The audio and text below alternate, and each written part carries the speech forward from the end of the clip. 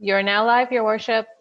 All right, thank you very much, Kayla. Thank you, members of council and members of our staff that are joining us at this hour. We're just a few minutes after 5:30. We're getting back to our council meeting. Council met at 4 o'clock in an in-camera session, and so now we're going to carry on with our regular session for Monday, June the 14th, 2021. We're going to go to item number 2 on our agenda, which is the recommendation for our agenda. Recommendation be it resolved, the Council of the Township of Clearview hereby approve the agenda dated June 14th, 2021 as presented. Can I have a mover and seconder, please? Mr. Broderick, Councillor Leishman. Any questions? Seeing none, I'll call the motion. All those in favor? And that motion carries. The agenda approved.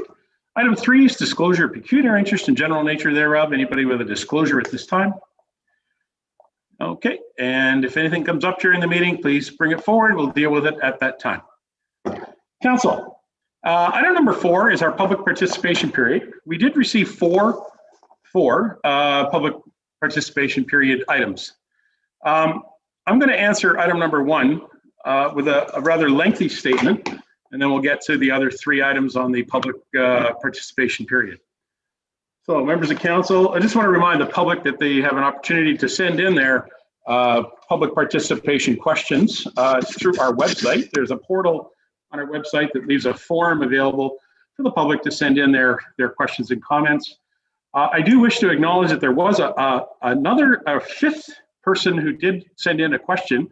They did use the form that is on our website, but the question was answered by our Public Works Department, I believe, and so it's not part of the public record here. It simply had to do with some of our topsoil and mulch distribution around our township. So that was handled outside of the actual council meeting.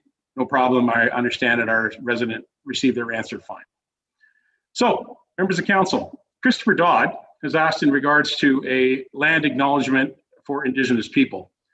He said, what steps are being taken by Clearview Township regarding the development of an Indigenous land acknowledgement? And what stage are you at in the process? And most importantly, when will an Indigenous land acknowledgement be read at the beginning of all public meetings in the township? So to Mr. Dodd, that's a very good question. And so I've had a conversation with Mr. Dodd on the phone, and we've exchanged a couple of emails. And so I was pleased, I guess, that he brought this forward as a public participation. So I wanted to update both Mr. Dodd, members of council, and perhaps even members of the public on the work that I've undertaken on this process. So I've got a lengthy statement here to read, as I mentioned. I had a conversation with council and our clerk's department at the beginning of the term of council. The initial discussion was that we are interested in having an Indigenous land acknowledgement. However, as our lands are not specified in any of the treaties with First Nations, other than the 1923 Williams Treaty that includes all of Simcoe County, and we, as Clearview residents, are certainly aware of the land heritage of the Patuan peoples prior to 1649. Council, at this point, hasn't been satisfied that we are in a position to speak a true land acknowledgement that honors the Indigenous peoples that once inhabited our community lands. And so that has not been brought forward to council for further discussion until we have completed this research. This is some of the research I have that I'm going to present to you now, and it's still an ongoing bit of work. So as background, archaeological dig sites and research from the widely revered Mr. Charles Gerard, he confirmed that the Patuan people were well established in this area and were established from the Beaver River to the Nottawasaga River. And he also recorded that they had first contact with European explorers in 1616. Samuel de Champlain records show that he met with the Patuan peoples in the area that is what is now known as the Osler Brook Golf and Country Club. It's interesting, if you ever visit the golf club, just to the south of the clubhouse, there's a small stone cairn that was erected there, and it identifies that location as a location where Champlain met with Patuan peoples. It's not a well-known location because it's on private lands, as the golf course is private lands, but it is there. And if you ever wanted to visit it, it's just off the parking lot. Further information from Gerard shows that the Patuan were attacked by the Iroquois Nation, and effectively they were wiped out in December of 1649. And the largest village of the Petuans, named Etherarta, was the site of over 1,500 Petuans killed and hundreds of women and children taken or dispersed by the Iroquois raids. Charles Girard further established that the Petuans that survived migrated south and became part of the Wyandot Nation, which is now known as the Wyandots of Oklahoma. By the way, most of this information I'm going to show you is researched in this little book right here, which is available at our library. This is my own personal copy of it that Mr. Girard actually signed to me as I met him many years ago. So I wanted to give that information for you. Further research has confirmed that the indigenous people of various nations use these lands known as Clearview for hunting. The beaver and other species were collected in this area by the Odawa and the Huron-Wendat. Charles Girard and other archaeologists did not confirm that any other First Nation had occupied this area to the extent that the Petuan peoples had. It is a notable event, however, that there are some sites in Old Nottawasaga Township that identified as Paleo-Indian, which go back between 10,000 and 12,000 years ago. This is post-Ice Age activity happening right here in our township, in our community. Now, the Williams treaties that identified Simcoe County that I mentioned in the beginning of this are from the work of a Toronto lawyer named A.S. Williams that was tasked with the responsibility to settle the land claims from the Chippewas of Christian Island, Ramera, and Georgina Island, that is in Lake Simcoe. So both north and south ends of Lake Simcoe had unceded lands that the province wanted to include in treaties. This is, remember, back in 1923. Treaty number 18 included and was written with all of Simcoe County included in it, treaty number 18. So we are part of that treaty, as Clearview Township is obviously in Simcoe County, and that treaty is with the Chippewas of Ramera, and that is the Treaty 18 that does oversee our area. But I would submit to council that the lands that are now known as Clearview Township are the ancestral home of the Petuan people. The Petuan and the Wyandot, however, were not part of any treaty or confederacy that survived the Iroquois raids. That indigenous people used these lands for hunting, and as European colonization came to our community, the Chippewas of Ramera, they are the modern indigenous First Nation that have a treaty with our province and of the federal government. So the indigenous peoples that occupied our lands in our community are the Petuan, the Odawa, and the Huron-Wendat. So I'm answering this question in a bit of a lengthy term than normally than I do as your mayor, but I do put this to members of council, to the members of our staff and members of the public, that if they have any input or any content that they'd like to contribute to this research as to whether Clearview Township Council can establish a Indigenous land acknowledgement that is truthful and speaks the truth about our community, please do. As your mayor, I am working on this and I'm trying to put this together, and I think we will at one point have a motion brought to council to adopt something like this. But it is one of those ongoing research things that takes a bit of time.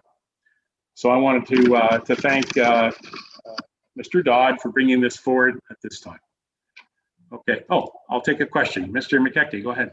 Thank you. It's obvious that you put a lot of time and effort into it, and I thank you for that. And I'm just wondering if when you get come up with a land recognition acknowledgement, that possibly we could have an education component with it for council, maybe have a meeting of council for an hour or so, and just so that we are not just saying words, that we actually understand what we are saying. So that's a fair statement. Thank you, Councillor. I mean, I wouldn't expect each of you to read this book, although you're welcome to. But there's a great deal of research that Charles Girard has put together on the Petuan and the Wyandot. And again, because they were wiped out by the Iroquois nations and the Iroquois raids that happened in the 1600s, they don't exist anymore in our community.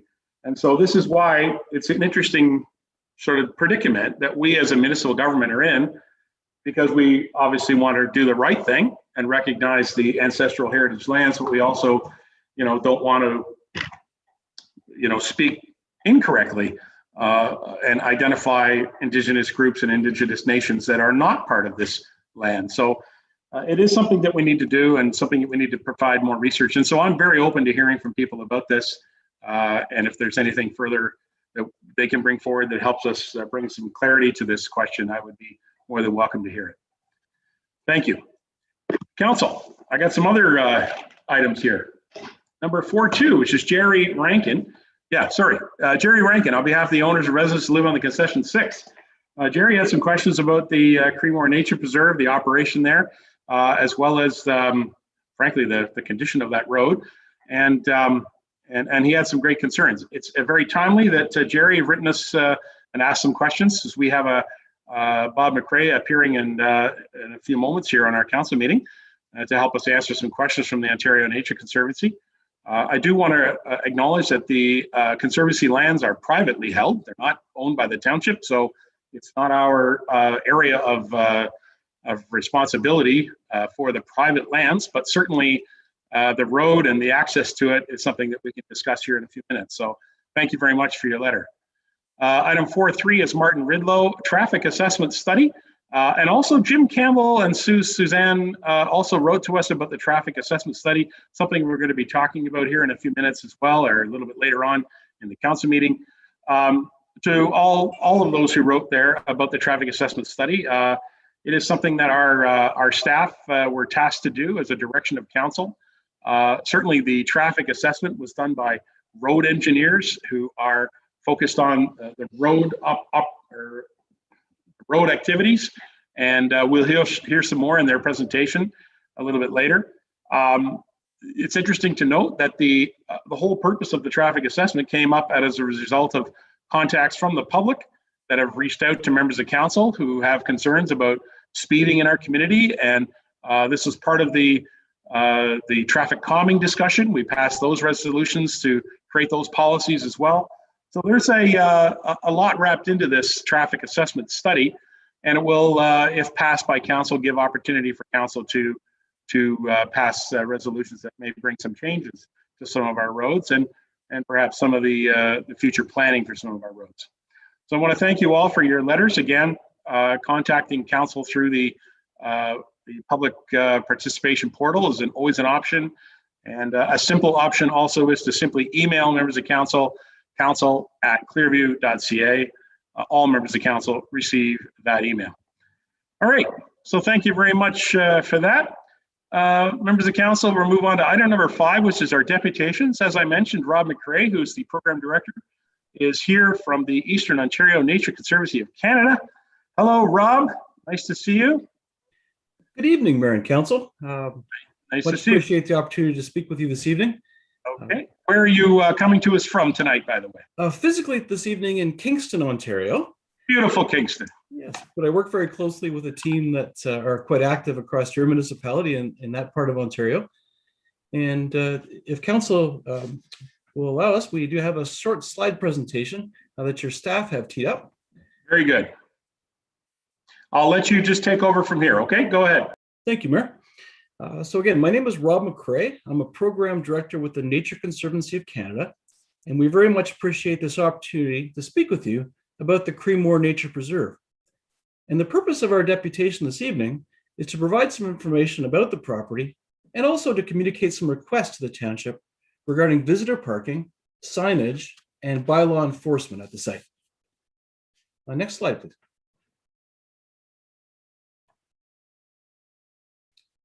The Nature Conservancy of Canada is a private, non-profit charitable organization, works in communities right across Canada. We protect natural areas, such as the Creemore Nature Preserve, to sustain Canada's plants and wildlife. And since 1962, NCC and our partners have helped to conserve over 1.1 million hectares of ecologically significant land, such as the preserve. We do that through donation, through purchase of land, and other means. And most importantly, we manage these properties for the long term. NCC partners with individuals, corporations, other nonprofit organizations, and government at all levels. Next slide, please. So the Creemore Nature Preserve is known locally as the Mingay and was donated to NCC in 1996. It features 83 hectares, or about 205 acres, of woodlands, meadows, and cold water streams on the beautiful Niagara Escarpment. It's a treasured destination for Creemore residents and out-of-town visitors as well. And of course, it's featured on your Discover Clearview website as part of a four-season paradise for hikers, cyclists, skiers, and outdoor enthusiasts. You can see some photos of the property on this slide. Next slide, please. The nature preserve, of course, is located just west of the village of Creemore. And this map shows how Simcoe County Road 9 runs across the north end of the property, and Concession Road 6 South runs along the east side. And most of the visitors to the property access it using the concession road and park their vehicles at the location marked turnaround area on this map. Next slide, please. The Nature Conservancy of Canada welcomes visitors to the nature preserve for hiking, for cross-country skiing, and snowshoeing in the winter. Now, across the last couple of years, local conservation organizations have observed an increase of up to 100% in the number of visitors. And NCC and our neighbors along Concession Road have noted more visitors to the preserve than we did in the past. And unfortunately, we've also experienced some significant challenges with respect to visitor behavior. We have some visitors that are parking on private property or blocking the turnaround area at the end of the road, letting their dogs run at large, and unfortunately leaving behind some dog waste and some litter. On some occasions, consuming alcohol. So these issues, of course, can be improved by visitor awareness and education. As NCC, we also see the need for more formalized visitor parking, like clear signs in the right locations, dogs to be leashed and dog waste removed, and generally, perhaps enhanced enforcement of provincial laws, municipal bylaws, and the property rules. Next slide, please. So visitor parking for the Creemore Nature Preserve, it's a key challenge, and it's also an opportunity. NCC wishes to maintain public access to the nature preserve and seeks to accommodate a reasonable number of vehicles there for our visitors. We've looked at building a small parking area on the NCC property itself.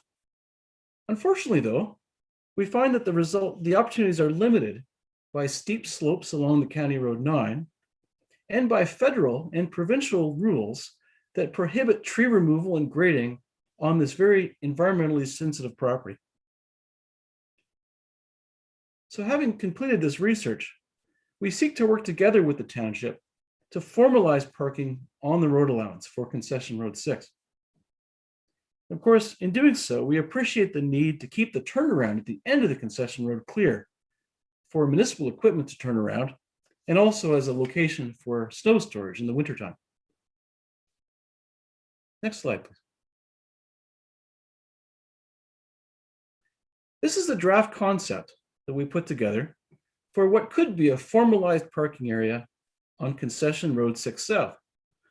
The existing turnaround area onto the left side of the screen there would be maintained, and parking stalls for, say, up to 8 vehicles could be provided.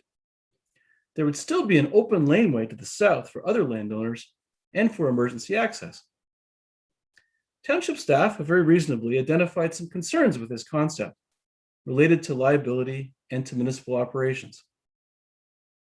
We hope to work further with the township and find a way forward to address those concerns and to work together on visitor parking at the site.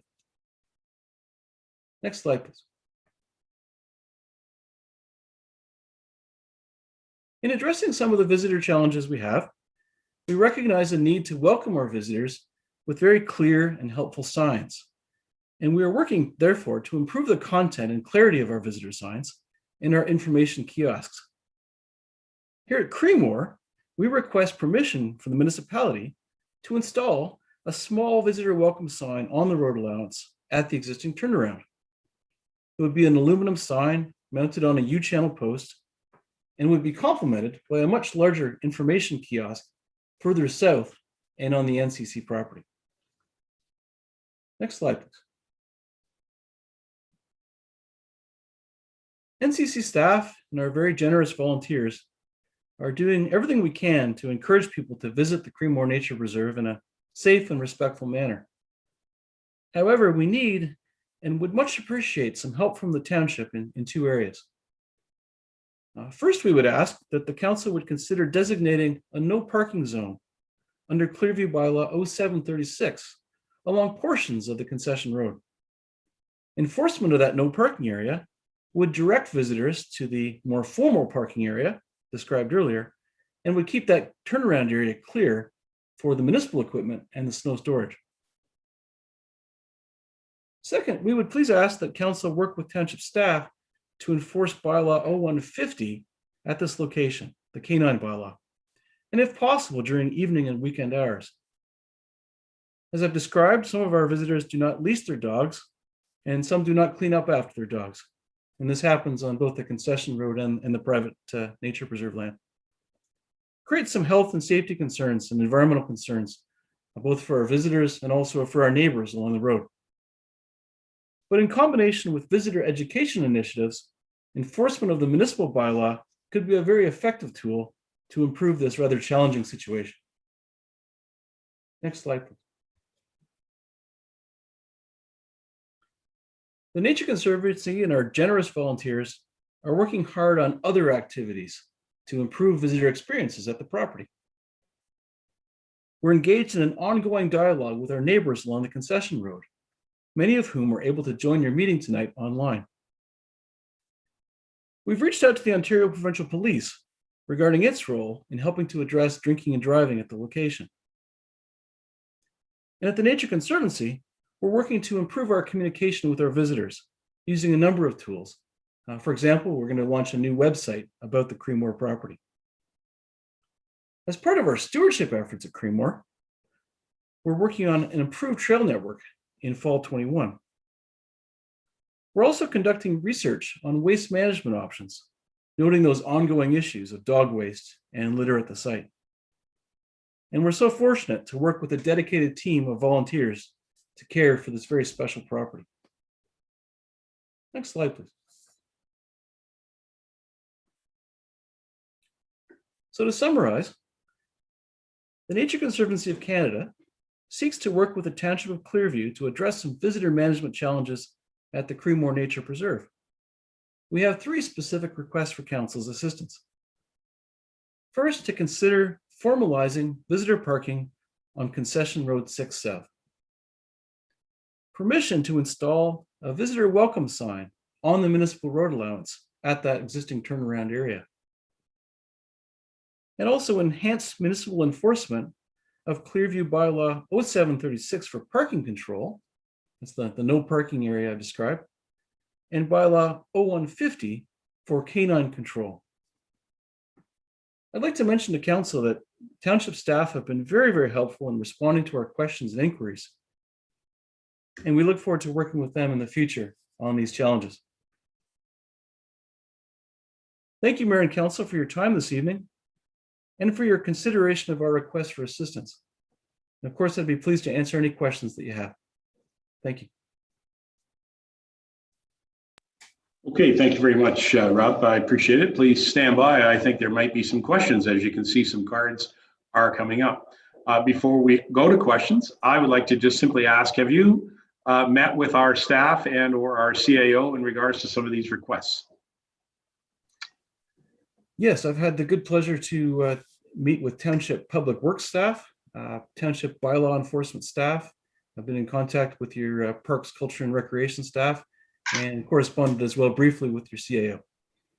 Okay, great. I'm just making sure because I don't know that until you tell me that. That's great news. Thank you. Deputy Mayor Burton, you're up first, then Councillor McKechnie. Go ahead, Barry. Thank you. One question. You say that your visitorship is up 100%. Do you have numbers? Do you have actual numbers, ballpark numbers? How many people are visiting the area annually? Go ahead. Thank you. The 100% increase has been observed by the Nottawasaga Valley Conservation Authority and the Bruce Trail Conservancy as examples. As of yet, the Nature Conservancy of Canada has not done a long-term record of visitation to the property. Since April, we have been doing vehicle counts, and we have observed, from time to time, as many vehicles as say 10 or 14 on the site, more typically in the 4 to 5 to 6 range. And so this is where we're thinking that a parking area of say up to 8 stalls would accommodate most visitors much of the time. But we also have observed through the notes of our neighbors and our staff that there are certainly more visitors than there have been in the past. This is a common problem that's happening throughout our area. NEC is having the same problem with all its NEC visitors are up 300%. It's just crazy.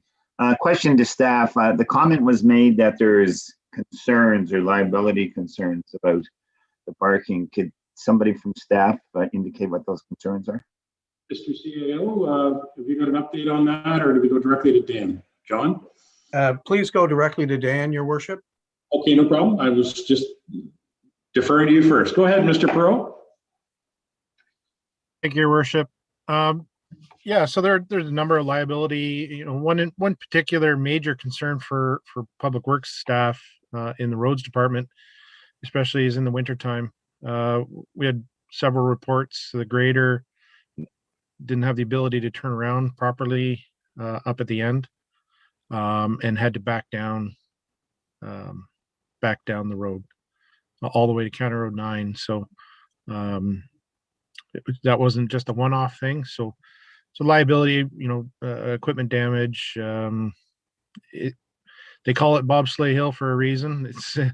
It's quite an incline, and you imagine trying to back down that with a grader. So that's one liability. Vehicle damage. Parked on the side of the road, you have that liability there as well. Tree branch falls on a car. They can name them all. There's just definitely liability with allowing people to park on the road. They're doing it on an informal basis as far as occupying the area where a normal grader would turn around. Again, that area as well is not really a formal, I call turnaround area, but it's been beaten down over the years. Okay, thank you. Deputy Mayor Burton, anything further? You okay? Okay, you're muted, but I'm assuming you're okay. You're muted there, friend. Oh, there. Sorry, I was trying to unmute. Sorry, Your Worship.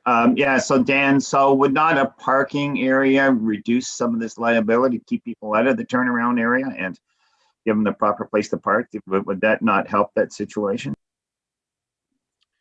Dan? Potentially, if people obeyed, that parking area. Again, allowing it on municipal property, we would definitely have to seek some sort of an agreement, insurance, a waiver of liability type thing for us. We'd have to put some thought to it, but my point of view from Public Works is to not have it on the roadway. Then we get into snow removal. Speaking with staff again, that plow the road there. That's where the snow goes. In that location where Mr. McCrae had indicated that the pass through or the entrance way to that parking lot would be. That's where the snow gets put at that location. It's an operational thing, but the conservatory would have to find snow removal equipment, and if they don't do that in time for when residents or from when patrons want to use that area, that potential is another challenge as well. So it kind of makes your mind think of all those different things that could be an issue. Great. Thank you, Dan. Don't go away. I was suspecting that you're going to be answering questions. Mr. McKechnie, you're next. Then I see Walker and then Broderick. Go ahead, Doug. Thank you, Your Worship, and once again, through you to Dan. Yeah, I when I looked at that, I thought, well, that's pretty simple. Put 8 parking spots in, further along there and such. I use that the Creemore Nature Reserve quite a bit. I hike there. Well, shouldn't call it hike. It's a leisurely stroll. It's a bit of a hidden gem. It's not a very difficult trail or anything, but I use it quite a lot. And the parking is sort of haphazard there. And such. So, but I didn't realize that all the implications involved with putting in more formalized parking. So hopefully you can work with the Conservancy to to resolve that. My question is, what about a sign? Do we need to have a motion at council or anything to allow them to put a sign in, or can we just leave that up to you, Dan, and the Nature Conservancy to deal with that? That's one question I have. And I have a second question for about the bylaw officers. Do our bylaw officers have authority within the park itself for canine control? Are they allowed to go into the park and give tickets or warnings or whatever? So those are the 2 questions I have. Thank you. All right, let's go to Dan first on the sign question, and then we'll go to Joe. Mr. Paddock, I see you've joined us. Thank you. Go ahead, Dan. Thank you, Your Worship. Through to Councillor McKechnie, question. I suspect if council is in support of formalizing some sort of arrangement with parking on the road allowance, but we would have to come up with some sort of an agreement, I would think. Maybe it's not probably wouldn't be anything large, but I'd work with our CAO and maybe putting together an agreement with some clauses in there. And in that agreement, perhaps we could allow for signage. Okay, thank you. All right, thank you. Appreciate that. Joe, would you welcome, by the way. It's nice to have you join us. I think it's the first time in a long time we've had you at our meeting.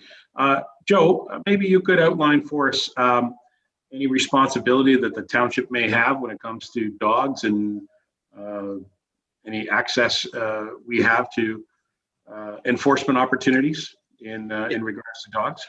Thank you. It is a difficult one, being that the Nature Conservancy, they're giving the permission to people to be there.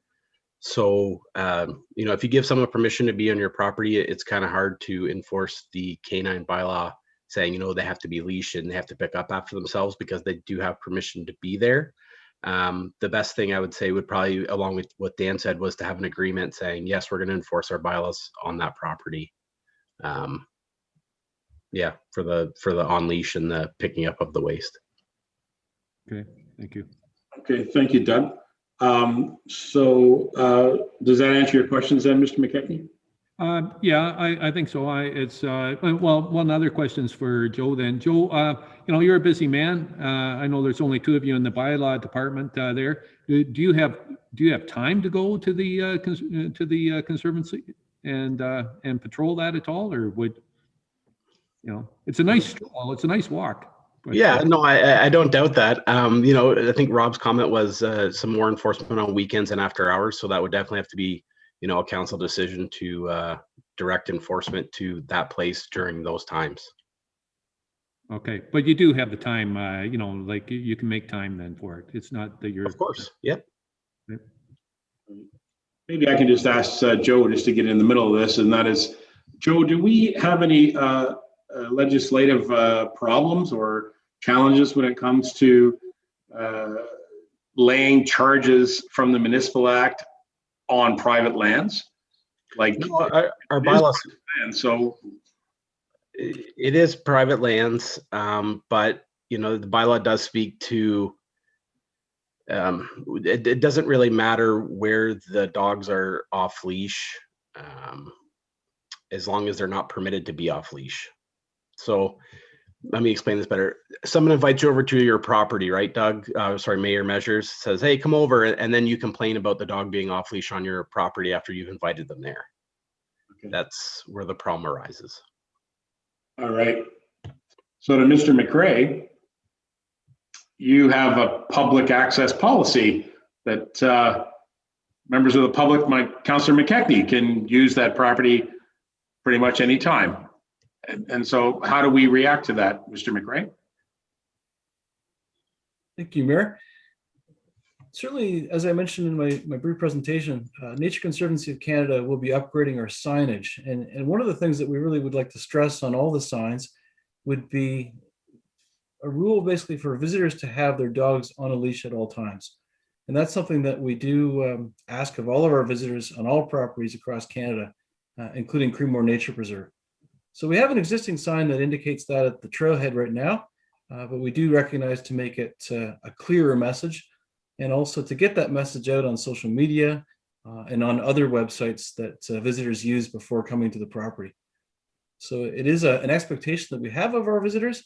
Many, of course, do follow that, but unfortunately, when we have visitors who don't, it does create some significant challenges on the property.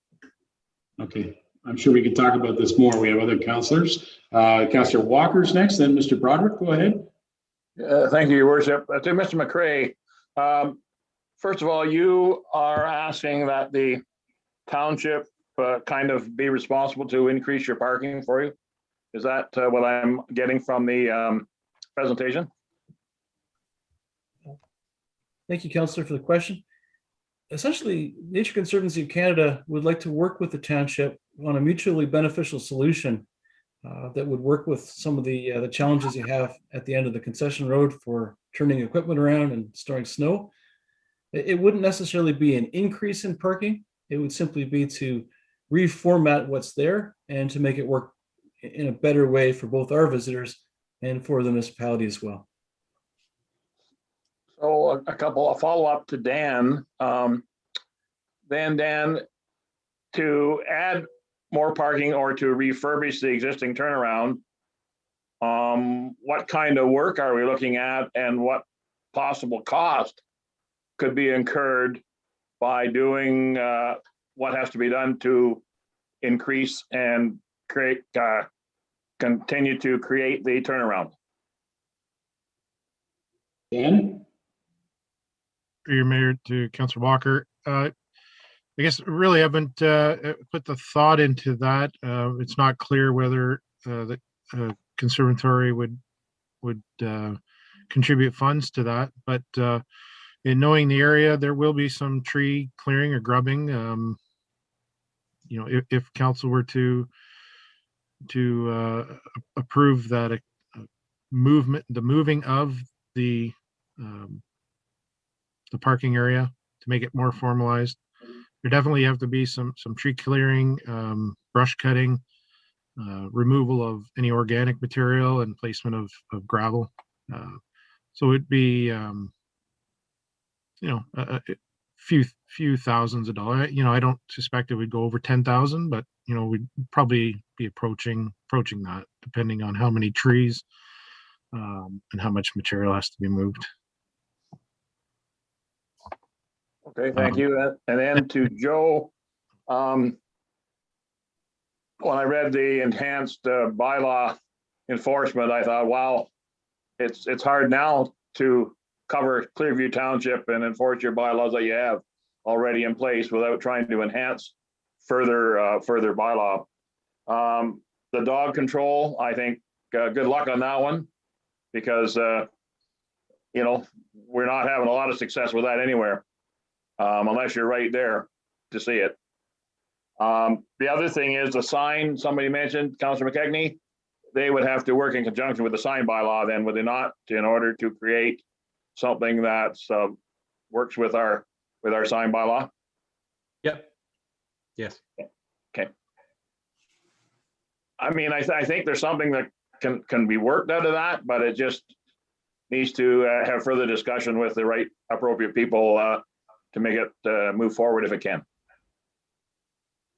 All right, thank you, Councillor. Councillor Broderick and then Councillor Patterson.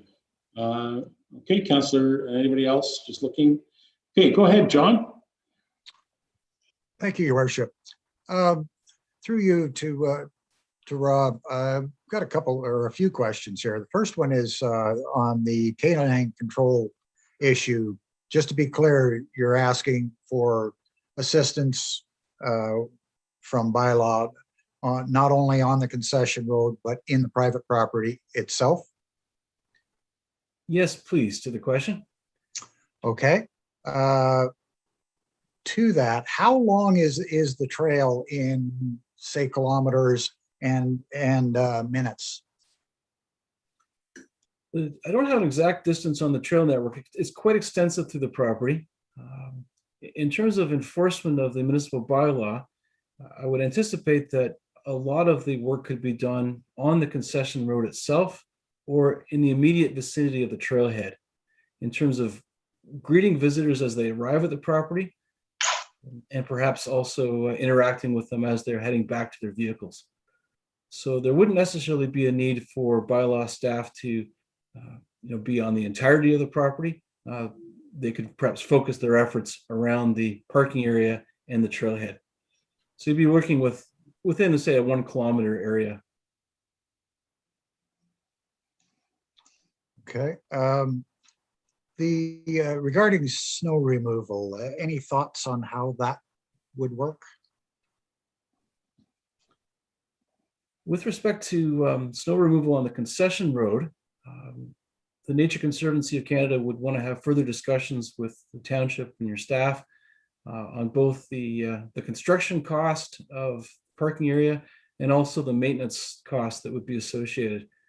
And we can certainly appreciate that the municipal equipment may or may not be able to remove snow from the parking stalls. Obviously, it would be the most efficient way to deal with that challenge. But if we needed to work on some other solution, then we'd be open to those discussions. Okay, and my last question, just looking at the previous slides and the idea that it's not unusual to have 10 to 14 cars there, and I believe that to be the case. I'm wondering if 8 parking spots is going to be enough. If we're getting 10 to 14 now, and by all indications that we're anticipating more in the future, if that shouldn't be increased to 15 to 20. If I may just comment on the visitor volume, much of the time, our observations would suggest that you have 1, 3, 4, 5, 6 vehicles there. My comment was that we, from time to time, do have a peak volume of, say, 10 or 14, or sometimes even more in that small existing area. And it's a balance we find in terms of accommodating the visitors who want to come and enjoy the Conservancy property, but also recognizing the limited space on the road allowance. And so we suggest the number of 8 this evening as a starting point for discussion. It's not a number that we've landed on, but we feel that it might strike that happy balance between not too many and not too few. Recognizing that there may be times, that the perfect Sunday afternoon, for example, when a visitor would come to the parking area and recognize that it's full and frankly have to go to another hiking opportunity in the area. So, such that we may not ever accommodate the peak demand, but we'd be looking to accommodate most of the visitors most of the time. I appreciate that. My concern is being a, long-term, I've lived here all my life. My observation is that at peak times, rather than go to another spot, people will park wherever, and then we're back into the same situation. Just my thought on it. All right. Thanks, John. Thank Anything you. further? All right, well, great. I have Tom Patterson and then Connie Leishman. Go ahead, Tom. Yeah, thanks, Mayor. Rob, certainly we're happy to have the Conservancy here in within walking distance for a lot of people. So, and I use it fairly often.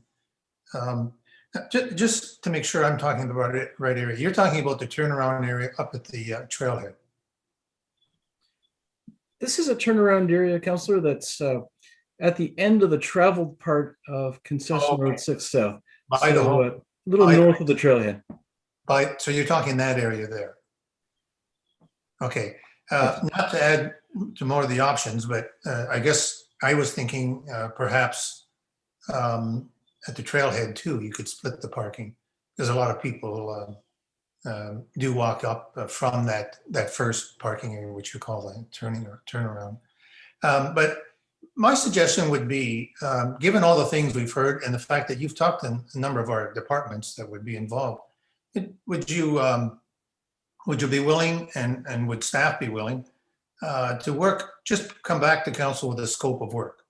Not a draft plan, not a site plan, but name all the things that would make this thing an accommodating situation for everybody. Go through all the issues we've heard here about the concerns that staff has, legitimate concerns we have with this, so that we're in a position where we're actually encouraging people to use the park. And if there's costs that have to be talked about, the cost sharing arrangement would be there too. I'd be willing to make a motion to that effect if that one is required. Just have a Zoom call, if you like, or whatever it takes to put some facts on paper and think about what you're talking about and come back with a little bit more, organized detail. It would be good. I'm glad you came and made us aware. I'd like to help, but for council's work, maybe we could have something a little bit more concrete. We're in the thinking mode here, and usually councils like to be in discussion and deciding mode. So, So if you need a motion, Mayor, I'm prepared to make it. If not, take advice from this meeting, and CAO John Ferguson and his team takes it back, then whatever's suitable. Good advice. Thank you, Councillor Patterson. I now have Connie Leishman, unless there's anybody else with any other comments. Go ahead, Connie. Thank you. Thank you, Rob, for coming today. My question was asked by John. I really didn't understand how you think you're going to get enough people there with only 8 parking spots and all the other places saying no parking, because John's right. As soon as that parking lot's full, they're going to be parking here, there, and everywhere. So it might be something you'll have to think about a little more. So thank you. Good advice. Again, thank you, Councillor. Councillor Lamers, go ahead, John. Thank you, Worship. Yeah, I got one question for Rob and one for Dan. What's the road allowance up there? As far as I know, that's a fairly narrow road. And to get any equipment up there with those cars, it's pretty hard. And then Rob was saying that they're not allowed to cut any trees up in that area. So if Dan needs to widen the roads out, how much road allowance do we have to be able to do that? Tell you what, let's go to Rob first in regards to tree cutting. I have a question about that too. Rob, could you explain what your concern is there about tree cutting on the road allowance, and as well as the Conservancy itself? Thank you, Mayor. Yes.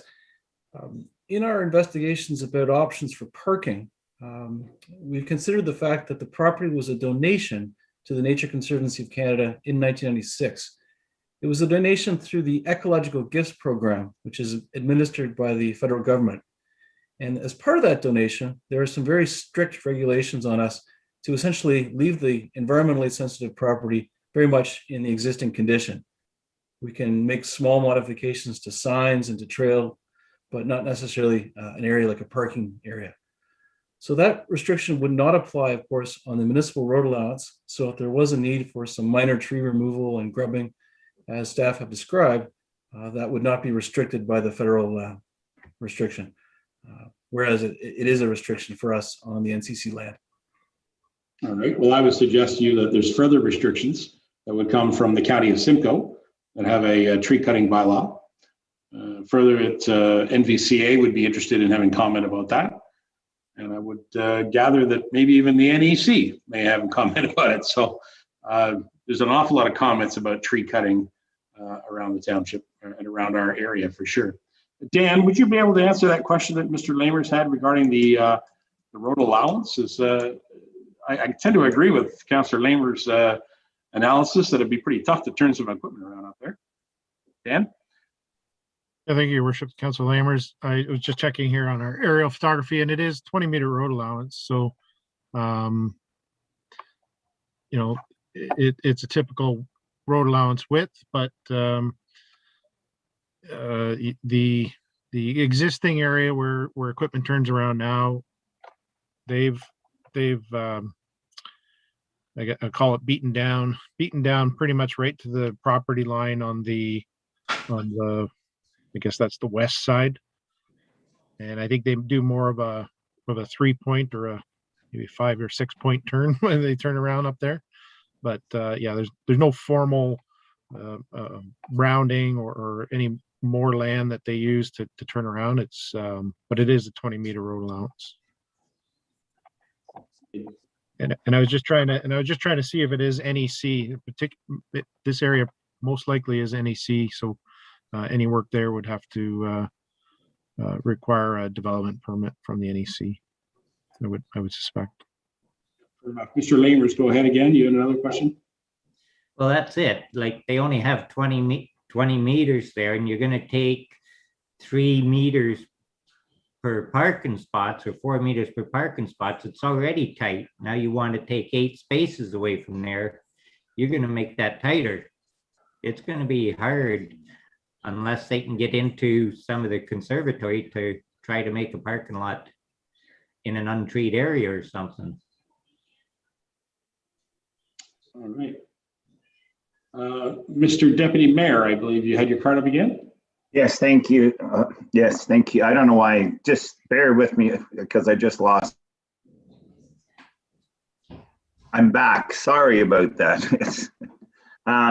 Yeah, I was going to say that I believe it is part of the NEC, but the reality is if we're going to create these reserves and all that and brag about them and promote them to the public, we got to be able to provide parking spaces. I mean, that's the reality of what we have to deal with. If we're going to have this problem with people parking on the side of the road. So I think we have an obligation, if we're going to make these places available to the public, to create, safe parking spots. But I think on the same hand, Rob, you're going to have to talk to the feds and talk to your donation people and say, look, we need to clear. And I'm not talking you're clearing 50 trees out. You're talking maybe cutting 4 or 5 trees down.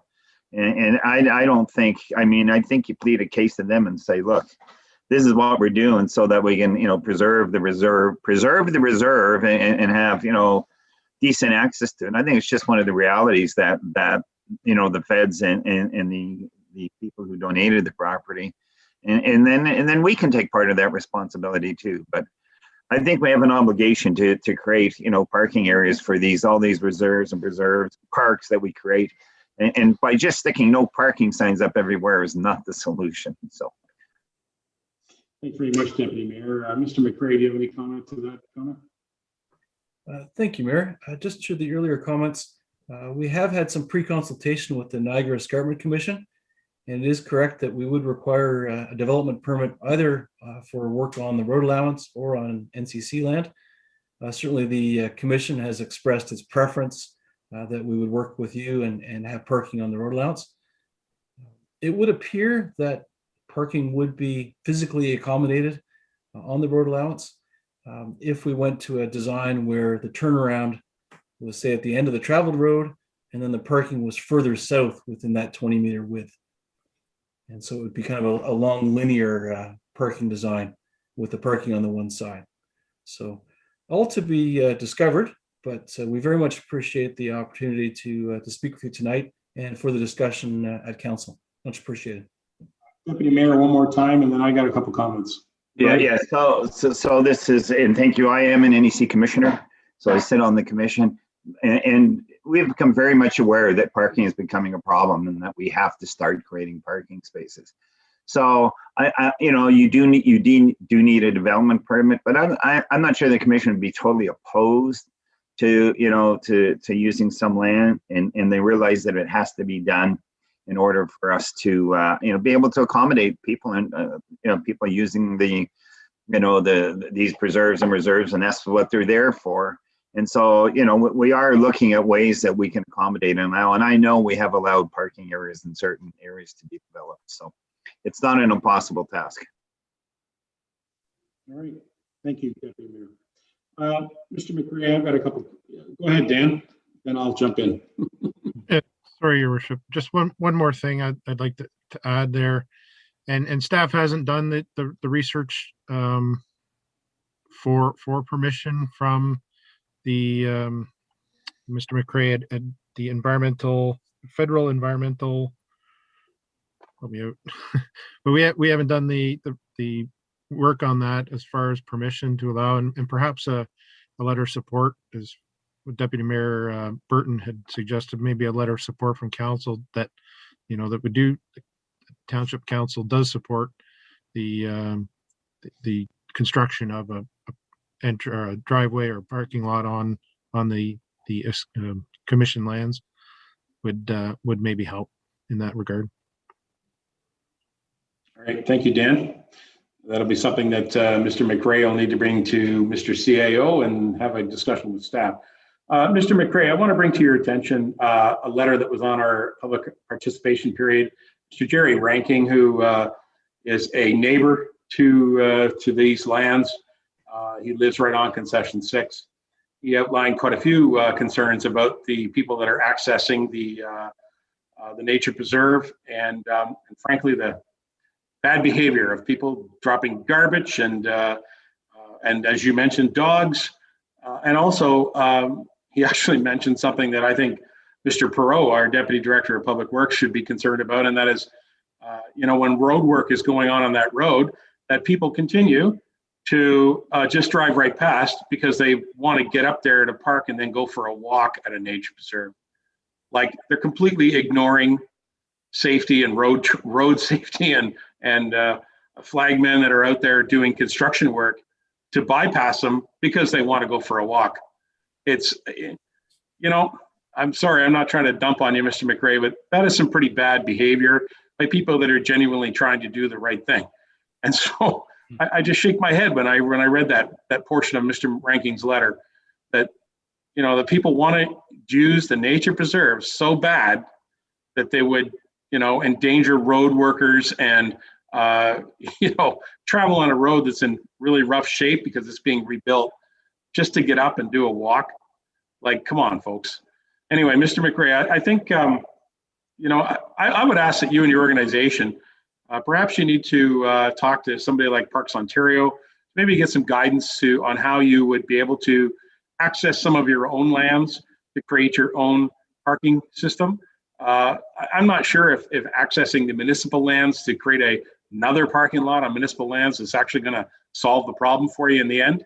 I think the other aspect is that perhaps as an organization, you need to look at some type of a system where you have wardens perhaps that are overseeing these operations, and perhaps even create some type of maintenance program to collect garbage just being left by your users of your facility, and or enforcing these rules that you're establishing as rules. It gets complicated when you start establishing a park, as the Deputy Mayor said. You establish a reserve, great idea, and then it becomes hugely popular, and then that gets dumped on the municipality to solve it for you. Well, I would hope that you'll be able to work with the staff here to come up with some ideas, and then also work with organizations like the Niagara Escarpment Commission and the NVCA to establish a proper use of this nature preserve. Or you just leave it as a nature preserve and you limit access and you tell people they can't access it. That's the other option too. And I know that may disappoint Councillor McKechnie, because he has said to me a couple of times that he enjoys that. I haven't been in there in about 6 years, and I remember actually meeting with the Stevensons many years ago when I was a councillor about their contribution of the Mingay track, and I thought it was quite admirable of them to do that. But if your organization has restrictions on what you can and cannot do, is it really serving the purpose? So I don't know. We have a lot of areas around our township. Certainly the Pretty River Park, which is an Ontario park. It's closer to Nottawa. It's just located in the Grey County side, but right next door to us, same kind of problem. And the Deputy Mayor points that out about parking problems all over. So it's not an uncommon issue, but it's not going to go away. And so I think that your organizations need to find some time to work together and solve this. And I would hope that people that are using these parks provide a little more respect for, the garbage and waste, et cetera, and try to protect them to the best of their ability. Mr. McRae, I thank you for joining us, and your presentation is most welcome. I encourage you to meet with the CAO and work with the rest of our staff and bring back more recommendations. Okay. Thank you, Mayor. Appreciate the time tonight. All right, thank you. Mr. CAO, if you could make some time to meet with Mr. McRae and work with the staff, that'd be great. Certainly. Thank you. Okay. Thank you, everybody. We're going to move on. Thank you, Mr. McRae. We're going to move on to item 5.2. Jay Anstey is here. It's an auditor's report. Everybody wake up, because we got our audit for 2019, Jay. Jay, 2019. What happened? There must be a pandemic or something delaying everything. You noticed. Thanks, Jay. Welcome again. Nice to see you. Nice to see you too, Your Worship. And yes, I will start off with explaining how we came to be here today this late with the 2019 audit. So we did start the 2019 audit process back as normal back in the end of 2019. We're usually on site in the fall. So we're out there November, December, doing tests of processes, working with management, kind of preparing for the year-end audit. We finished that process early 2020. Issued our interim management letter in March of 2020. It was actually March 12th we issued it, and then obviously the pandemic hit. Slowed things down on both ends, everybody's end. I'm sure everyone's aware that there's been delays between your staff working from home, our staff working from home, not being able to be on site like we usually are. We did start the year-end audit process in June of 2020, which is a little bit later. We're usually on site in May, would have been on site in May. Didn't make it out or start getting information until June. But then the process of learning a remote audit, which was a learning curve for everybody, and many audits were delayed. So we did get through the test of balances through June into the fall of 2020, and then came the actual building of the financial statements, which again, generally we're on site working with staff, putting our heads together to make sure everything's balanced and everything's signed off appropriately. So it did take us some back and forth, but we finally got things drafted in early 2021. And now I'm here tonight to present these drafted financial statements with the hopes of getting turning around and getting right onto the 2020 audit. We're planning on starting that in July. So I won't take up too much of your time tonight, but I will go through the results of the audit of the statements just to give you a snapshot of where things were at the end of 2019. And again, hoping to report to you on 2020 shortly.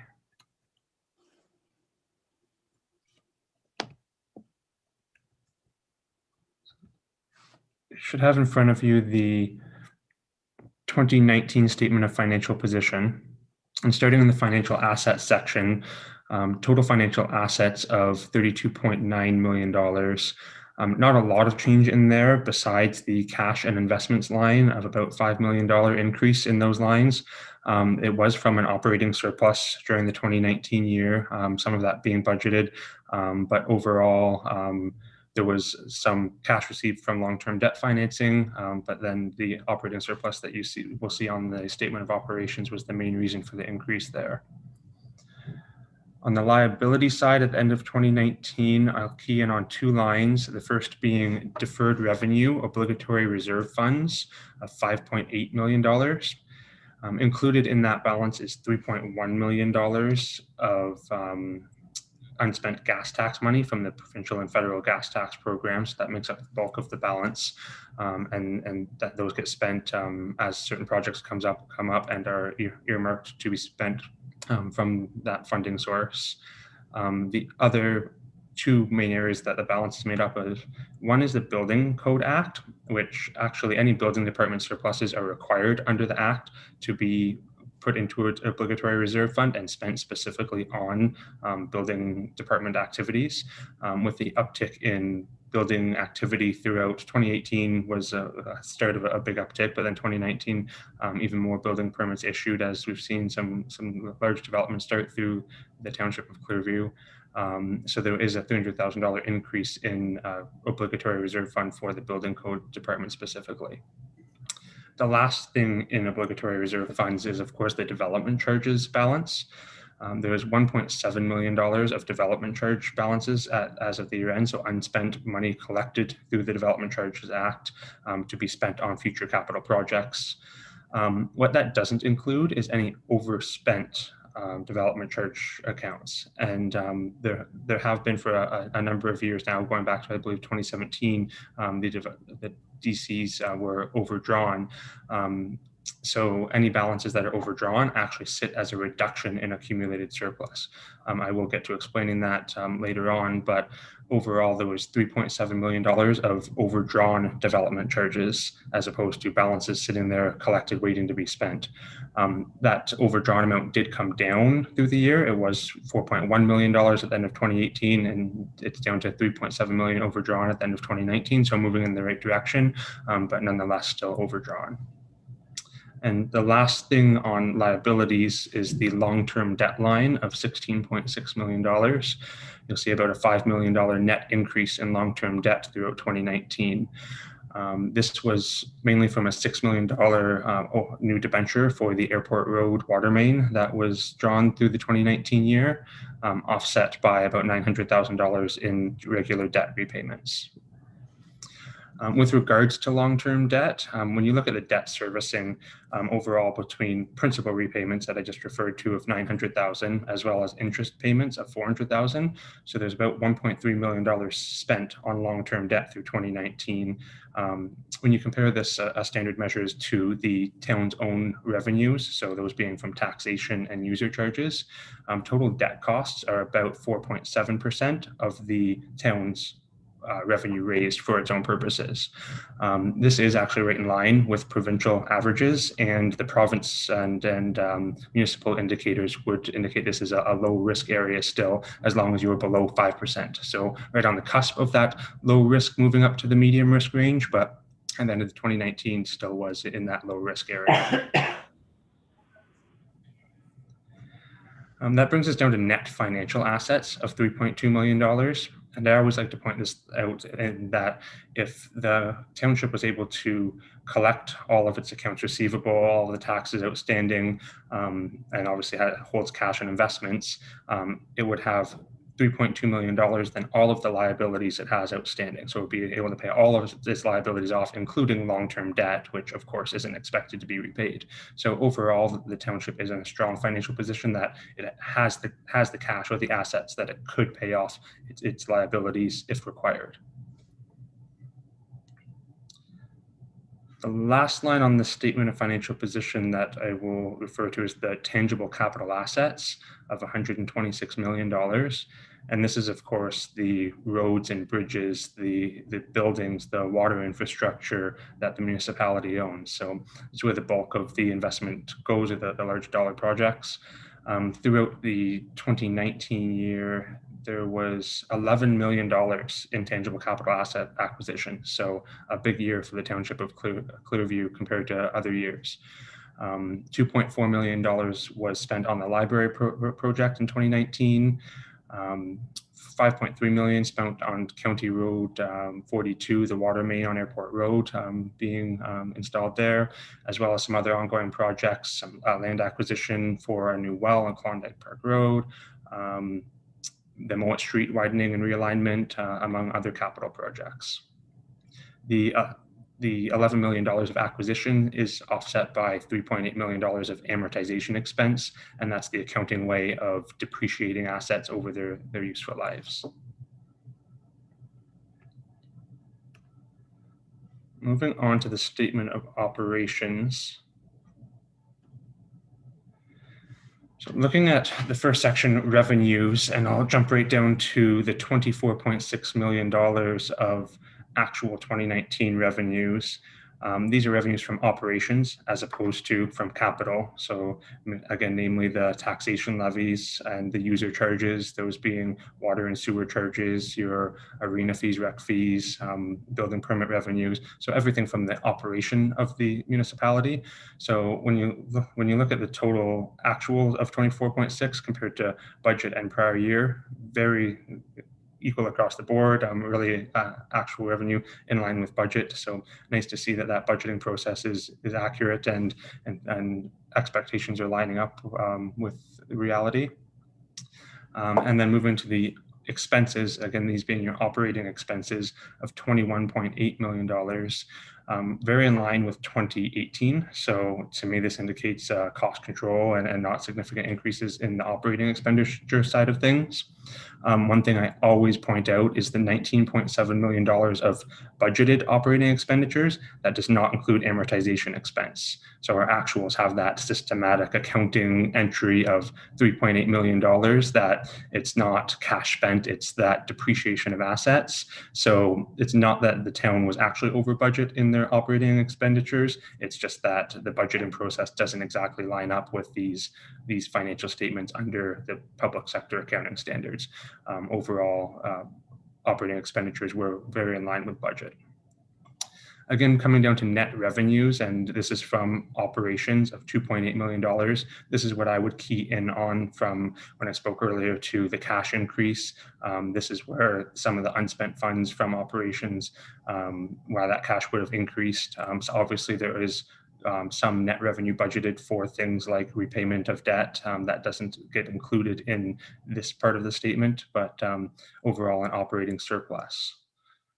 Then we move down to the other section, and these are other revenues, really capital revenues. So any money received that is going to be spent on a tangible capital asset, those roads and bridges and all of those projects that I mentioned with regards to tangible capital assets.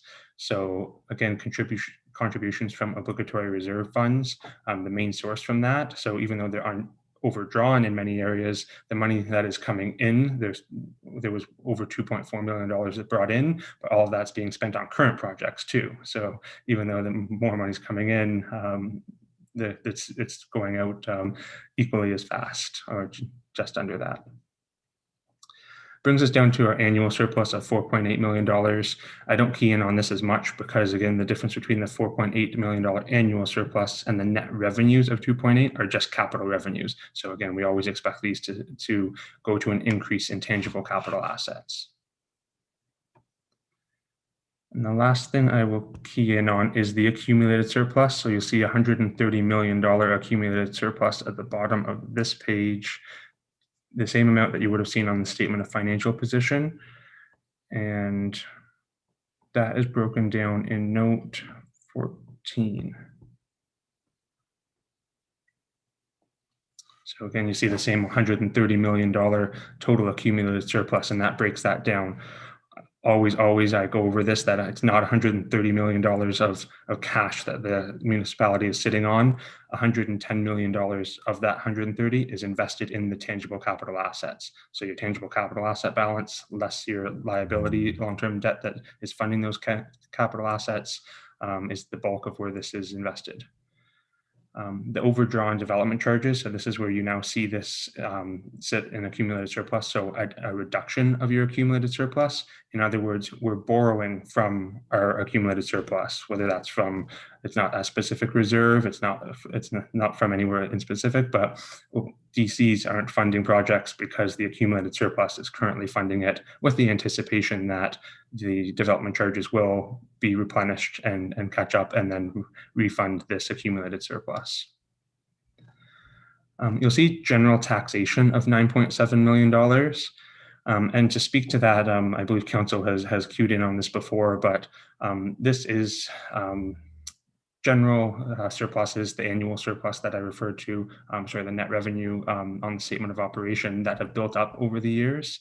And at some point, council and management should take a look at this and make a decision on whether it should be allocated to a reserve and whether that's for future capital replacement or that sometimes these do accumulate general area taxation surpluses just from a specific department that just has unspent funds carried over to the next year. But as this balance is building up and up, at some point there should be a project done to allocate this to a reserve or have the proper department be allocated their share of that general taxation accumulated surplus. And then that brings us down into the reserve section. And so this is where, whether from the annual budget, council has planned to make transfers to reserve or pull from reserves, or just again, if there was an annual surplus that might get carried over to the next year, it would get transferred into reserves and then used again the next year. Not a significant change in reserves, but you will notice that the wastewater and the recreation and culture reserves are overdrawn, and that is with the anticipation that some long-term debt, specifically for the library, will go to replenish the recreation reserve, if that hasn't already happened now that we're into 2021, but that's why you do see that in a negative position. It's a temporary, just because it happened to fall over a year end. That's the extent and the highlights from the 2019 fiscal year, and I'm happy to take questions on the statements, my presentation, or any of the notes if council so chooses. Well done, Jay. Thank you very much. And I want to acknowledge, I believe Kelly is on the call here as well tonight as our treasurer. So nice to see you there, Kelly. Welcome. Members of council, do you have any questions to Jay or Kelly in regards to the 2019 audited statement? Members of council, Mr. McKechnie, go ahead.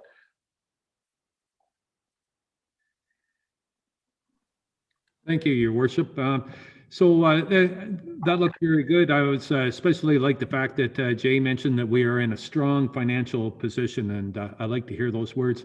My question for Jay or Kelly, doesn't matter. Do you have any areas of concern? Any areas of concern? Where's our weakest link, or where are we vulnerable? What do we need to watch out for? Excellent question. How about we start with Kelly? She knows our financial situation directly. Kelly? Thank you, Your Worship. Through Your Worship to Councillor McKechnie. I would have said DCs, but as of the 2021 year, the negative balances that Jay has mentioned are starting to come around. We're starting to see the growth and development. So I'm really excited to see that come on board. In the finance department, I think our biggest weakness is going to be doing remote audits. We got it pounded down now, but I think that was the longest year end of my life. Okay, thank you. Jay, would you support those comments? Do you think that our DCs are recovering from the 2019 result? Through you, Your Worship. Unfortunately, I can't comment on that because I'm still stuck in 19 and I'm looking forward to get my hands on the 2020 statement. So I won't go there right now, but that is great to hear that that's something to look forward to. And that plan is in place. So it wasn't a concern. It was actually last year, or not last year, 2 years ago at the council meeting where that question was posed, and the treasurer at the time, Mr. Henley, had outlined the plan to where that was coming out, and the development in the building that has happened, we could see that was on the forefront. So that wasn't my particular area of concern.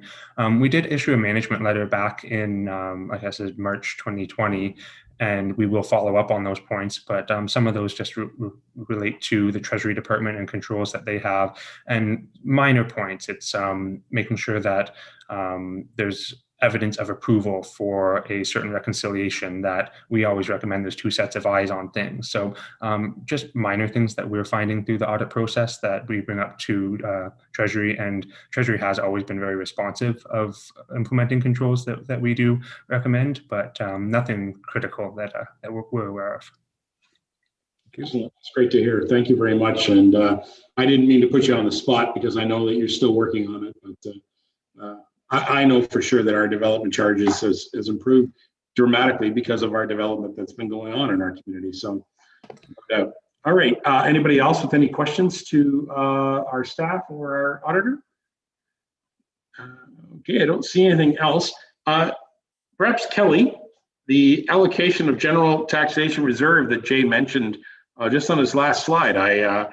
Kelly, do you have any comment about that, on how we can handle that through the 2020 and now the 2021 budget? Thank you, Your Worship.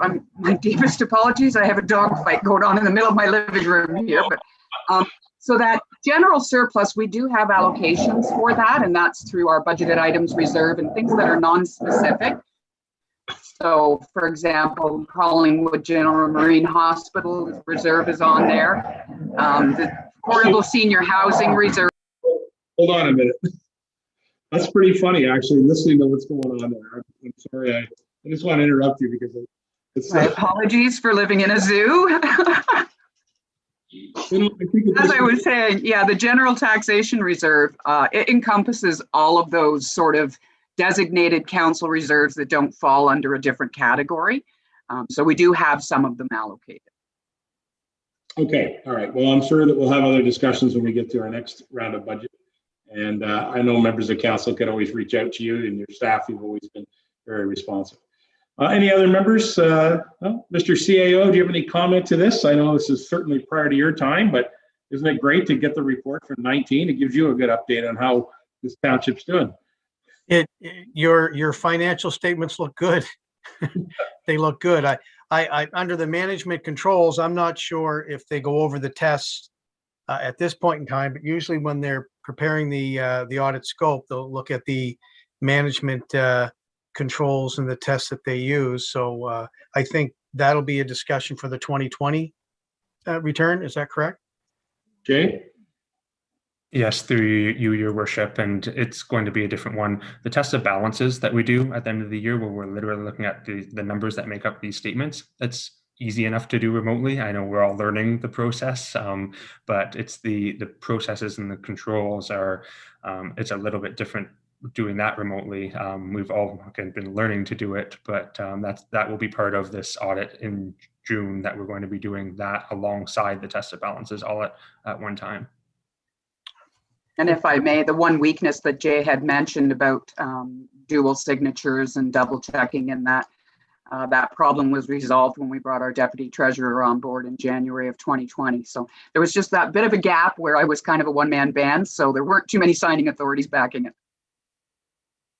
I understand, and we're very happy to have Ron join us as our deputy treasurer as well. So, all right, nothing further from members of council. Jay, I look forward to continuing to work with you and your organization. And as always, my phone is always available for a conversation with you at any time. Great, thank you, your worship. Thank you, everyone. Thank you very much for your presentation. Thank you, Kelly. And we'll just move on from here. All right, folks. Thank you very much. Now, council, I have a recommendation. This is in regards to the auditor's report. So, it's been moved forward on our agenda. Thank you to our deputy clerk. Recommendation be it resolved, the council of the township of Clearview hereby one, receive the 2019 audited financial statements report for information. And item number two, approve the 2019 audited financial statements. Can I have a mover and seconder on this motion, and we can have discussion? Okay, we're going to go with Deneen and Deputy Mayor Burton. Any questions or comments to the motion? Seeing none, I'm prepared to call the motion. All those in favor? And that carries unanimous. Thank you very much. All right. Thank you, Kelly. All right, council, we're at item number 6, public meetings. There are none. Item number 7, approval of minutes of previous council meetings. Recommendation be it resolved, council of the township of Clearview hereby approve the minutes of council meetings as presented. They are May 27, 2021 and May 31st, 2021. Can I have a mover and seconder on the minutes? Mr. Broderick and Councillor Leishman, any questions? All those in favor? And that carries, thank you. Business arising from the minutes, if any? Anybody get anything from those minutes? All right, thank you. Communications from the mayor. Item number 1 is closed session report. We had an in-camera session, and I do not have anything to report at this time from our closed session. Item number 2, community connection shelter feasibility study report for future services. Item number 3 is the Bennett family donation to help rebuild birdhouses that were destroyed at the Eco Park. Is there anybody who'd like to speak about either of those 2 items? I will speak briefly. I want to thank the Bennett family. Thank you very much for your very kind donation. And I'm sure that the municipality will put your financial contribution to good work.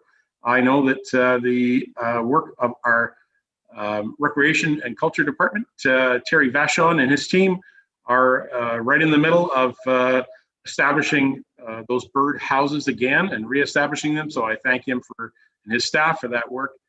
And I was shocked and disappointed at the damage that happened in our eco park.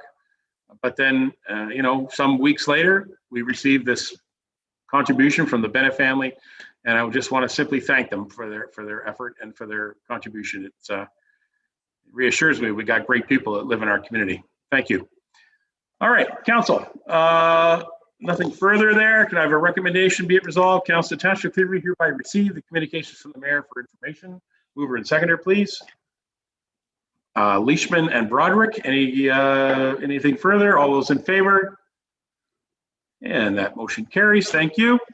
County reports. Mr. Deputy Mayor, we've got item 10.1. Valeris Aerospace. They've done some amazing work in our township. And also the county increasing Lynx transit service on Route 2. Deputy Mayor, do you have anything further to add in regards to the county reports? I think the county reports, basically speak for themselves. I don't think I have a lot to offer. I will say, though, that this coming Wednesday, Simcoe County is having their Simcoe Come Together conference, which His Worship and I will be attending virtually, but that's what's going on there as far as that goes. And I would just like to say that further on in our agenda, I'm happy to see that the $50,000 offered by the Economic Development Company is on our agenda for us to apply for. So I'm happy to see that because I sit on the Economic Development Committee for the county, and we're happy to see that that's being reintroduced to the townships as well. That's excellent. Thank you very much, Deputy Mayor. And is there any questions to members of the council, to myself or the Deputy Mayor on that? Okay. Interesting thing just quickly about Valeris Aerospace. That's a fascinating bit of work that's going on at the Lake Simcoe Regional Airport. They are going to be in a position to fly drones from the airport. And these are not just drones from DJI to go around and take pictures. These are drones that are basically the size of small aircraft that'll be taking off from that runway and flying a mission and returning. So it's pretty impressive work that's going on right here in the township, or right here in the county. I just want to mention that. That's great news. Okay, recommendation be it resolved. The Council of Township Clearview hereby receive the county reports for information. Can I have a mover and seconder on the county reports? Deputy Mayor and Councillor Deneen. All those in favor? And that motion carries. Thank you. All right, Council, we're at item 11. It's our ward reports. So I would like to start, and I'm going to go from the top all the way around. I'm going to start with Councillor Walker and then Councillor Deneen. Councillor Walker, you're up first. How are you, Bob? Good, thank you, Your Worship. Not a whole lot, just June 1st, we had a youth committee meeting, and unfortunately, we didn't have a quorum, but we had an update. And there will be, I think for the June 28th meeting, there will be a report coming to council from the youth committee with regards to their summer programs. So that, to look forward to that. But one thing I do want to highlight, we talked about the kits that were sent out to the youth in Clearview. Since July of 2020, that's when we started the kits, we have put out 750 kits to residents all over Clearview. Individual youth, and they're counted as individuals that were reached in 2020 was 81 individuals.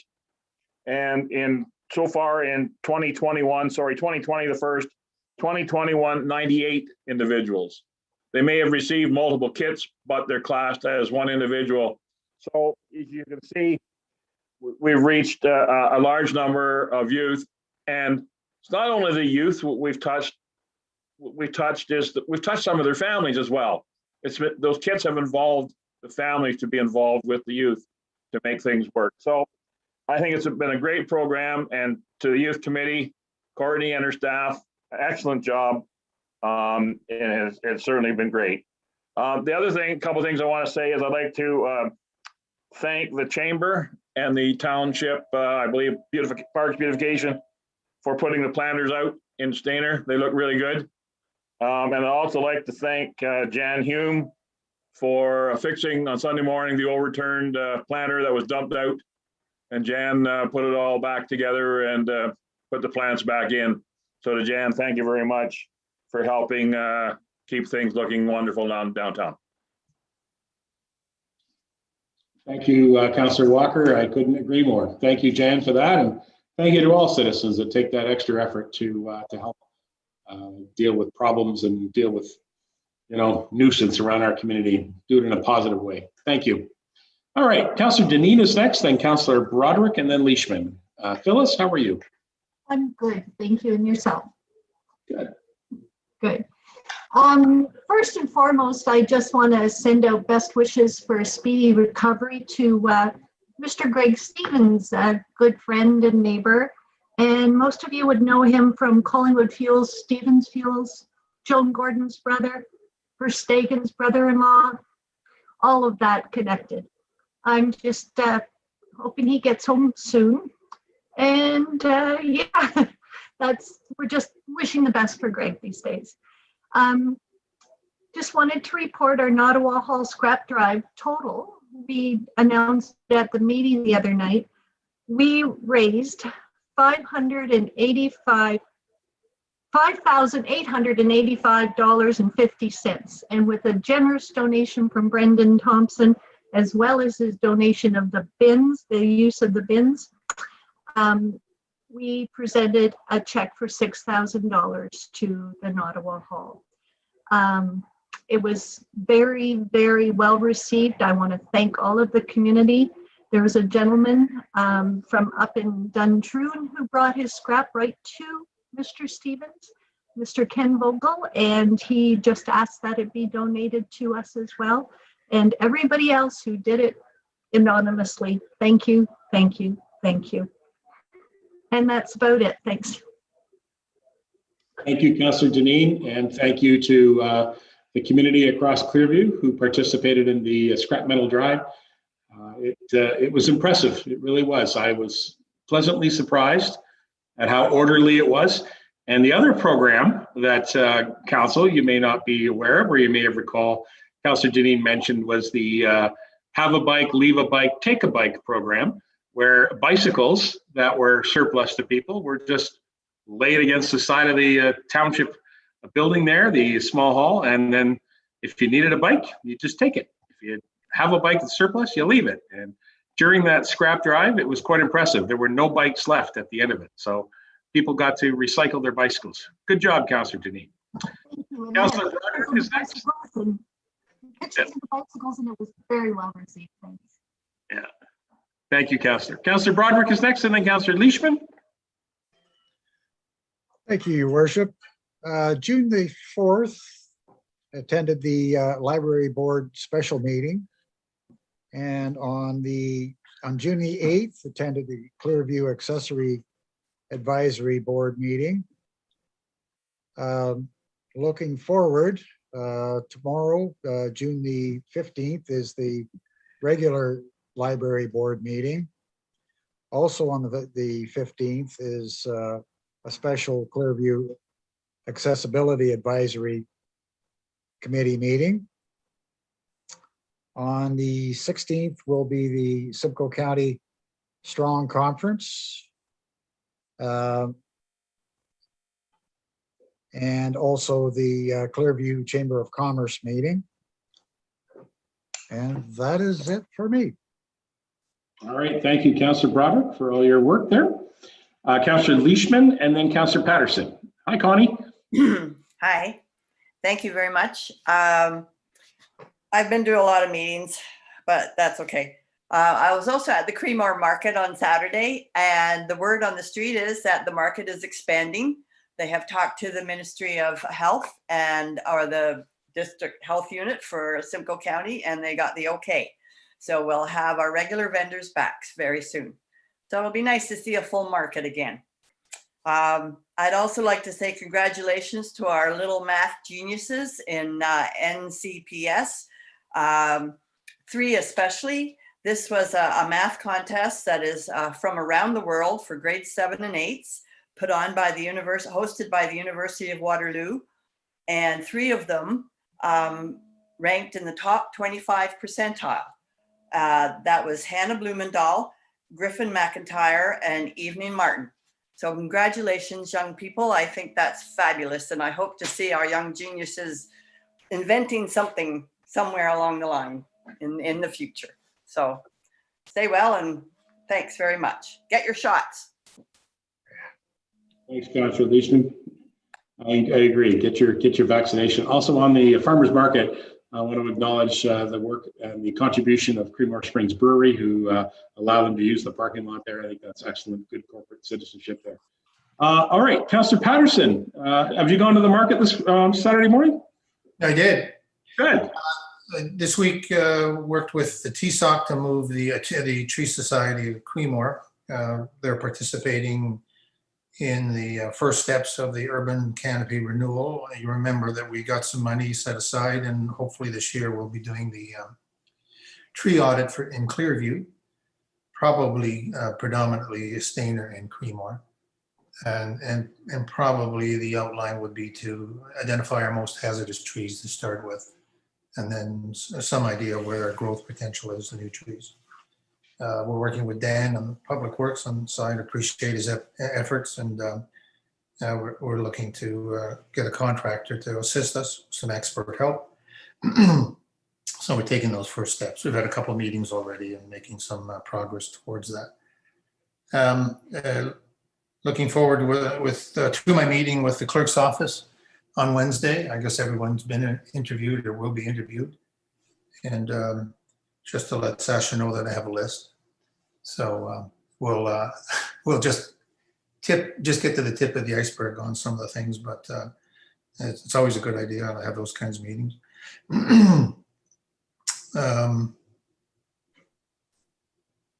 It's a project that's been dragging on for some time, and lately, of course, for the pandemic, but it's good to see on Mill Street. I did a walk around on Mill Street on Saturday, last week, and predominantly on Saturday. And many of the pavers that were in bad shape, and they were a trip hazard for a couple of years, have been repaired, and Dan coordinated that with the contractor that was doing the work on the Village Green. So that seemed like an efficient use of our resources, and the work is done just in time for more traffic on Mill Street. And I did a walk around just to read the temperature of our businesses. It felt pretty good.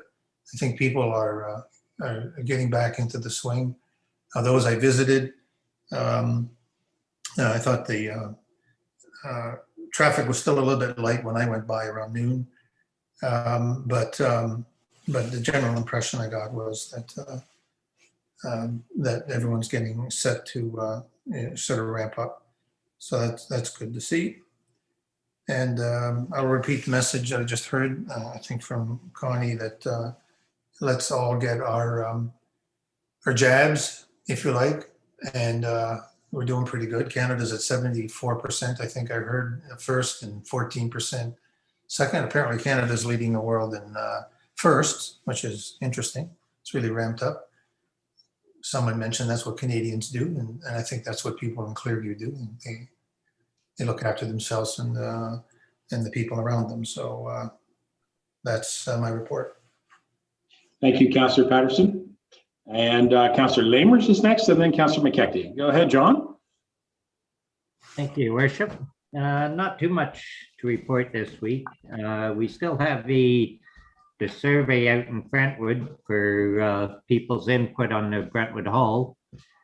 And I was talking to New Build that's putting in the Rogers fiber in town here. I never knew how fiber worked, but they're pulling a conduit through with a whole bunch of little tubes in it.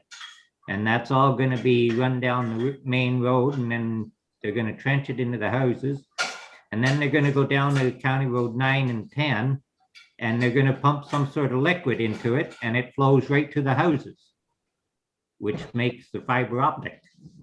They say it's a new system and it works great. So we'll see whenever they get it finished. And, oh yeah, the New Lowell Farmers Market is tentatively booked for June 30th for an opening. Excellent. Still looking for more vendors for that. Thank you. All right, I look forward to that as well. That's great news to hear that that's happening.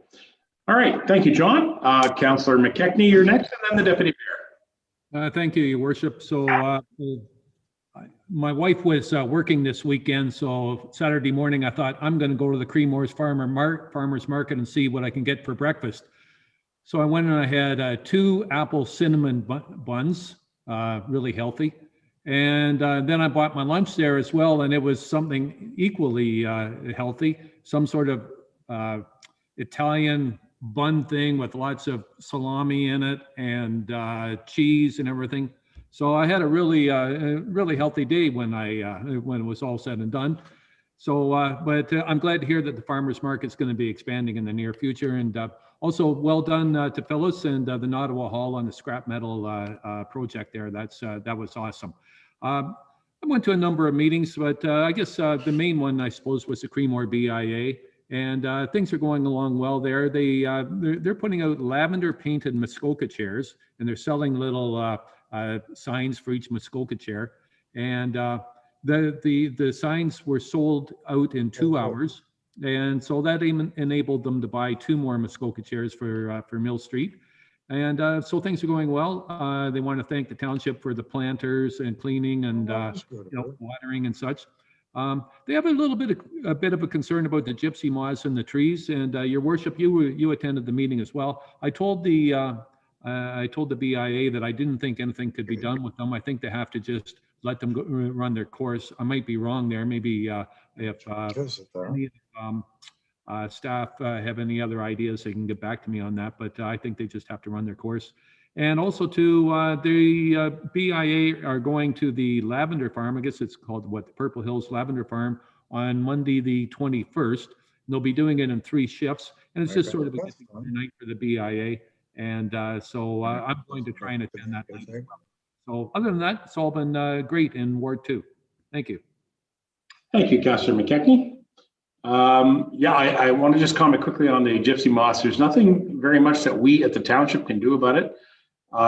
It's quite troublesome, isn't it? The darn gypsy moths, those caterpillars are everywhere, and they're consuming the foliage of our trees, and understand they're even getting to some of the evergreen trees, which I had not heard of, but apparently it's true. So it's really troublesome, and there's very little, if anything, that we can do. But I do understand there are some great techniques you can use with soap and vinegar and those type of products that really set them back a little bit. So please don't use any harsh chemicals, folks, but do what you can, if you can, to take care of it. Deputy Mayor Burton, would you like to jump in on the ward reports? Sure. I just would like to say I really have very little to say. As we know, I was away for about 5 or 6 days doing some medical issues I had to deal with. So, but all is good, and I'm glad to hear all the reports, and everything continues on well while I was unavailable. Thank you, Deputy Mayor. I'm glad you're recovering well, and good to have you back. Council, I have very little to report. In fact, I didn't actually prepare any serious notes, but I do want to just acknowledge the great work of our volunteers and our hall boards. I was invited by the hall board chairs, along with Terry Vachon from our Culture and Recreation Department, to attend a meeting with hall board chairs to, help answer some of the questions that they have in regards to our ongoing concern with AODA and the question that's going to be posed to us from in regards to the disposition of our halls and what the decisions are going to be. For the public, I just want to assure that council has asked Mr. Vachon to prepare all of the statements so far as a group. That's what we did. The public meetings have been held with all of our hall boards, and it's virtually the same presentation to all halls. But Mr. Vachon has returned to us through the CAO and has asked that he will be preparing individual hall reports for each hall. So while we entered into this project looking at the entire township and all of our 6 beautiful halls, Terry's reports will be coming to council highlighting individual halls as a result of the input from the members of the hall boards, that each of those halls are very different and unique. And so I think it's good advice that Terry will be writing reports individually and through the CAO's office, we'll be presenting them to council for consideration. So looking forward to that.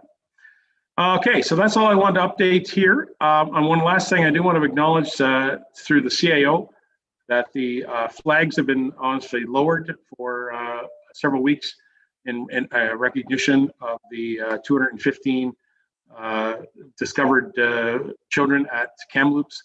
And as well, we're also acknowledging the attack on the Muslims, the unfortunate, terrible murders that happened in London and their community too. So I just want to thank Mr. CAO for continuing that, and I appreciate his effort to keep that recognition happening in our community. All right, members of council, I'm prepared to move on if you are. That was a good session. We have up to item number 12, which is our department reports. We've got several items to discuss. We're going to start right away with our cannabis production review of the cannabis production in support of the Interim Control Bylaw. Mara Burton, our director, is with us. I think what I will do, Mara, is I'm going to read the report, get a mover and seconder, and then we'll let you make your presentation. Recommendation be it resolved that Council of the Township of Clearview hereby 1, receive CS 014 2021 for information, and then 2, direct that a public meeting be held for a zoning bylaw amendment regarding policies and regulations for cannabis operations as directed by council. Can I get a mover and seconder on this motion? Where are we at? Mr. Walker and Mr. McKechnie is where we'll take it, Walker and McKechnie. And I will go to Mara Burton. Mara, would you like to speak to your report? Yes, thank you, Worship. Thank you. So because it was kind of a long report, I thought I would do a little bit of a PowerPoint, try to take you guys through it a little bit, and looking to get some looking to get some input and some direction. And of course, this is just the beginning of our public input. We haven't even really received any public input yet. So, you know, I'm sure things will progress. So I'm going to share my screen if that's all right. Can everybody see the presentation?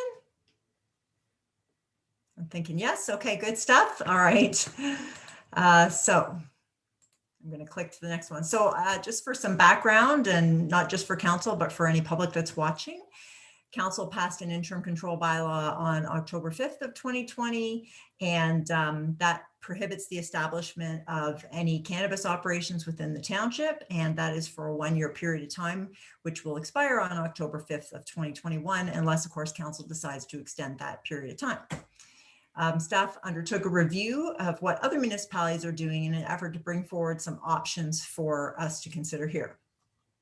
So to start with, I'll just sort of highlight the different types of licenses that can be acquired under the Cannabis Act. Firstly, there's 3 different types of cultivation license. One is a micro cultivation, and that is less than 200 square meters of growing area. We do have some of those in the township. You can actually have more than one of these licenses on a property. You can also have a standard, or alternatively a standard cultivation that's for larger than 200 square meters of gross floor area. To be honest, I don't know what the difference is as far as the license requirements are at Health Canada. And or a nursery is the third one, and that's for creating your starting material, including plants and seeds.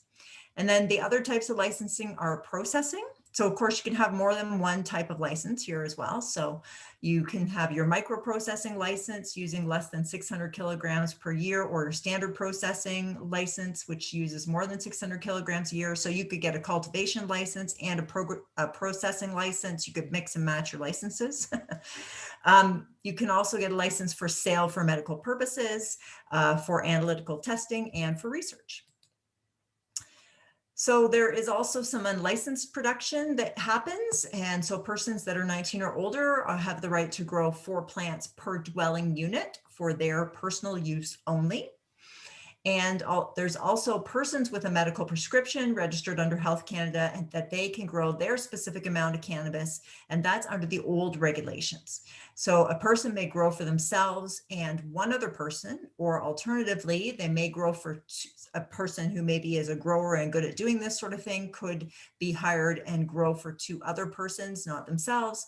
And then the other option is that one grower can grow for 2, and then they can partner with another grower to grow for 2 on one site, so long as there are no more than 4 prescriptions being grown. And of course, all growers must abide by all municipal bylaws and regulations. So the issues that I have seen come up are things like changing character of the rural agricultural area, odor, traffic, appearance, and that's probably of things like, maybe the barbed wire and lighting and that sort of thing, which is the next one, lighting, waste, water use. Possibly concern is not taking a permit for water, protecting farmland, illegal operations, and the criminal element is a concern, increased costs for the municipality and burden to the ratepayers. So our public response, although the township has not yet determined what regulations may be considered, we have received 111 emails in support of the passing of the interim control bylaw back in October of last year, and a delegation to council from Konstantin Stavrakos, and he's the solicitor, I hope I said that right, solicitor at O'Connor, McLeod, Hannah. And that was on behalf of some of the township residents, and council may recall having had that delegation back in October of last year. We also received input from Jeffrey Chirby, who lives next to one of our producers here with his personal experience.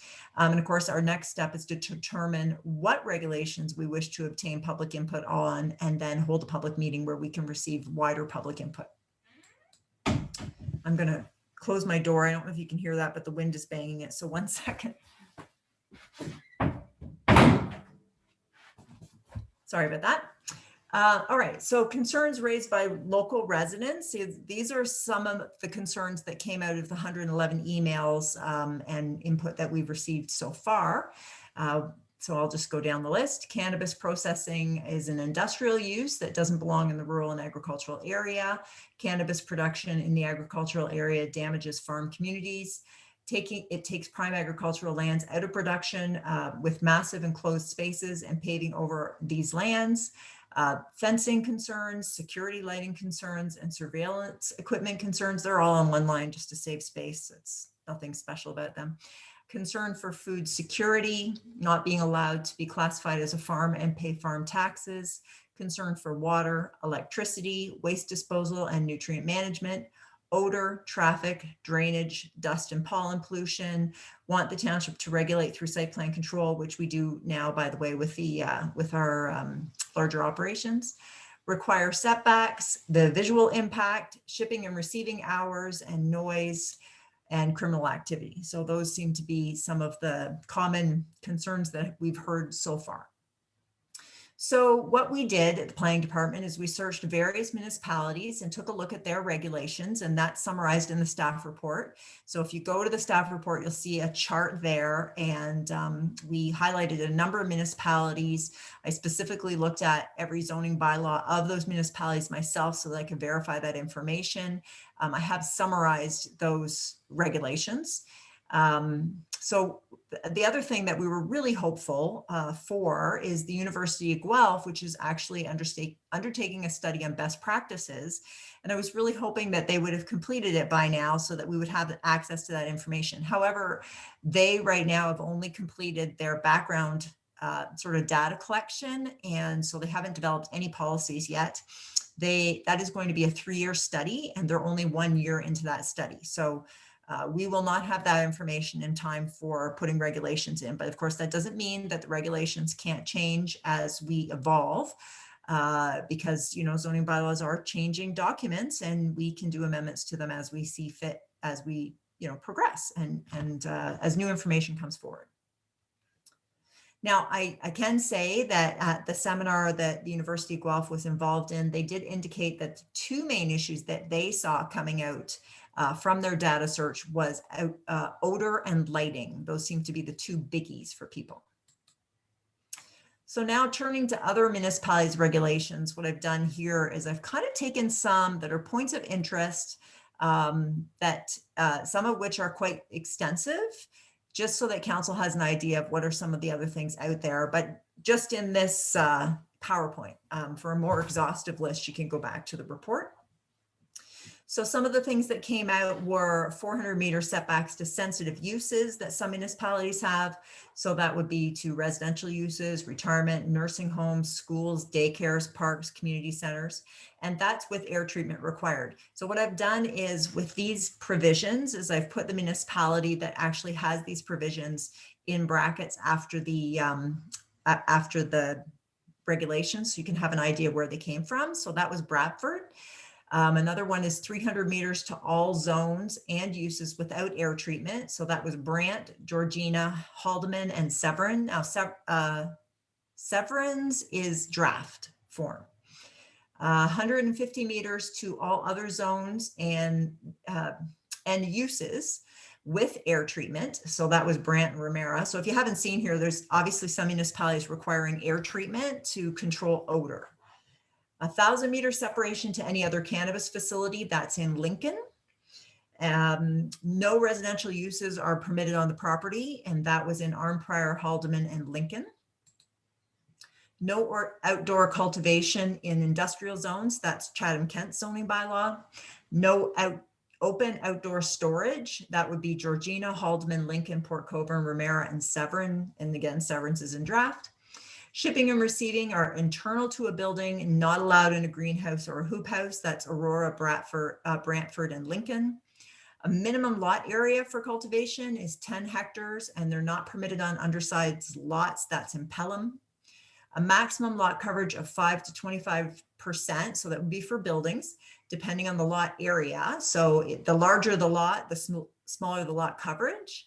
And so that was Brantford and Port Colborne. A minimum lot frontage of 200 meters, that's Pelham. A maximum area dedicated to processing, research, analytical testing, and sales. And 2% of the lot area to a maximum of 10,000 square foot or square meter building. And that's only in the industrial zones. That was Georgina. A maximum building size with a cement floor is 200 square meters. That's Ramera's. Planting strip requirements would be Bradford, Lincoln, Port Colborne. There may be more, but sometimes it's hard to find all of the details. It could be something they required in site plan and may not even be in zoning. Lighting prohibited at night is Brant, Niagara on the Lake, and Port Colborne. 1 parking space per 800 square meters of office space, plus 1 space per 100 square meters of the rest of the building. I think that's a combination between Chatham, Kent, and Pelham. Just a note, when I was going through the one that's posted online, the presentation posted online, which is the same, it didn't have Chatham, Kent, and Pelham. So I've just added that here for public information. A hydrology study is required in Port Colborne. Again, that doesn't mean that other municipalities don't require it, but it's something that they do right in their zoning bylaw.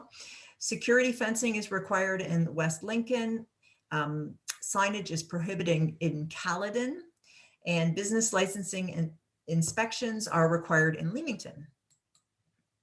So just to give you a little bit of an idea of, sort of our status quo today, these are our existing operations. I still need to do a little bit more work on this, but of course, we're pretty familiar with Peace Naturals at concession 12 and Agri-Farm at concession 9.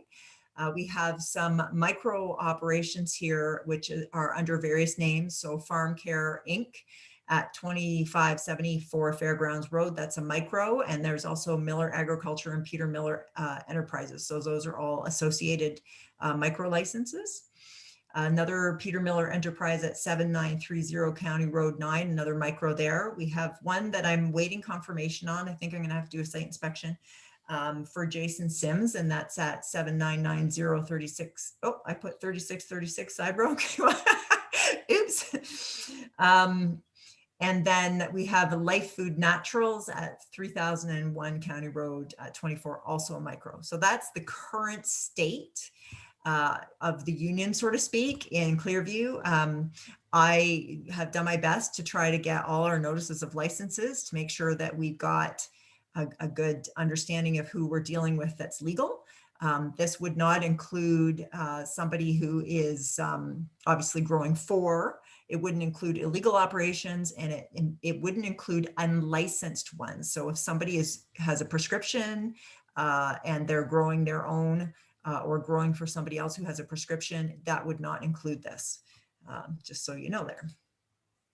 So I wanted to give you, we wanted to give you a visual of what it would look like if we were to consider some of the things that other municipalities have. So the one municipality I mentioned, I've forgotten the name now, it has 1,000-meter separation distance to any other establishment so that they're separated. So there's not a big cluster, which may help with odor and things like that. And certainly the impact of a resident in the area. So they're not surrounded by this use. So this just gives you a bit of an idea of what 1,000-meter separation distance would be. Now, just so everybody understands, I've used Peace Naturals and AgriFarm as the two because they're known, and it just seemed to make a good opportunity for examples. So in all my examples, it's these two facilities that I'm using. So this gives you a bit of an idea that 1,000-meter separation distance really doesn't travel that far between concessions. It doesn't really cross concessions. It's pretty specific to a concession area. So it's not necessarily a bad idea. Like I don't necessarily think it may be too onerous, but again, it's just for consideration at this point. I'm not making any recommendations. The other thing that we looked at was the different setbacks that are under the D6 guidelines by the Ministry of the Environment. Now, the Ministry of the Environment has just come out with new guidelines, and I have not had the opportunity to look at them. But currently the guidelines run from 70 meters being the minimum to sort of an industrial facility or a facility that might produce noxious things, nuisance effects like odor, for instance. And 70 meters is the lowest, and then it goes up from there to, I think, 300. I've forgotten the mid-grade one, but that just gives you an idea. So if there was a 70-meter setback applied on these two sites, this is what that would look like. And then the other thing is possible consideration is a 300-meter separation to sensitive uses. So what we've done here is we've taken all of the residential houses and we've put a 300-meter radius around them so that you can see the pockets in between the radiuses. Now, I haven't, just again, this is about kind of giving you an idea. So, you can see in this area, so this is Peace Naturals, you can see in this area, if this were something that were applied, there would still be a lot of opportunity for these properties to grow, depending on the circumstance. I mean, you apply this with 1,000 meters and then it's only one of these properties that would be able to grow, but you get the idea.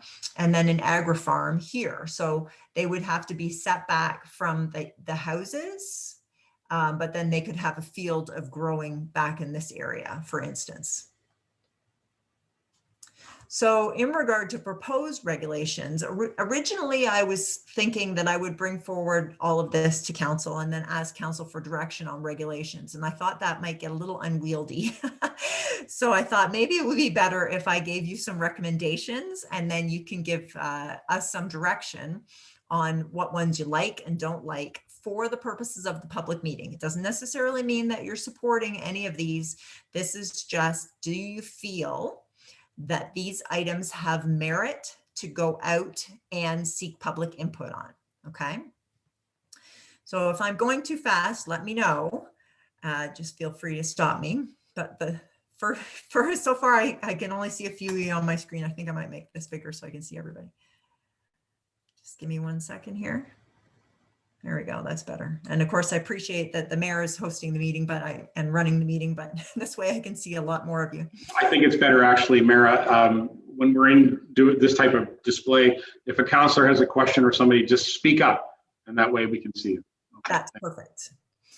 All right, so for proposed regulations, the first one that we could consider is that 2 standard cultivation and processing operations over 200 square meters of gross floor area and using more than 600 kilograms per year, those producers in the township be zoned a site-specific agriculturally related industrial zone. So this gets to the difference I talk about in the planning report about what is agricultural and what is industrial. And so it was suggested that perhaps we could consider those quite substantial producers that are completely indoors would be actually zoned an agricultural related industrial. And then we could provide specific regulations for that lot coverage and things like that. So if we went down this road in Clearview, the only two facilities that would have an ag-related industrial zone would be Peace Naturals and AgriFarm. If anybody today then wanted to establish a new, cannabis production facility that was similar to those, then they would actually need to apply for a zoning amendment to the ag-related industrial zone or potentially go into our industrial park. So that's one. So if maybe what would work is if anybody didn't like this idea, didn't think it had merit to go forward to a public meeting, they could let us know. So that's one item that I'm recommending that we seek public input on. The second item is lot coverage provisions that Port Colborne has. So this would apply to the ag industrial in particular because where you're getting into actually doing buildings. So we would have lot coverage provisions there. So if you were on a lot that is 10 acres or less, the maximum lot coverage for a building would be 10%.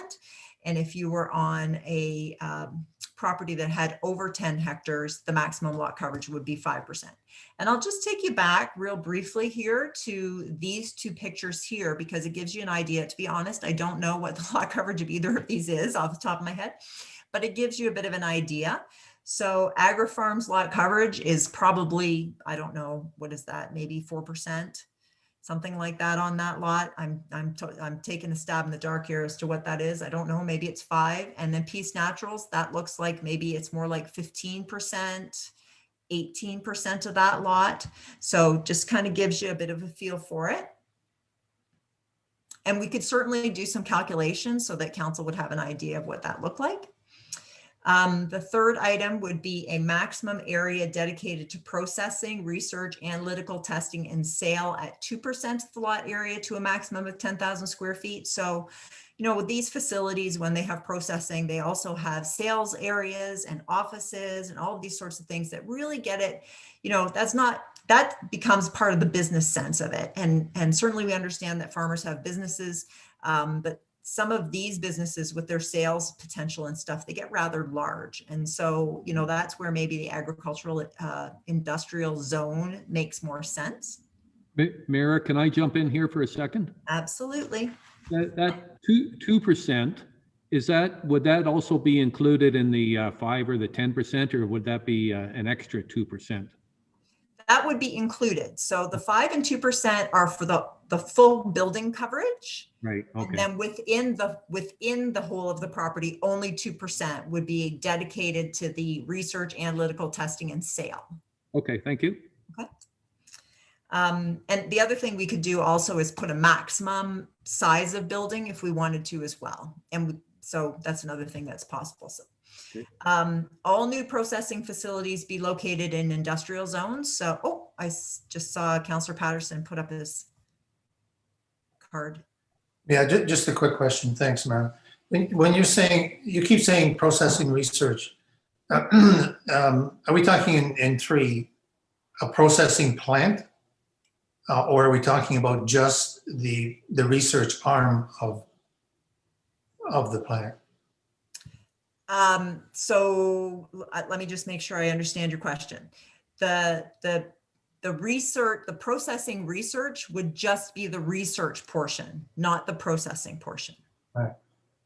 But that's a good question, because you're right, you could read that. So we want to make sure we get that straight. The other thing that we could do is put all new processing facilities in the industrial zones. So if we wanted to not have any more in the agricultural, industrial, anybody could apply for rezoning. If somebody wants to apply for a rezoning to the ag industrial, they can. But we could also say, no, we just want them in the industrial properties. So at this point, that one can be a little bit open for public comment. There's a lot of them here, but don't worry, it's not as bad as it looks. So item 5, any outdoor growing other than a maximum of 4 plants per household, which we already know people have a right to, shall be set back 30 meters to a property line, and any security fencing shall also meet those setbacks. So the reason that I was thinking that we would push the security fencing back 30 meters as well is because if you're living next to one of these facilities and they have barbed wire right up against your property line, that can be not great. I'm sorry, I'm not else to say it. And so this would allow a little bit of a buffer. Now, if a farmer wanted to have security fencing, because I'm not suggesting that we require security fencing, some municipalities require it. I'm not suggesting we do. I'm sure Health Canada does in some cases, but that's Health Canada. I'm not suggesting that we do that. But if somebody, let's say a farmer, wanted to have the interior of their property where they were doing cannabis, then they could have their security fencing. They could set back further if they wanted to, and then they could grow a crop around that potentially. So that they wouldn't be sterilizing that first 30 meters of buffer around their property. They could go, 70 or whatever works for their combines. They could go beyond that for the outdoor growing.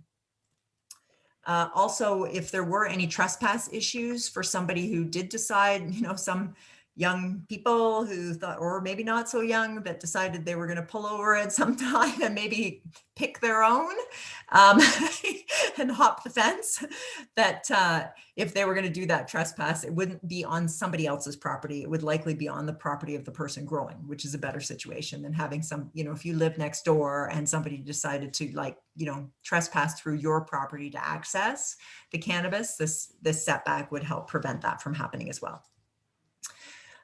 Buildings, greenhouses, and hoop houses, parking areas, security fencing, all of that would be set back 70 meters to a property line. Again, that's the minimum D6 guidelines, and I showed you that slide earlier, what that would look like. Where am I here? All growing buildings, greenhouses, and hoop houses and parking areas have a separation distance of 300 meters to any sensitive land use. So that would be your residential land uses and schools and things like that. And the ones that do that are Brant, Georgina, Haldeman, Lincoln, Norfolk, Ottawa, Pelham, and Severn. And again, Severn's a draft. We'd also look for having the security fencing be set back that same distance as well. From sensitive uses, that's a difference from the 70, which is just from farm to farm. All cannabis cultivation and production, oh wait, I missed one. Growing shall not be permitted on undersized lots, and a minimum lot area of 10 hectares and a minimum lot frontage of 200 meters would be required. That's Pelham's requirement. All cannabis cultivation and production shall have a separation distance of 1,000 meters from any other cannabis facility. You saw that one earlier in the slides. I'll just show you what that looks like again. That's that one. So I am actually recommending that we look at getting public input back on those items. Building facilities associated with outdoor growing be limited in area to 200 square meters other than the 2 agriculturally related industrial zones operations. So for any of your micro operators or things like that, they would have a maximum of a 200 square meter area or building associated with that outdoor growing area, which I think is a generous amount. And we may seek input on that. Maybe it's too much. All cannabis operations other than those growing less than 200 square meters on a lot be subject to site plan control. So if you just had a lot and you had only one micro operation on there, you wouldn't be subject to site plan control. But if you had multiple micro operations, you would be subject to site plan control. That may also include things like a hydrology study if that was something that we felt was needed. It may not be. We don't require regular agricultural operations to do a hydrology study, so it may not be. It depends on the circumstances. Servicing studies may be needed because there's certainly disposal of waste and things like that. And we may also require landscaping and buffering and lighting controls with site plan. So on to the next one, all lighting be restricted at night. I know that came from somewhere. I forget where now. Sorry, it's back earlier in the slides. All drying, processing, and packaging must be done within a fully enclosed building and cannot take place in a greenhouse or a hoop house. Aurora, Brantford, and Lincoln have that as a requirement. No outdoor storage of waste, soils, plant material, organics, or fertilizers in Brantford. I don't think this is that onerous. I think most of these people actually have professionals come in and take it away, but I could be wrong on that. No part of any production facility can be located within a dwelling unit. That's Ottawa and Georgina that have that. And where a dwelling is located on the site, that the facility be set back 150 meters from that site. So often may be the case is it may simply be a caretaker, but I think the idea here is that we do want to protect the people who are living on the site. They may be renters, and there's somebody that, you know, the owner may be running a cannabis operation. So that's the proposal. We have tried to find the line between allowing producers to produce and also protect the rights of neighbors. So it's not, I think that's what I tried to strive to do here. What we're doing now is recommending that council, if you feel that there's merit with what I'm proposing, again, this is not about taking a position because we have not heard from the public. We still are in our, you know, education phase about all of this. But if you think there's merit with that proposal, then what we could do is we could go to a public meeting on it. And that would be what we would do is we would notify the growers that we know of. And that would also go into the newspaper and social media to make sure that they have received notice, and welcome our comments. And so that is the end of that at this time. I have a question for you, Mayor. Can you go back to your setbacks in your resident? Yeah. Whoops, sorry. This one here to residential? Yeah. What's that, a 300-meter buffer? Yes, yes. Our industrial sites, like in New Lowell here, do we have 300-meter? No. And the same is in Spain, or you won't have, your industrial won't have a 300-meter buffer? Yeah, probably not in New Lowell. I can prepare you one for our industrial parks, but I don't think we're going to have it. And I'll explain why I think that is to some degree. One of the reasons that I think that is because, and this has been a beef of mine with the province, by the way, is that, you know, a lot of we have been constrained. The province doesn't allow us to increase our settlement area. And so for us to provide employment areas or in industrial areas, they have to be in the settlement area, and to be in the settlement area, then for small municipalities, it's very difficult to get that separation to residential. This is one of the concerns that I've had with the way the province has their regulations with settlements and I've sort of said, look, in order to allow municipality to meet the ministry guidelines on separation distances, you need to allow us to plan 50 years out for settlement areas so that we can take that industrial park and make sure that it is far away from the residential and that we can do that. But to be like, just to answer your question, no. I don't think we have it. I will look, but I don't think we do. Yeah, like driving around today, I don't know if the air was heavy or not, but any plant you drove by, you could sure smell it today. And well, I guess these are only 70 meters off the road, but it was strong today.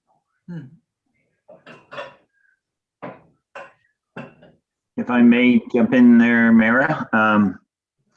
Yeah, I just want to advise council that we got to be real careful on this. And thanks to Mayor for putting such a great report together and all the comments and conditions that the other municipalities are doing. I'll tell you that I made a point to talk to two mayors today, the mayor of Ramera, the mayor of Severn, and also the mayor of Oro Medonte. And they're all having problems.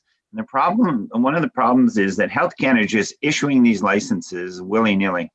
And as long as you got, you know, your application or whatever, and they all say that you're supposed to confine to the, you know, the guidelines of the township, and they take priorities, much like the same issue we have with powers. But I'd tell you right now, there's people that are growing in Oro Medonte. They're in the middle of an LPAD hearing because somebody's gone and planted 100 acres of marijuana but without a permit or anything from the township, and they're arguing they don't need one because we're growing our crop, and it's in an LPAD hearing right now, and they didn't even bother going to the township, and then when the township goes to the health, Canada Health, they're going, well, you got to sort that out, like they're not willing to revoke their licenses as a result. Same thing's happening in Severn, and they called the police, and the police say, like, they're just shaking their heads. It's like, we don't know what to do. They're not supposed to be doing this, but they're doing that. But the health, that we show up, they have a legal license to do it, but they're breaking all the rules. It's really a mess. It's really a mess, and we probably need to work with our other municipalities within the county to try to get a county-wide. I don't know if it's possible to get a county-wide position on this, so that all townships, we're all saying the same thing and agreeing to the same thing, assuming that they're willing to. But be aware, there's problems out there right now, and when I talk to all the other mayors, and they're saying, be careful, do not support anything right now, just be careful, and let's see what happens. That doesn't mean I don't support your report, Mayor. Oh, thank you. Thank you, Deputy Mayor, and I concur. I've spoken to other mayors too across Ontario, and there is some significant inconsistencies across Ontario when it comes to how these are assessed, and it's very difficult, being that it's a federal regulation. And the Deputy Mayor actually touched on it, but it is very similar to the way towers, communications towers, are popping up. It's a similar kind of problem, but nevertheless, I do appreciate your report. Mayor Burton, you wanted to say something more, and it looks like we got other people too. Go ahead. Yeah, thank you. Just to that point, I can imagine there are definitely challenges with controlling the outdoor growing. However, we do have control over issuing building permits. And so, there may still be merit in looking at these larger facilities and controlling them through site-specific zoning to an ag-related industry. So just for consideration. If I may jump in there, my comment is, a lot of these people are trying to claim it's an agricultural crop, and they should be able to grow it anywhere. But if it's an agricultural crop, then why do you need a license to grow it? Because you don't need a license to grow any other agricultural crop. So that's the issue. Well, indeed. Mara, are you finished with your presentation, as in sharing the screen? Oh, yeah, I'm sorry. Yes. Why don't we take that off, and then that way we can all join in again, and we can go around the room. If there's anybody with any questions to Ms. Burton in regards to her report, or any comments they want to add, the request has already been read about holding a meeting. So anything else? Tom, go ahead, and then Doug McKechnie. Councillor Patterson? I think Phyllis was up first. I apologize then. See, I just saw you there. Go ahead, Phyllis. Thank you.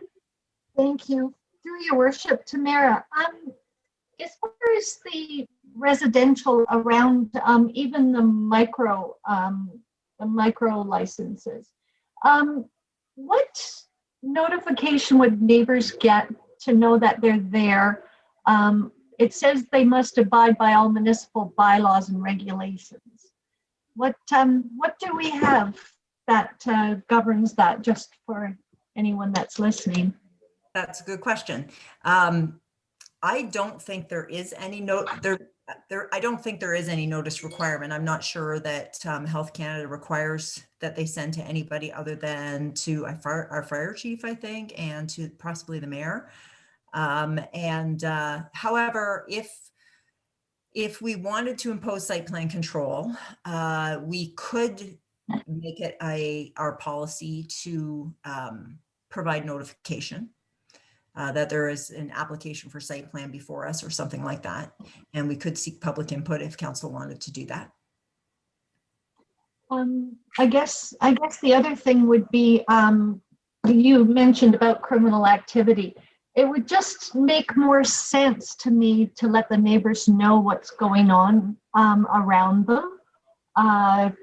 It's, being aware is half the battle. the fire chief and the mayor. unless we have a big fire, it's not going to really make any difference. So that's just my comments. Thanks. Thank you, Councillor Deneen. Just for your information and all members of council, anytime I receive those emails from persons that are doing application through Health Canada and through the licensing, I immediately forward it to our CAO and to our director, Mara Burton. And I believe, Mara, your staff are keeping an open file on those. Is that correct? I appreciate the fact that they're asking to communicate to the mayor as the head of the corporation, but I don't handle them. I just send them right over to the planning department so that they keep record of them in their department. Is that correct, Mayor Burton? That is correct, Your Worship. We have a ledger, I guess you could say, for them. Right. And then the communication to the fire chief has something to do with so the protection of our firefighters in the event that they attend a residence, that they have it recorded on their CAD system so that they know that that's the type of facility that they're entering. If this facility has changed use, that's the best way to give firefighters some heads up that there's a change in the building.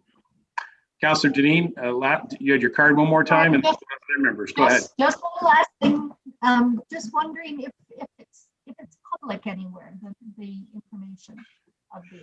Okay, your internet's breaking up there. Let's try it again there, Phyllis. Okay.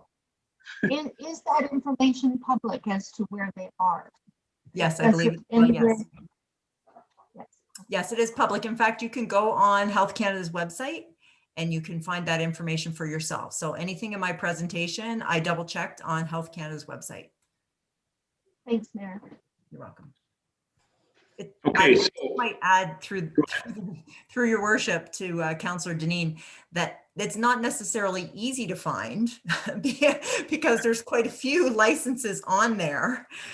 So, when you go through, you're not just going to go, oh, there's the one that's next door. Yeah, it's not quite that easy, but that's kind of part of the reason why we're doing it now. We're tracking it and trying to make sure that we're on top of it. Thank you. All right, members of council, I think I had Patterson and McKechnie. Tom, would you like to go ahead? Yeah, thanks. Partly answered I like the fact that we, I like the fact that we have a little bit more control in the indoor growing through our buildings process. So a lot of my concerns are more to do with the outdoor.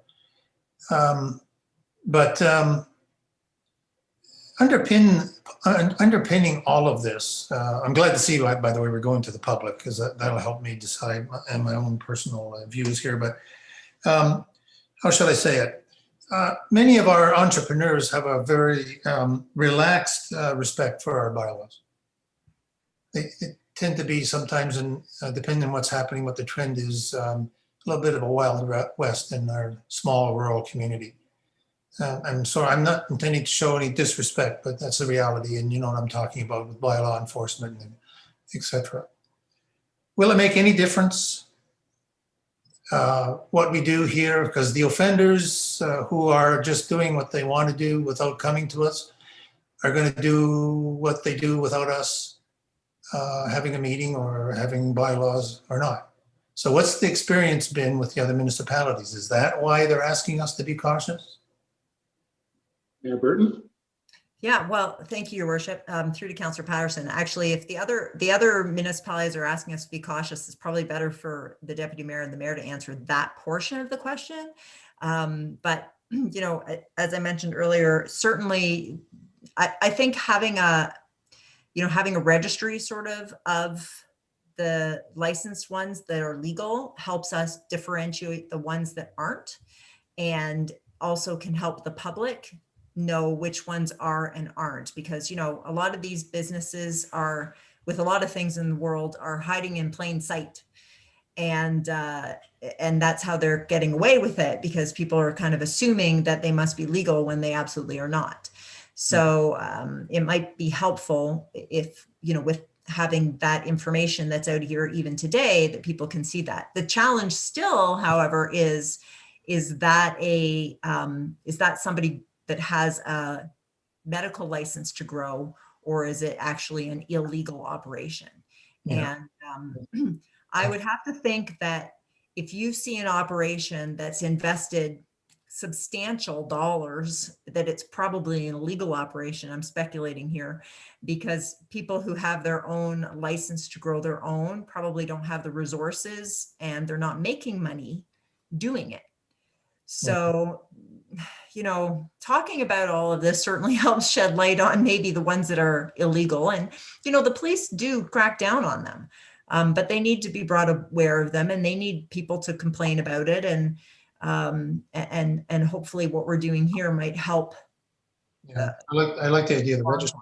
One last, does the municipality in Ontario have the authority to run a lottery for just a prescribed number of license, let's say, approvals a year? Can we allow a certain amount of growth but restrict its growth? Through the worship to Councillor Patterson, I don't know if the province has that authority or not. Firstly, and secondly, I don't think we do. I think for us it would have to be zoning regulations that would help, because our regulations sort of have to relate to why we're doing it. But when we as opposed to we don't want more than 25 in the municipality or something like that. Yeah, that's the problem I'm seeing too. Once we have a bylaw that allows that provides a permitted use, it's open to everybody. And you don't know of any restriction where we can say we want to keep the growth in this kind of industry to a certain level. You don't think we can do that? If I can speak to that, I think to some degree, and I got this from the Up and Smoke seminar that we went to. It always makes me laugh when I say that, because I'm that age that it makes me laugh. Anyway, what I'm hearing from the industry through that seminar was that initially there was a huge build of facilities, particularly under the medical, which was very, very controlled and, very, very strict security and so on before we had the recreational and whatnot. Well, actually, no, right around the time we started getting the recreational. And so there was a lot of overbuild of those facilities because money flew into the stock market that supported those companies to build them. And there is a lot of overgrowth of these quite substantial industrial type buildings, particularly in places like Alberta, where those buildings have now been abandoned. So we're quite lucky in some ways that our Peace Naturals is not an abandoned building and that they've been successful. So the whole supply and demand end of cannabis is starting to kind of equalize out a bit more. And so I'm not sure we're going to see the big demand for these industrial facilities anymore. But of course, as it's become legal, it's also, I think the whole intent here was to prevent the black market, but I don't think it's prevented the black market at all. I mean, I can't say that for sure statistically because I don't have that information, but just from what we've seen, again, it's that hiding in plain sight, and they can undercut possibly the province's costs to supply the industry, the people who want it. So on the one hand, I think we're seeing things settle out a little bit more. But on the other hand, the illegal activity is still there. Okay, Tom. All right. Thank you very much. Thank you, Mara. Mr. McKechnie, anybody else? Go ahead, Doug. Well, thank you, Your Worship, and through you to Mara. Mara, thanks very much for all the time and effort you put into this, and I know how much you put into it, so thanks very much. I know it's a complex issue, and I appreciate everything that you've done. And also, too, to the rest of council, I appreciate you taking the time to read up on it. It sounds like you're all knowledgeable on it. Mara, the question that I have for you is just one on timelines. How long are we? When are you thinking of having a public meeting? And then after that, after a public meeting, how long will it take to get a final report and applicable zoning bylaw amendment? What's your timelines here? All right. Mara, what's the working plan here? Go ahead. Thank you, through Mayor Measures, to Councillor McKechnie. I need to draft a bylaw. I started trying to draft a bylaw because I have to draft a draft bylaw first in order to have a public meeting, because we need something for the public to be able to look at so that they know exactly what they're commenting on. I started working on that last week and got pulled off that job for some other pressing items. And then I do have some holidays at the end of this month. So I would say I'll have something drafted probably in July for probably an August public meeting and passing in September. Okay, thank you very much. I've got holidays too, and I just wanted to be here for it. That's all. Okay, so I honestly don't know if that matches what I told our CAO a couple of weeks ago, which is probably why he's waving. I don't know if that matches it, and maybe I'm a month behind, but than what I said. But sometimes that happens. Hey, Mr. CAO, you had your hand up. Go ahead. Yeah, no, that's fine. We do want to put that timeline up on our webpage. We said that we would have it on our webpage so the public could access. So if that's a timeline, Mayor, that's great. If we can have that, that's the main thing. And I think September is a good date to finalize it. I think the temporary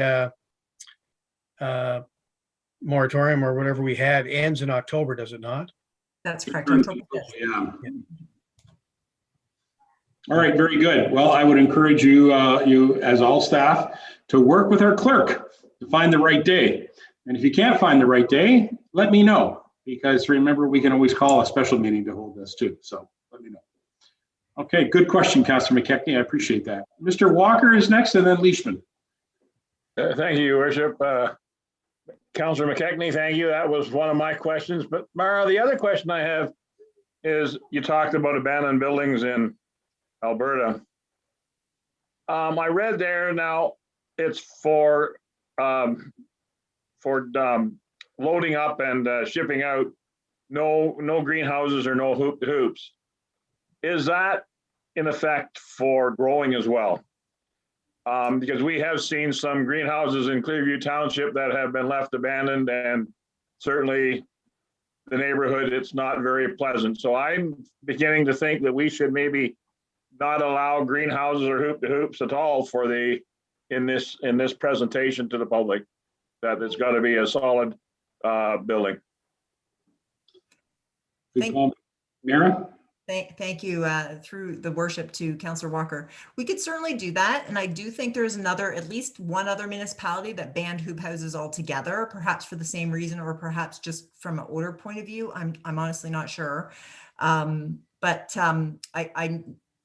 There certainly are some circumstances where we have hoop houses that are not maintained, and we have, probably could be a property standards matter there or a clean yards matter that maybe we could pursue. It's not easy from a municipal perspective for our staff to pursue something that may have had criminal activity or may have criminal activity on it. So I would certainly, understand and respect that. But we can certainly do that. If you want us to take forward that hoop house growing is not something that's going to be permitted, then we can put that in the public meeting and seek input on that. Just need some direction from council on that. If you're okay with everything else, that's good. But if you want some additional things, that's absolutely doable. We can seek input on that. Yeah, thank you. I just can envision another grow and be like the 6th line by the airport, or be like some of the other ones where it's just, it's just nothing there, and it's just a site that's ugly for the neighbor and for the community as well, to have that just sitting there in the present state that they're in. So I would certainly support not allowing that to be in the bylaw at all. My view. Sorry, good comment. I look forward to hearing more about that in the public meeting process and hear some input. Councillor Leishman is next. Is anybody else with any comments on this discussion? Go ahead, Connie. Just a comment. I have lived through the public meetings that we had with our residents around Peace Naturals. It was not fun. I can tell you that. Their biggest problems were the lighting and the odor. And if you get a chance, drive by there anytime. You can't miss it. It is pretty horrendous. It's good in the winter because your windows are up, but in the summer it's not much fun. And I understand that the residents have learned to sort of live with it, but they're not happy about it. And some of them that are really close, it's not great. I would suggest our setbacks should be twice what you have here, but that would be just me because, as I say, it wasn't much fun. The only good thing about that, the public meetings, was that Peace Naturals were wonderful. They answered all the questions and they actually addressed all the concerns of the local citizens and the residents. But you can see that from that picture that Mara gave us about the 300 setbacks, that there's a lot of houses there that are involved in this, and and the lighting is horrendous. So I guess my suggestion would be that we take out any standard operations whatsoever and only deal with macro or micro. It's micro, the small ones, not the big ones. We've got 2 big ones. Let's leave it at that. In fact, we've got the largest facility in the world in Clearview. We don't need any more than that, really, do we? I mean, we're on the map. Let's stay there with the 2. We're good. So that would be my suggestion. After what we went through at those meetings, I would like to say no to any at all, but I don't think that's even possible, at least not after I've talked to Mara. So, so I would say cut out the standard, only add micro, and we might make our lives a lot easier. Thank you. All right, thank you very much. Again, I look forward to the comments at the public meeting when we get to that. Good job. Anybody else? I see Councillor Deneen had her card up, and Mr. Broderick. Go ahead, Councillor Deneen. Did you ever get to talk earlier there? Did you, prior to me speaking before, he had talked about somebody had asked a question and Mara had mentioned that you yourself or Barry answered that. And I thought I don't remember if he actually got to speak. But I just wanted to second what Connie had already said. I was over at my niece's house on Sunnydale Road. She does live in Wasaga Beach, and it was horrible smelling over there from the 12th concession. And they've got things that scrub the air for waste management and stuff like that, for incinerators and stuff. They maybe they could do a little better on their ventilation and their emissions. That's just my comment there. All right. I'm sorry, Councillor Deneen, you broke up quite a bit there at the first, so I didn't catch your part of that. But you caught that. I don't think Barry got to speak when Mara mentioned before. Okay. Barry, did you have a comment? Barry Burton? No, he does. Sorry. Yes, because Mara made the comment that the deputy mayor and the mayor could respond to Tom's question.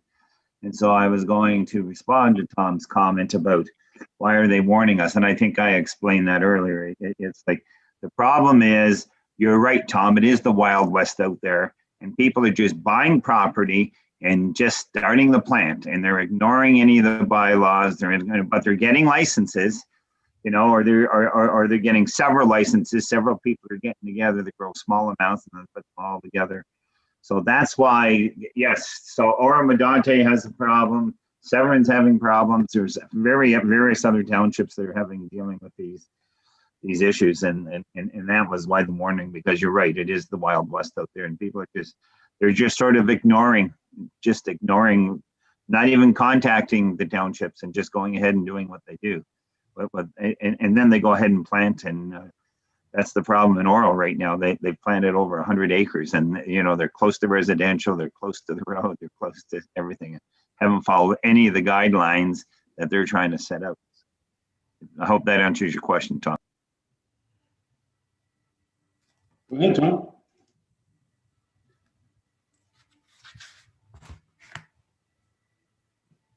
You're muted, Tom. You're still muted there. I was apologizing for jumping ahead and I wasn't even getting my message up.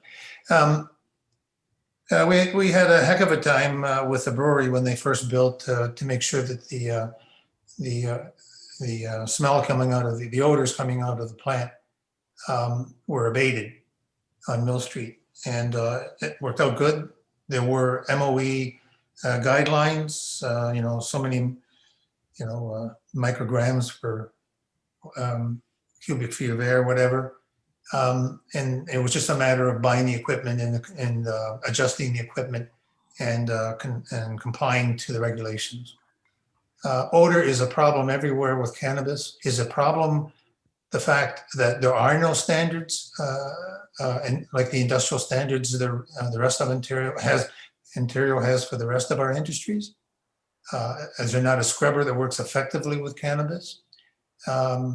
If we don't know the answers to that, which is fair, could we get some more information on that? And in terms that the public would appreciate, could we indicate how any of our bylaws will include compliance to the Ontario standards? And if there aren't any, could we say that we're going to lobby the province for them? Something to the effect of we're trying to do something about the odor. Aaron? Thank you, Your Worship. One of the things that I think a lot of municipalities have been asking OMAFRA to deal with is things like they do with livestock, sort of a MDS, a minimum distance separation. I don't know if that will come, but that's something to consider. I think what we might hear back to some degree is, well, we also understand that cabbage can smell and it's growing as a crop, but it is different. And to the point that, cabbage is food, cannabis is not food. And you do need a license to grow it, to the deputy mayor's point. So anyway, yeah, hopefully we'll get some more, but it would be very helpful if we got some lead from the province. But do we have do you know that if we do have standards?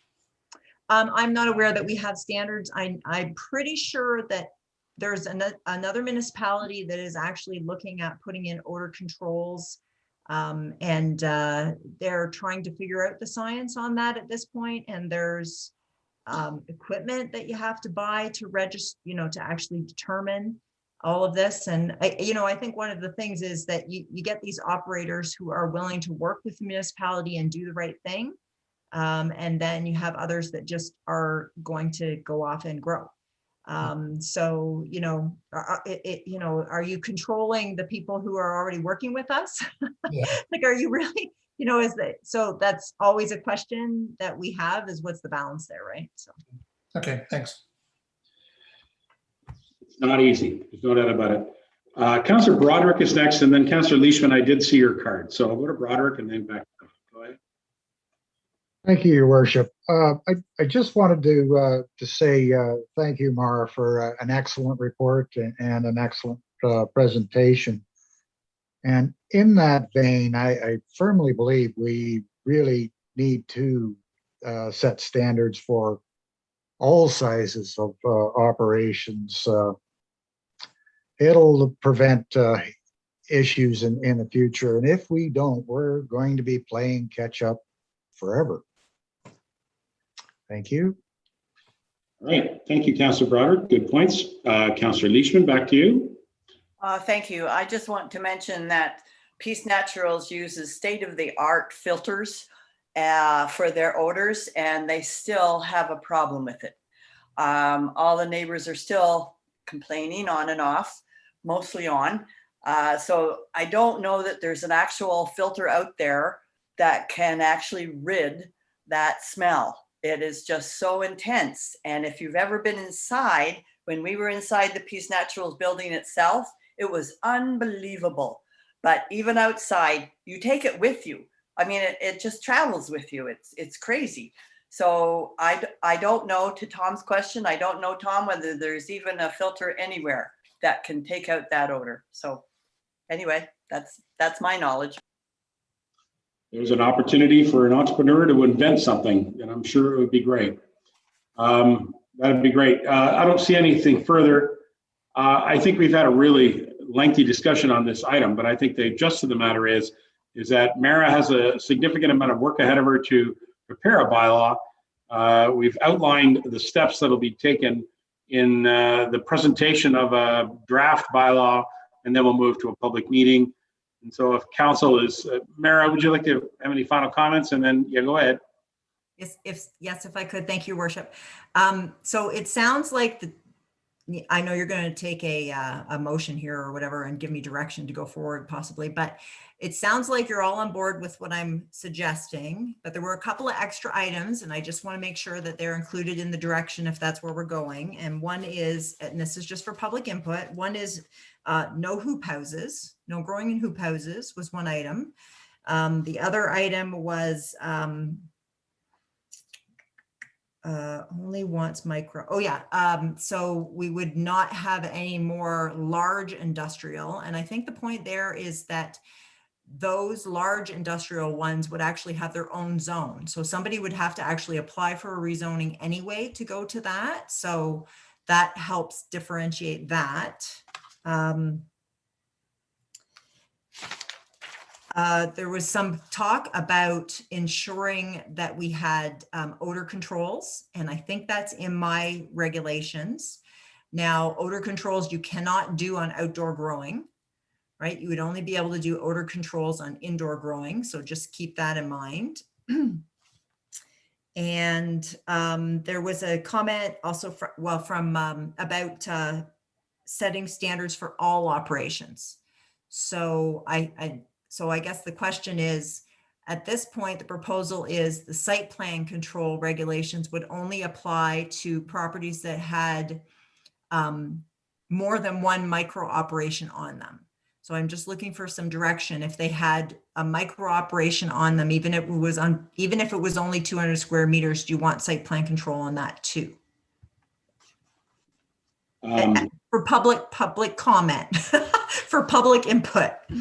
So Mara, I mean, respectfully, I think you're asking us questions that we need to ask the public. Okay, so, all right. I mean, we're just a little bit ahead. Yes. Because if we're going to go to a public meeting, we need to have all this material presented to the public. And then from the draft bylaw, the public meeting will then bring a report back to council, which will then be the draft bylaw version 2, which then council can react to that based on the report that you get from the actions that you hear from the public. I think that's the processes that we've been doing for a lot of things. So I don't think it'd be a whole lot different for this cannabis discussion. No, that's true. Just if I may, Your Worship, just be a public hearing. The council are absolutely entitled to have their own opinions and how they feel about certain things, but they have to project that they have an open mind and they're going to hear everything before they make their final decision. Absolutely. Yeah, for sure. Yeah. Absolutely. And I mean, that's the purpose, right? Is you need to put all these procedures online so that council or the public will have an opportunity to review them. And then we can have a public meeting and hear their commentary. And then the direction to staff will be to go back and take the comments to then create the next draft bylaw, which then will be presented to council as part of a report. And then it'll be up to the 9 members of council to make that decision. Mayor Burton. Yes, thank you. I just want to make sure I was on the right track for the public meeting. That's all. I think you are. I think all the comments you've heard so far are input that can go into a public meeting discussion. Am I wrong, folks? Go ahead, Doug. Thank you, Your Worship. So just from the comments I hear, and a lot of people are talking about odor, and we're talking about now outdoor growing. I would be interested to hear the public comments if we restrict the amount of outdoor growing and to a minimum, and I would be interested to hear the public comments on that. I'm keeping an open mind, but I'd love to hear the public comments on a smaller amount of outdoor growing. I guess that's probably the proper terminology. Fair enough. All right, we do have a motion, and I'm just looking across my councillors and Deputy Mayor. Do we have anything further that needs to be added to the motion? Would you like me to read it again, since it's been almost an hour since we started this discussion? I'll move it. I think it's already been moved and seconded. Direct that a public meeting be held for a zoning bylaw amendment regarding policies and regulations for cannabis operations as directed by council. Okay. Madam Clerk, I believe we already had a mover and seconder, if I'm not mistaken, did we not? Go ahead, Sasha. That's correct, Mayor Measures. It's been an hour, so I had to just recap there. I know, me too. And so I was just concerned. It's we have a lot of material here. All right, thank you. Members of the council, you've heard the motion. We have a mover and seconder and a good discussion. I'm going to call the motion. All those in favor? And that passes unanimous. Thank you very much. Good luck, Mayor Burton, and hope you have a good time on your vacation and not think about this. Which I suspect will not be the case, because I know you. Good job.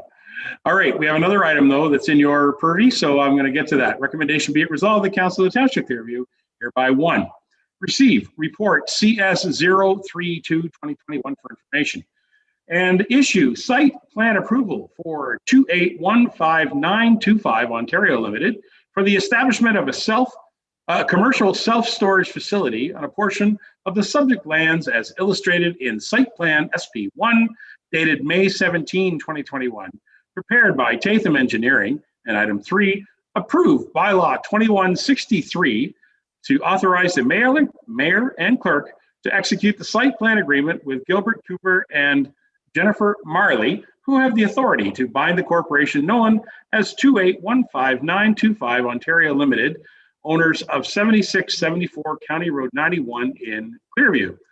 Okay, mover and seconder, and then we'll hear from Rosalind. Burton and Broderick. Burton and Broderick. Hello, Rosalind, how are you? Hi, good evening, Mayor and councillors.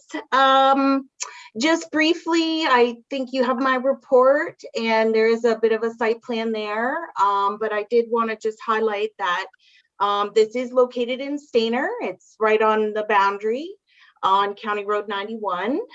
There'll be a total of 116 storage units. There's 2 different sizes are proposed in this development. So a 3 meter by 9 meter units and a 3 by 6 meter square units.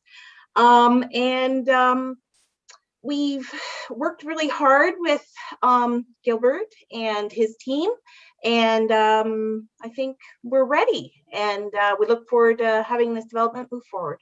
So I'm open for any questions if council or the mayor has any. Well, thank you very much, Rosalind. It was a good report to read.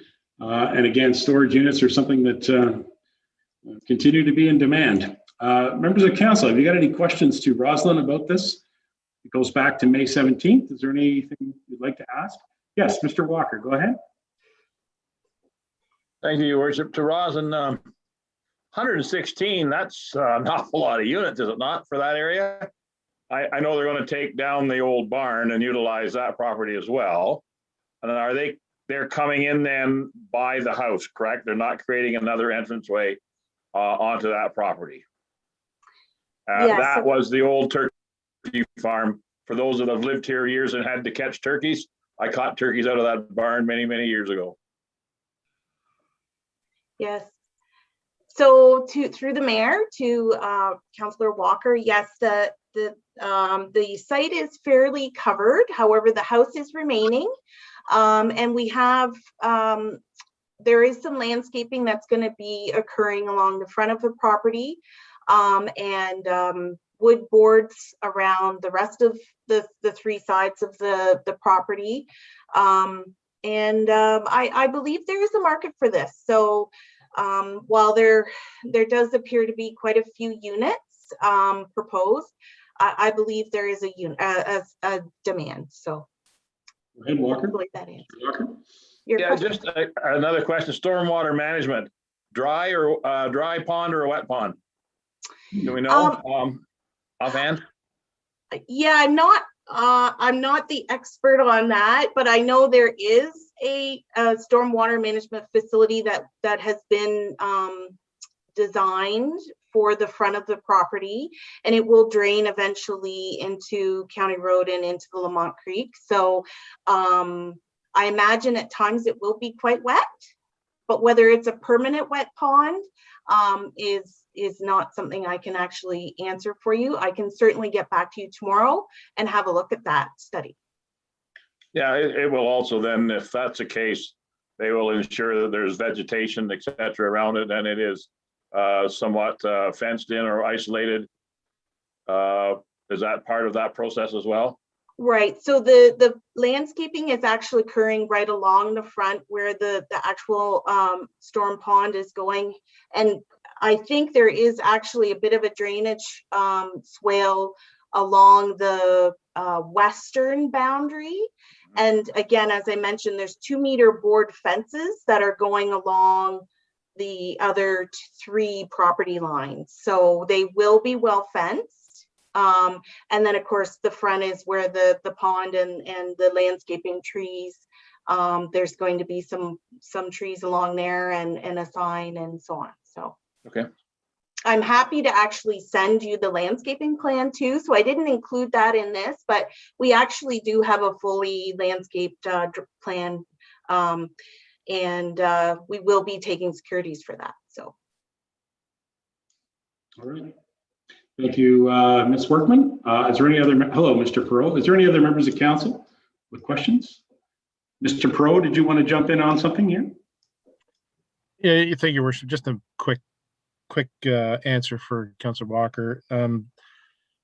It's the stormwater facility for this property is on the south end, and it's kind of behind a strip of the storage units.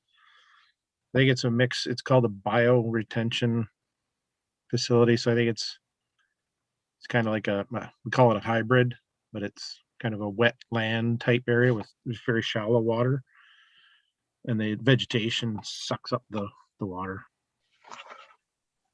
Okay, be very interesting. Thank you, Councillor Leishman, with a question.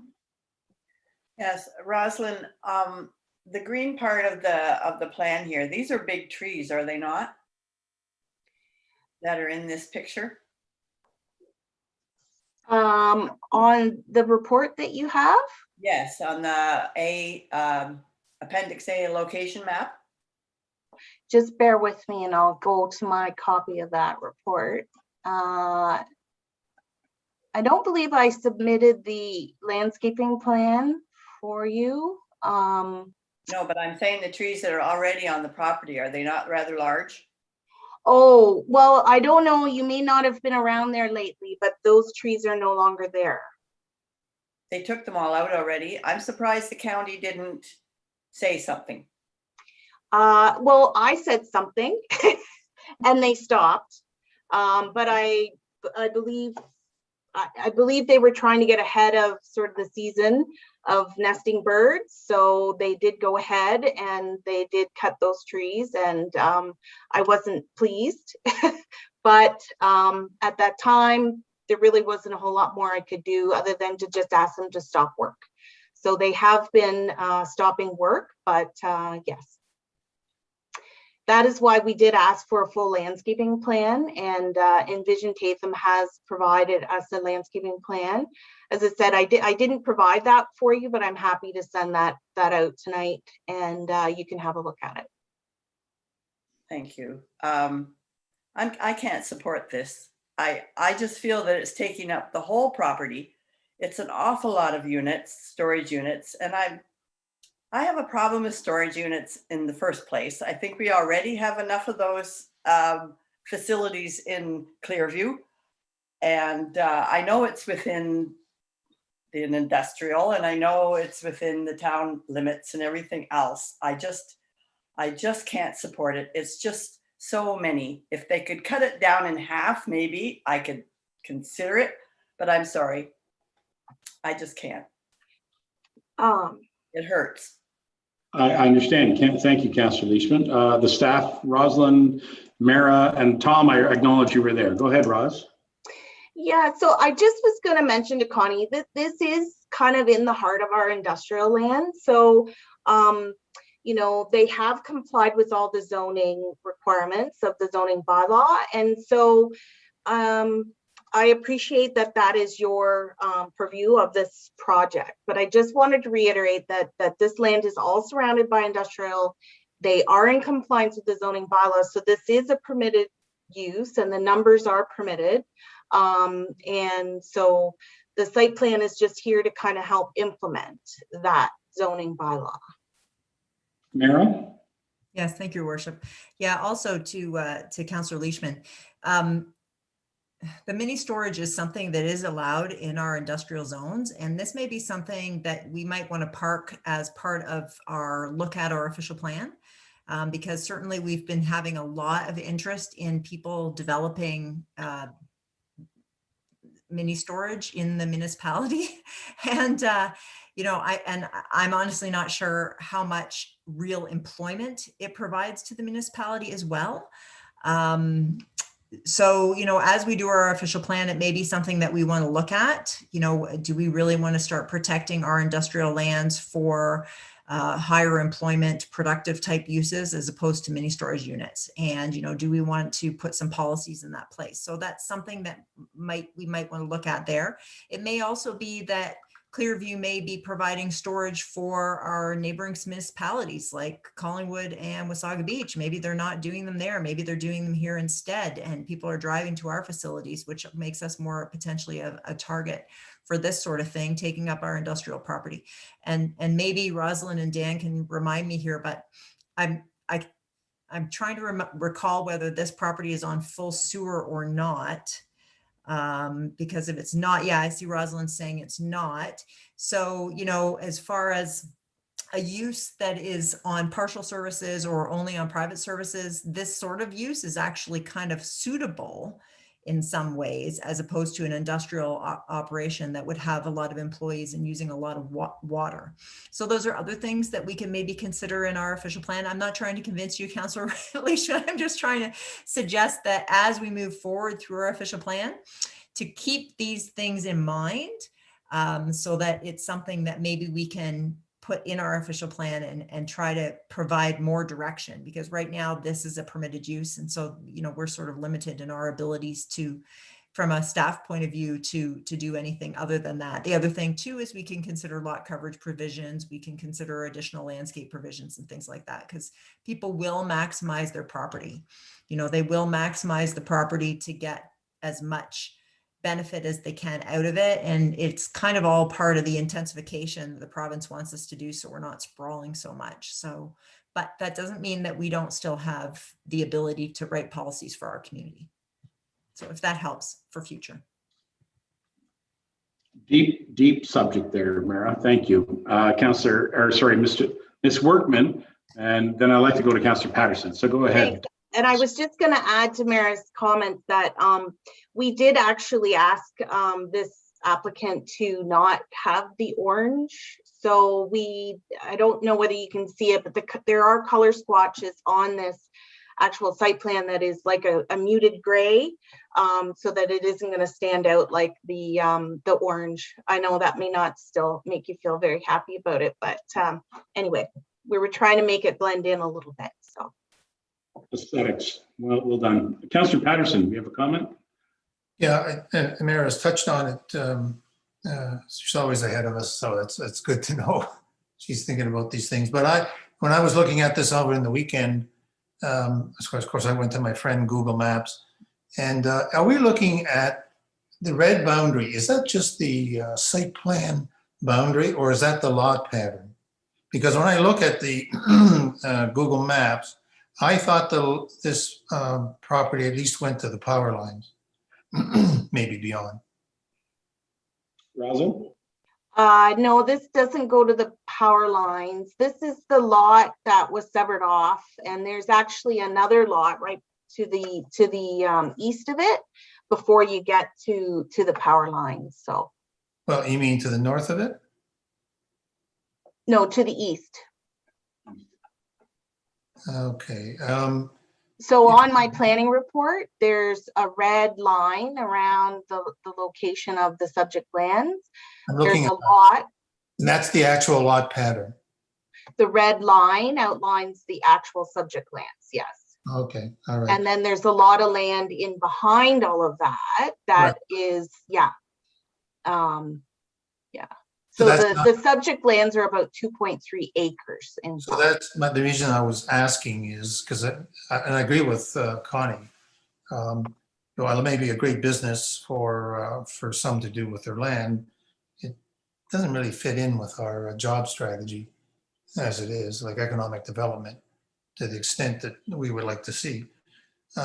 Because we fight hard for businesses that give employment to Clearview. You know, so I mean, it's kind of inconsistent there. But I was wondering that the land that's behind there, and you're saying, no, it would not be subject to future expansion to make it even bigger. All I'm saying is this project is self-contained on about 2.5 acres. And there is no proposal right now for them to expand because they don't own that land behind them. Right, they don't own the land. Okay, thank you. Great. Thank you, Councillor Patterson. Is there anybody else with questions for staff? Oh, okay, the cards are coming. I'm going to go to Lamers and then McKechnie. Lamers and then McKechnie. Thank you. So you're saying the property to the east with that extra laneway and just a vacant parklet has been severed off that property because it used to be all one. It did, and it actually used to have another building on it, and there was a fire, if you remember that. Yes. Yeah. All right, thank you. And if you drive by the property today, you won't recognize it by the picture. Yeah. Trees are missing. Councillor McKechnie's next. Go ahead, Doug. Thank you, Your Worship. Yes, I was going to mention the trees. Yeah, I went by there and saw the trees were all taken down. They were taken down a while ago, and it bothered me. It bothered my wife and everything. But so it seems to me that was a case of maybe they were asking for forgiveness rather than permission. So anyway, it also bothers me that they're using industrial land for businesses that don't actually create jobs. However, as Rosalind said, they meet all the requirements and the conditions. If we do turn this down, Rosalind, their next move would be to what? Appeal it to the LPAT, and we would lose there definitely, right? If they appealed it, because they do meet all the conditions, so we would probably lose. Well, I mean, the challenge is that staff are actually recommending this at this point. And the reason we're recommending it is because it meets all of our zoning requirements. We've spent months working as a development team, Dan Pro, Baz, Mara and I, including Burnsides. You know, we've spent hours and quite a bit of time on this site plan. All right, yeah. Are you satisfied? Because Mara would like to give you an answer too, which I'm sure will be just as qualified. Go ahead, Mara. Your Worship. Yeah, so once the land use has been established by council through the public process of a zoning bylaw, and they meet all the requirements, there really isn't anything that the municipality can do. If you want to prevent future applications from coming forward, you could pass an interim control bylaw to restrict many like self-storage, and then we could do a study on it, and then we could put some regulations in place. But once they're already through the door with a complete application for a permitted use, really all we can do is massage it at that point. Okay, thank you very much. So, Mr. McKechnie, I'd ask you if you object to them being on industrial lands, what type of lands would they be on? I mean, we can't put them on agricultural, we can't put them on residential, we can't put them on commercial. So you see, that's where I have a problem. Like these are a difficult thing. And just as a broad statement before you try to answer my crazy question, is that, you know, the reason we have these growing up in our community, having more and more and more of these storage units, is because developers are meeting the demands of purchasers of homes. And when you purchase a home today, you want a nice big home, and it takes up the entire lot that your house is sitting on. And otherwise, you'd be able to store your boat and your RV and your trailers and so on your own property. But the house is now so big, there's no space on the lot to do that. So now these storage units come into play, and that's why we have so many of them across our whole area. And actually, to Mara's point, is that perhaps we're servicing some of the development that's happening in our neighboring communities because they have the similar problems. Look at the rows and rows and rows of townhouses, and people move here because they want to enjoy the outdoors, but they don't have a place to put their fishing boat. They don't have a place to put their RV camper. So what do? They got to put them in storage yards like this. So there you go. Where should they go, Councillor McKechnie? Oh, no. First of all, I don't think they'd be going in this. This is storage units. I don't think you're going to get a boat or whatever in one of these units. But anyway, no, I agree with you, Your Worship. I agree with you. I mean, they need to go somewhere.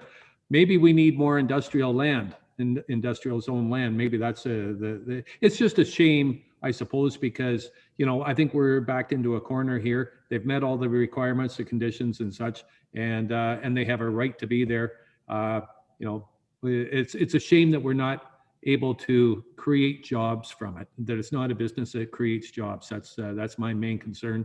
So, but anyway, I suppose the solution is to create more industrial land. So I concur completely. And actually the comments that Councillor Patterson made about our economic development opportunities, this is exactly it. And yet, it's related to residential growth. And that's why we have to accept that these type of storage units continue to pop up as houses become bigger on smaller lots, and people can't keep their stuff on their own property, can they? So difficult. Yep. Anybody else with any other questions or comments? Thank you, Councillor McKechnie. Anybody else? All right, Rosalind, thank you for your report. Sorry about the trees. Certainly we'll have to keep an eye on those type of situations. All right, members of council, we've got a motion in front of us. So I'm prepared to call the motion unless there's any further questions. All right, I'll call the motion. Those in favor? Are there any opposed? And the motion carries. Thank you very much. Okay, members of council, we're on to page 4. It is 10 minutes to 9. CS 034-2021 site plan approval regarding Equip Fix, which is also in the industrial area, at 7633 and 7623 County Road 91. Recommendation be it resolved that Council of the Township Clearview hereby 1, receive CS 034-2021 for information. Item 2, issue site plan approval to James Lowe for an addition to an existing mechanical building on the subject lands as illustrated in grading and servicing plan C1 dated April the 8th, 2021 and revised May 27, 2021. Prepared by Capes Engineering. And item 3, approved bylaw 2164, authorizing the mayor and clerk to execute the site plan agreement with James Lowe at 7633, 7623 County Road 91. Can I have a mover and seconder and then report? Burton and Lamers. Burton, Mayor or Deputy Mayor Burton, Councillor Lamers. Rosalind, what would you like to say about this report? Just briefly, thank you, Mayor Measures. This is, of course, east of the other lands that we just talked about.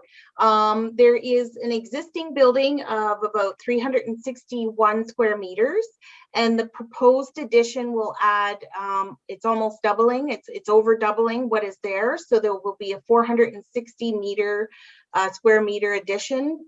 And in that, there'll be a 380 square meter new service bay, and they're going to be adding a new office, so 70 square meter office. So in this case, utilizing the land that's been there for some time, they are going to be utilizing both properties, and the site plan will be registered on both of these lands. So anyway, open for questions. All right, members of council, any questions to the report? Mr. Broderick first, then Mr. Lamers. Is that right? Go ahead, John. Broderick. Thank you, Your Worship. Through you to Rosalind, just curious, any idea how many additional staff this new building will be adding? I do not know that answer. I'm sorry. Okay. Okay. Mr. Broderick, anything further? No, I was just curious.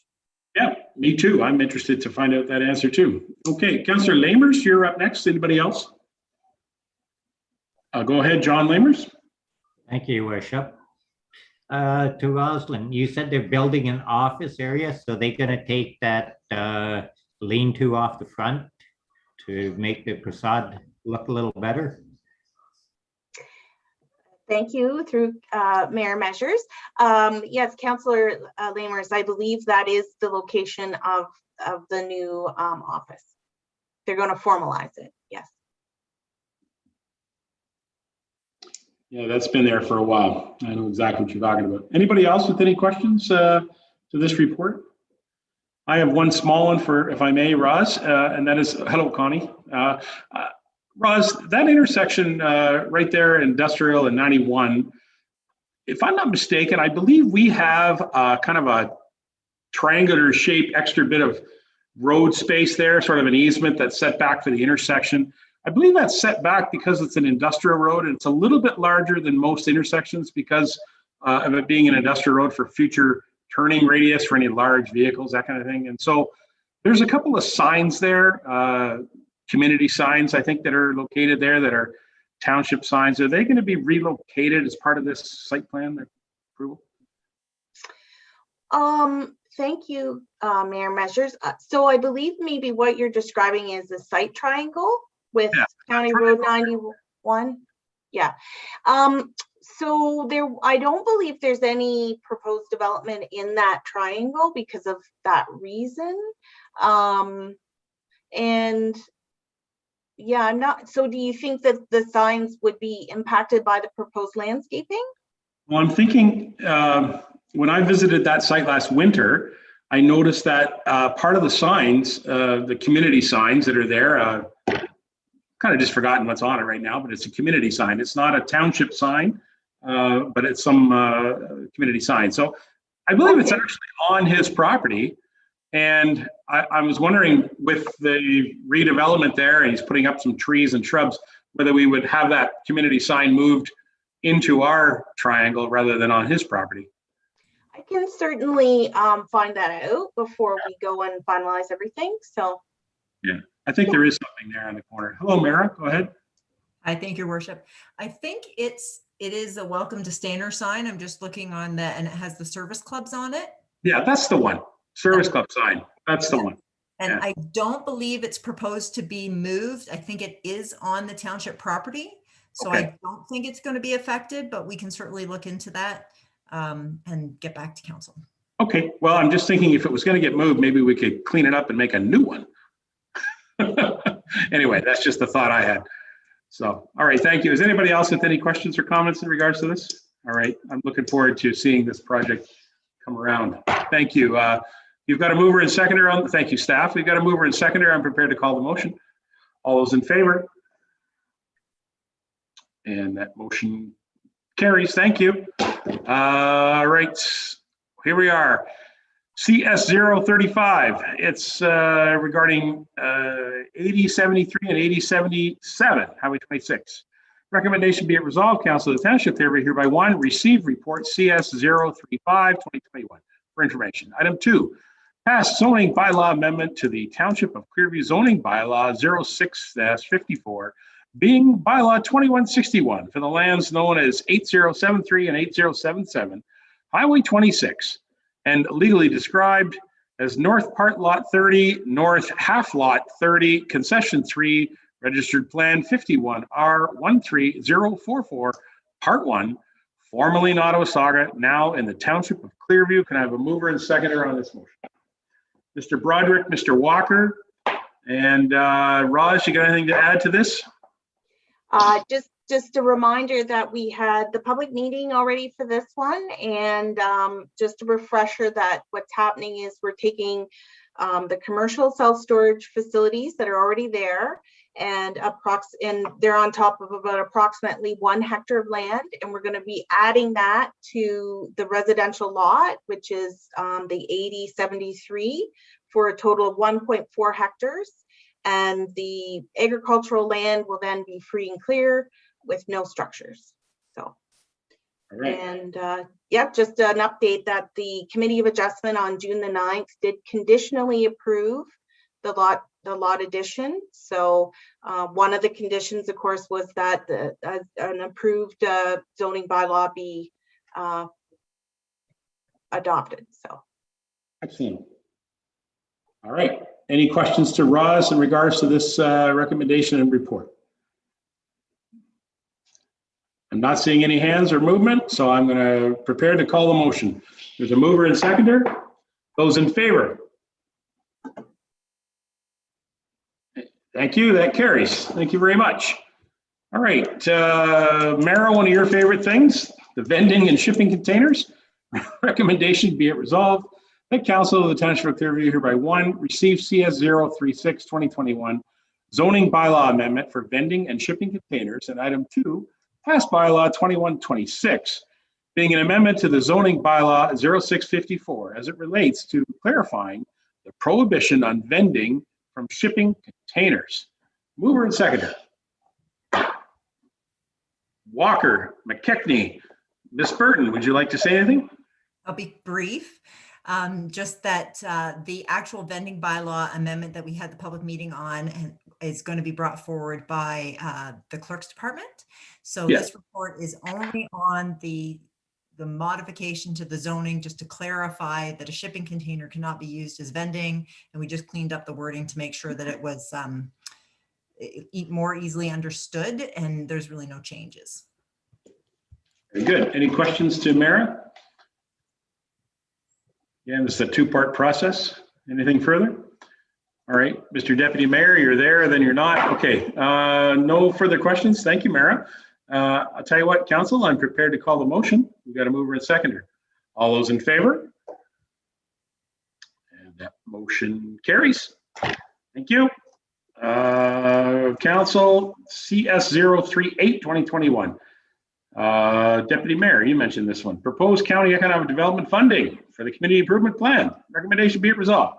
Council of the Township of Clearview hereby one, receive CS 035 2021 from the Director of Community Services regarding an application for funding from the County of Simcoe Economic Development Funding Program. And item 2, support the Township's application, the Township of Clearview application for economic development funding from the County of Simcoe for the Community Improvement Plan, $50,000. Can I have a mover and seconder on this motion? Mr. Deputy Mayor, Mr. Lamers. May I have Mara give us a quick comment on how we're going to add 50,000 to our already successful CIP program? Mara. Thank you, Your Worship. So we were lucky in 2019 to receive this grant from the county, and hopefully we'll be lucky again this 2021 to receive this grant and towards our community improvement program. Thank you very much. I'm going to go to the Deputy Mayor first. Barry, do you want to comment on this? No, I just think it was voted upon by the Economic Development Committee to extend this, and then it was also approved by County Council. So I'm just thrilled to see that. I think I mentioned it to Mayor to make sure we get our 50,000 application in there. So thanks to Mayor for following through. Well done. Anybody have any questions to Mayor about this? No? Perhaps I could go to you, Mara, and or the CAO, that maybe we can increase our promotion of the CIP program a little bit across the township, and to acknowledge that properties that are commercial across the entire township, they don't have to be in our settlement areas directly, are all eligible. And maybe we could do a little promotion on this if we are successful in receiving this additional grant.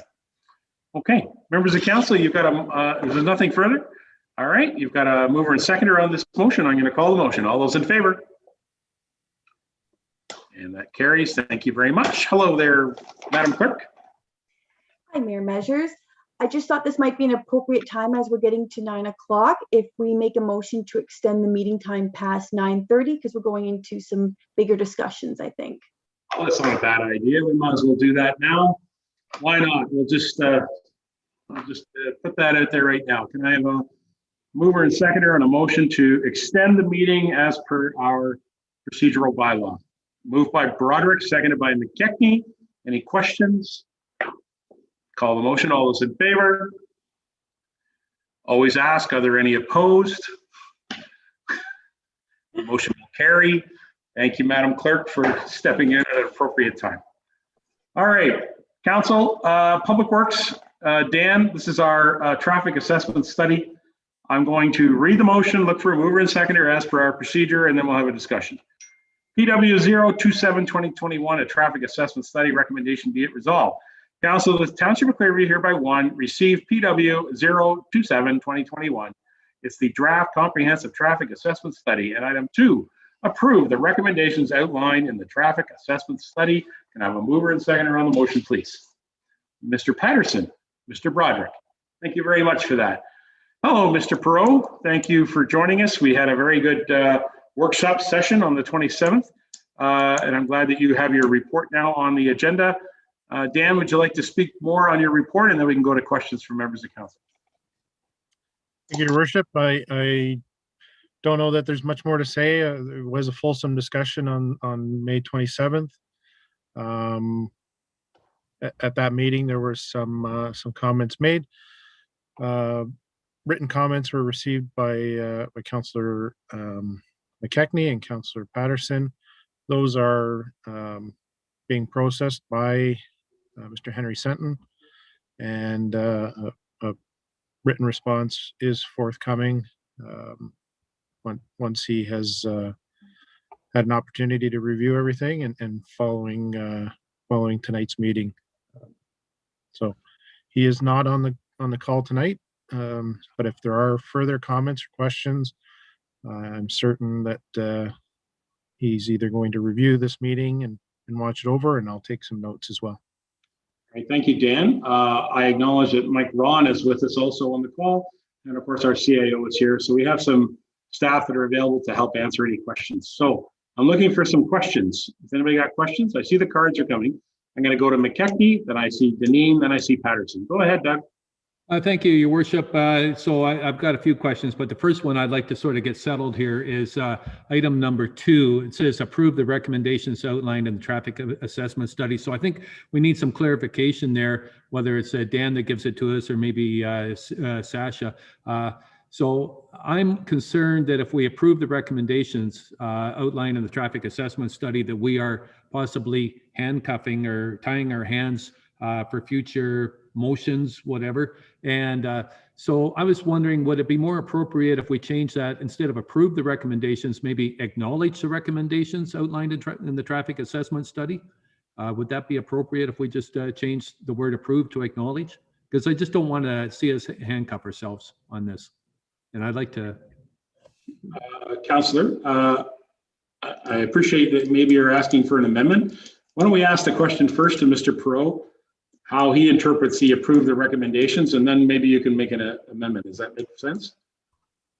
Councillor? Sure. Oh, well, I suppose so. Yeah, sure. I mean, Mr. Perot, how do you interpret when it says approve the recommendations? What's your interpretation of that? Thank you, Your Worship. So my interpretation would be to approve what Mr. Senton has recommended in his report, his traffic report, and staff is prepared to work through those. We'll most likely have to come back to council many times because there's many reference to different policies and traffic calming policies and guidelines, perhaps further road design revisions, things like that. So if council chooses to approve these recommendations, I'm certain that the council may have other asks of the report and may want to add on to those recommendations as well. Councillor McKechnie. So I think I understand. So my concern is under the recommendations here and under the long-term ones there, it talks about road design and revising roadway design and such. And I don't know, it just, that seems like it could be costly. I'm just sort of, I have an uncomfortable feeling with it. I don't want to approve it and then all of a sudden find out, in 6 months' time or whatever, that hey, we're redesigning a bunch of these roads at the cost of $1 million or something. Well, that's my concern. So I'll acknowledge it. I'll acknowledge these recommendations, but I don't know if I can approve them. That's the only thing. Okay. And I had, let me see, I had Deneen and then I had Patterson. I see the deputy mayor has been insistent with his card, but I acknowledge the CAO has raised his hand. So go ahead, Mr. CAO, and then we'll come back. If I may offer a suggestion, approving the report and then making changes to some of the conditions to our roads and or speeds, whatever around the township can still happen. It's just, it would need to be put to the road authority in a way that they're making the correct decision, what the standards are, so that we know that we're doing it properly. So even a change, we'd still have to make sure that we're doing it properly. So even if we accept this as the traffic study, we can still accept recommendations from council to implement something based on the standards for that road condition. So we can still make changes, I guess is what I'm trying to say. Does that help, Councillor McKechnie? Yeah, I suppose so. I'd be interested to, does anyone else have any concerns? If everybody else is happy, I mean, that's fine. All right, we got some other councillors who want to jump in. So I appreciate, Doug, I'm going to come back to you on this, okay? Because I appreciate your input on it. Councillor Deneen and then Mr. Burton, who's been very, very forceful. Go ahead. And of course, Tom. There might have been. I'm going to call a point of order. Sorry, Your Worship. I'm going to call a point of order. Sure. I believe that Councillor McKechnie put forth an amendment, and we never got a chance to then we danced around it. No due respect, but I think there is an amendment been made on the floor, and I was prepared to second that amendment to do what he says, because I don't think we should be doing the approving the recommendations at this stage, because there's many other recommendations that other councillors want to add to it, and I know that, and I know we talked about adding those at a later date. So if Councillor McKechnie is confirming he's making an amendment, I would second that amendment, and I think we should have a vote on that amendment. Sorry. Okay, look at Deputy Mayor, bring your point of order anytime. The councillor did not call for an amendment when I gave him a second chance to do so. And so if the councillor wishes to do that, I would ask all members of council to be clear and bring your amendment to the motion. And so it wasn't clear to me. Maybe I'm just getting tired, but I didn't hear it. And so I gave him the opportunity to come back to him, which I would do. So Mr. McKechnie, I'm back to you. What would you like to say? Thank you, Your Worship. I just wanted some clarity. I didn't think that we would get into this, but okay. If I would like to make an amendment, and that we change the word approve to acknowledge the recommendations. And Dan, this is nothing against you. I think it's a good report, but I'm just a little bit uncomfortable with that. I just don't want to see us handcuff ourselves here. And so I would like to say that we acknowledge the recommendation in the report. Thank you, Councillor. Looking for a seconder on the amendment. Deputy Mayor Burton is making the seconder. Any discussion on the amendment? Councillor Patterson.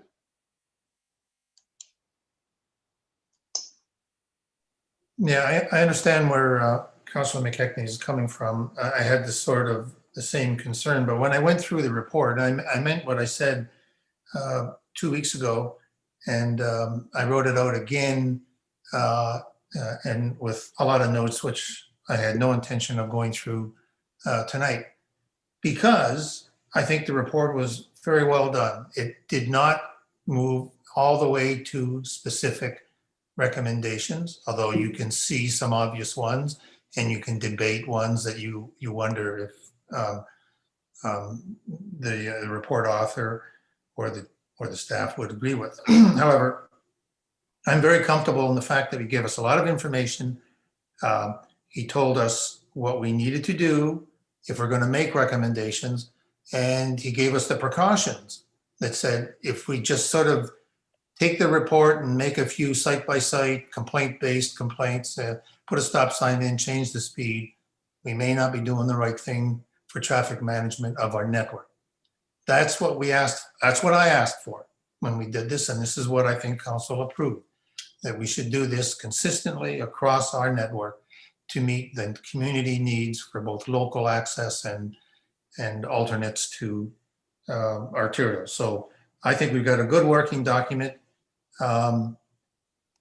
If you change approve to acknowledgement, and I don't want to get into the lexicon here, but you must be acknowledging something when you receive it, or else you don't know what you're receiving. So I think it's kind of just a duplication there. I could vote for it. That's fine. The report stays exactly the same as it is, and it's very workable. But I'm going to add an amendment after that, that we do this into an implementation plan, whether we do it tonight, we approve it, or later on. And so once we've all absorbed what's in here, because there's a lot of work that has to be done, and we may not have the money or the time to do it all, certainly not in 1 year, we should do an implementation plan like we did for a strategic plan. We had a lot of great ideas, and then we put a calendar to it, and we put more definition to it, and then we can use that as on the next amendment. So I'm asking for speaking on the amendment. I see Councillor Deneen. Go ahead, Phyllis. Hi there. I wanted to put forth a motion to receive the report, but I wanted the two parts separated. I wanted the part 2 to be separate, and that way we could bring forth individual motions to amend speeds or other traffic calming measures to be brought to council at a later date, possibly after a special meeting. Each of us on council have our own individual knowledge and unique individual knowledge of our wards and the concerns of our residents. And I feel that to implement some of the short-term recommendations at this time would be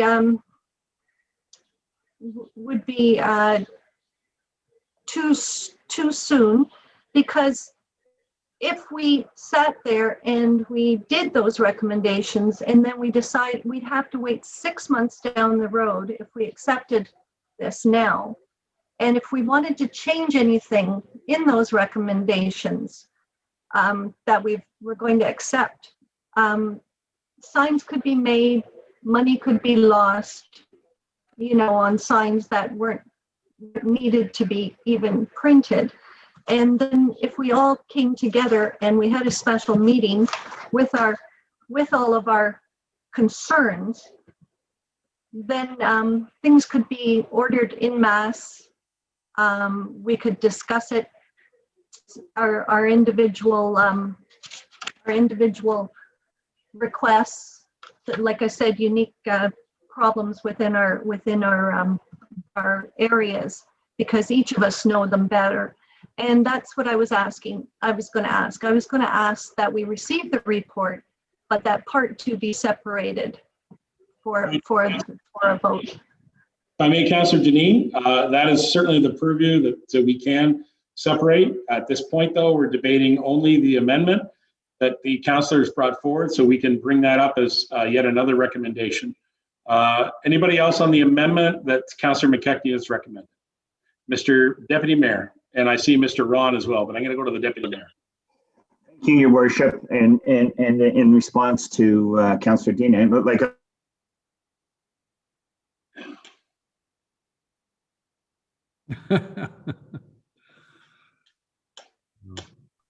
He's speechless. Yeah, that's right. I agree totally, and that's the whole point why. Can you hear me? My thing just froze. You broke up there, Barry. Take your time. Okay. I'll start again. I think I'm okay now. So the whole purpose of changing the word means we don't have to have a second vote. If we split the two up, that means we still have to vote on the second part of it, which I would not support tonight. And that's why I think if we just receive it, and then we can have another report come forward, or we can bring it forward at another meeting, because I'd like to see all the recommendations at once. And like you said, probably go through them one at a time, because Councillor McKechnie has recommendations, Councillor Patterson has recommendations, Councillor Deneen has recommendations. So I'd like to see all these recommendations at once. and then put them together with the recommendations in the report, and then we can decide to vote on them. So I would recommend we just stick with the amendments and not deal with trying to separate the two. But that's Councillor Dean's decision whether she wants to do that amendment or not after our amendment. Again, when dealing with amendments, you deal them one at a time, and then you have to move forward.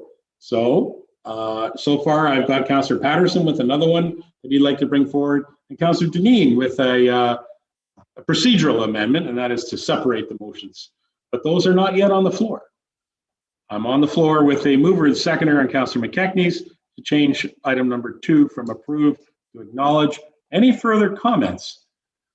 Mr. Ron, since there's, oh, hang on, Mr. Walker first, and then Mr. Ron. Go ahead, Mr. Walker. Thank you, Your Worship. I think approved allows us to move forward. If you look at the short term, it says review the travel speeds, review the speed signage, increase vegetation clearing, review and improvements to the township traffic calming policy. By accepting those minor recommendations and the speed, reduce the speeds on those 4 roads. And then our long-term road design, revisiting roadway design, develop a complete streets policy. Those are allowing staff to move forward. If we just acknowledge and don't approve, then all this is sitting here waiting for us to make a decision down the road to do something more. I think we should move forward with it the way it is. Staff then will come back to us with those. And as the CAO mentioned, we can add recommendations to this from council as we go along. And we can debate those recommendations. So I cannot support the amendment. I will support it the way it is, because I think we need to move forward with this. It's a good report. We spent a lot of time on this. Let's just move forward with it and do the short term. And they're all about revising, reviewing. So that way staff can do all that. Thank you, Councillor Walker. Councillor Deneen, your card is up again. Speaking on the amendment. Councillor Deneen. I can't support it with it being accepted. I could support Doug's amendment if it doesn't mean that we are stuck with certain things that were actually outlined in this for the next 6 months without change. And I'm looking at the speed reduction on Lavender Hill Road, Concession 10, Hogback Road, the 3637 side road from 80 to 70. I can't support that because I think that I would rather have, that's not something that I can support, and it would take 6 months before we could revisit it if we accepted it at this point, is what I understand. So I'll go with Doug's amendment then, if that means that we're not stuck with that. All right, thank you very much. Any other members of council? I'm going to go to Mr. Ron next. Mr. Ron, go ahead. Thank you, Your Worship. Councillor Walker, you said a few things that I was. One thing I just also, when you, when this report is approved by council, you've just approved a senior engineer in transportation, which ultimately reduces the township's exposure to liability. Right. It is a big difference in wording. You've approved a professional engineer's report explaining to our township senior staff what we should do to make our roads safer. And if anything were to happen, that professional engineer would go to court, stand up, whether it's court or, we go to discovery. Dan's been to discovery. I've been to discovery. If council moves forward without the professional's report, we can't defend the township. Just throwing that out there. We don't talk about it very much, but it is important. That's why we use professional engineers, and your senior staff are very, very knowledgeable, and especially Dan Perot, one of the most knowledgeable transportation people I've met. Great report. I would suggest that it's accepted. Some of these issues are going to take longer than 6 months. but some of them we will bring for council's budget deliberations. Just my thoughts, always try to protect the township and give council advice. So thank you, Your Worship. Very much. I see no further. Oh, Mr. Perot, go ahead. Thank you, Your Worship. And just, it was never staff's intention to implement these measures without council's input, further input, i.e. the road design. So if we were going to change a road design into a complete street, for example, or a traffic calming policy, we would definitely come back to council for those implementations, and those implementations would happen over dozens and dozens of years. But implementing a new road design with, say, example, a bike lane introduction, that would happen over many years. So, right, let's take the 10th concession, for example. If it were in place today, with a road design that would include a bike lane, that's what, we would bring that to council's attention, council approval on a new road design, and implement those at construction time. There's no inference that we would implement a new road design and then have to go around and reconstruct everything right away. That definitely wasn't staff's intention. Another point on that is that I know many councillors have concerns with speeds on other roads that were not identified in this traffic report. And I am not sure that Mr. Senton would be eager to revise or recommend something that he has not studied fully. This is a general study of all of our township roads, and he is suggesting ways to improve safety on all our roads. While he only looked at 48 locations, it's a general basis for improvements. I would suggest to council that perhaps we put forward that staff take back and do some work on a lowering of traffic policy, looking at professionals' opinions on the shape and width, vegetation, geometry, exactly what Mr. Senton has done, and do it on a road by road basis, if that is what council desires. Because if it's over and above what Mr. Senton has put in his recommendations for this report, it would be my suggestion that that he would have to study each road individually before he would make a recommendation to council to make those changes. So, Mr. Perot, this is outside of the discussion of the actual amendment, but I appreciate exactly what you're saying, and I hear you, and I hear Mr. Ron and comments about professional engineers, and so I hear you. Mr. Lamers is next, I believe. Go ahead, speaking on the amendment. Yeah, thank you, Worship. Yes, like we have this to approve so we can get started on these roads now rather than prolonging it and bringing it back. Dan just answered a lot of my questions. Like, okay, we can get started on this, and then it's going to be a 1 to 10 year progress to move on with this. So it's going to be an ongoing discussion. Fair enough. Okay, Mr. McKechnie, I see your card once again, and I'd like to end the debate on the amendment. Mr. McKechnie, go ahead. Yeah, so regarding the amendment, first of all, thank you very much, Dan. That explained a fair amount.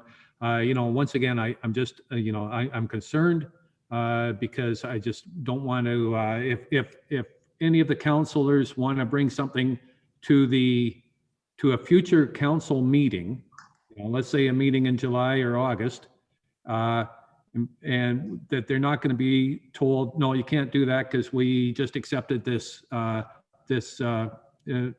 report and the recommendations in the report. I just don't want to see us have our hands tied on this. So I'm going to leave the amendment, I'm going to leave the request for the amendment on the table and just see how council votes on it. I think Dan has sort of calmed a few of my fears, but I'm going to leave it out there. And because we've discussed it so much. The last thing that I want to say is that, I like Dan's idea about possibly doing a road by road study more and discussing things that way. But I'm going to leave the amendment on the table. But Dan has sort of allayed some of my fears. So thank you. Appreciate that. Mr. CAO, and then I'll speak, and then we'll call the motion. Go ahead, Mr. CAO. Yeah, thank you, Your Worship, and through you. Ultimately, just based on what Councilor McKechnie just mentioned, if you come back with a recommendation and council votes to refer it to staff, we absolutely will make sure that that's dealt with. We just want to make sure it's dealt with through the proper channels, and that can happen at any time throughout this process. And we would want to demonstrate to you and demonstrate to all of council that any recommendations that would come back to staff, we would make sure it's done properly so that it's a professional engineer, as Mike Ron very astutely laid out. It's very important when you make these decisions, but it doesn't mean your recommendations can't go forward and can't be dealt with by the professional. That's all we're saying. All right. Thank you, Mr. CAO. I'd just like to call in Madam Clerk, Ms. Helmke, for a moment. My comments are related to our responsibility as councillors and mayor and deputy mayor to hear from the public, to bring forward recommendations, to debate them at this table, to present them in a motion, and then to live with the vote that happens.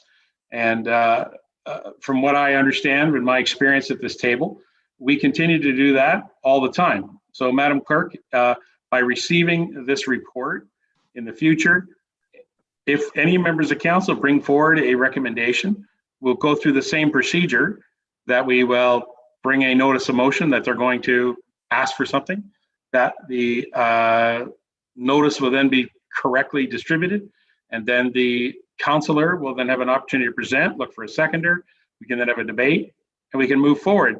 Much the same as anything else. I mean, this, I'm just asking that we understand that through the staff that we have and through the procedures that we have, that we can do these decisions, Mr. McKechnie, that our hands are never tied, that we would accept this report, move on, and we can still bring forward information. Ms. Clerk, does that make sense to you? For you, Mayor Measures, to the rest of council, from the information provided by CEO Ferguson and Mr. Perot and Mr. Ron, it sounds like this traffic assessment study is kind of a guiding document, not unlike our official plan, and then specific parts of that traffic assessment study will be brought back to council, possibly at a different date, or council will have the opportunity to submit a notice of motion or even during budget time speak to different road improvements. That's just my interpretation of what I've heard at tonight's meeting. Mr. Perot or Mr. Ron can correct that, but you are correct in that council does have the opportunity to make amendments and different policy changes as you guys go along. All right. Thank you, Madam Clerk.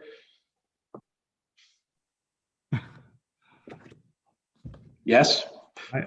I was just going to say, after hearing the clerk and the CAO and Mr. Perot, I'll withdraw the amendment, and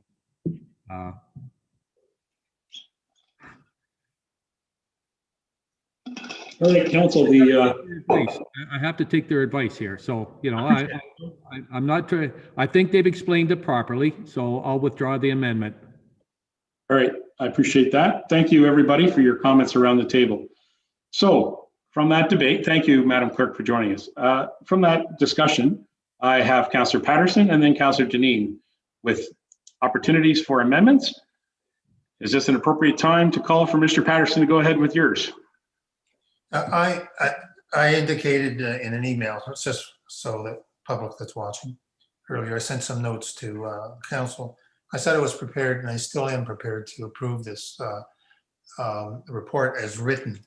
I am making a suggestion, and I will come back with it as opposed to prolonging the debate, that as we understand what's all in this report, which is, it is a guiding document, and it's full of a lot of commitments that we should talk about. How much, like, I think the one that it's glaring, 27 of the 48 road sections had inadequate shoulders. And yet we're permitting multi-use on our roads, as if that's not a problem. So I guess council will, now that it's been drawn to our attention in that level of concern, we're going to put our heads to it along with staff. So I'm very comfortable. This is a good engineering report, not saying this is all you have to do and you don't have to do anything else. It's saying all the things you have to do going forward should follow some of these considerations. That's what I like about this, and it gives us a base to be consistent. I don't need to make another amendment, or I will simply state that as we move through this, because it's going to be lots of discussions, and we're going to end up debating one road against the other. I'm okay with doing road by road. That's the way you have to do it, including site visits. But I hope we're going to use the same criteria across the whole township. That was the whole purpose of doing it on a network basis as opposed to on a complaint basis. So I simply will float the idea for us to discuss at our next meeting. And I'd like to do this in another 2 weeks, another month, whatever our council agenda permits. So it's fresh, that we capture a lot of this stuff in an implementation plan. It simply says, these are all the items we're going to do. This is the timeline we want to do it on. And then what are the criteria for doing this work? I mean, staff resource time, do we need expert help? Do we have to have Mr. Senton on retainer for this? How much money do we want to spend? All that sort of thing.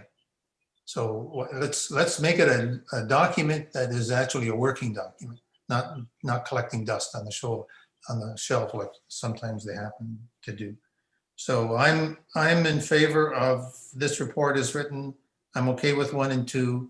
I've put my idea out for the implementation plan. I'm ready for the vote.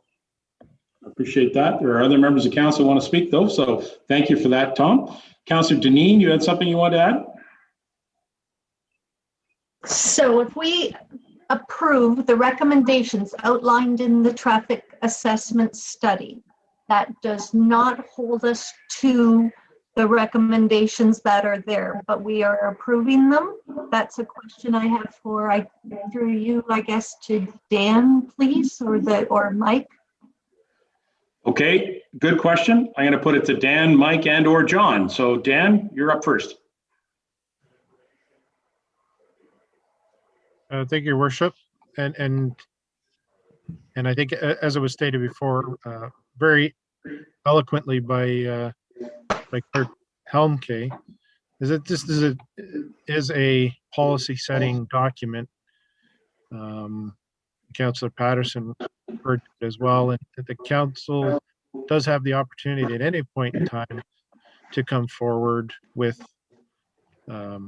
notices of motion, requests to staff to look at certain roads, and that this document will be used to set the standard of how that road is looked at. That is I think that's how the report has been written, and that's how I interpret the report and implementing any further requests from council in the future. Thank you, Mr. Pro. Phyllis, did you want to add something? But he's saying future. This is already outlining something that I don't agree with, is my problem with this. One of the recommendations, I would want it changed right away. If it was approved, if the rest of the council was in agreement. So we're just a. I know it's confusing. I appreciate that. Yes. Yes. So if I can. I understand that the recommendations are listed and staff agrees with the recommendations. But if I don't agree with the recommendations personally for the short term, I guess I just, it's a great report. Don't get me wrong. It's just, I have to deal with my constituents, and my constituents are not happy with that. And that's just where I'm at with that. So if I have to vote not to accept it, or I'll just do that. That's fine. All right. One moment, Tom. Can I go to Mike or John if they have any comment about the recommendations that are currently within the report? Are these that you would interpret as staff that they would be implemented directly as a result of receiving this report? Mike and or John? I believe that the flexibility is there, that you can make a change, but that change still has to be conducted with professional engineer signing off that that's the way you have to go. So I'm not specifically aware of what change that you don't like or what you would like to see changed. And I think if you put that forward, I know the engineer, he's going to review tonight's meeting. He's going to take down the notes on certain things. So we anticipate there's going to be some priorities established as Councillor Patterson laid out based on a similar criteria. Councillor can determine by priority where they want us to focus on, and then we'll send that information to the professionals to deal with and come back and then implement. And it'll be a team effort, but we have to do it in a way that council agrees as a body and sends it to staff. And I believe that whole process can take place. And as everybody stated tonight, it's a guiding document. There's going to be things in there you like and things you dislike, but it's well done and it helps guide us. All right, Barry, I acknowledge you. Phyllis, though, still has the floor. Phyllis, anything further?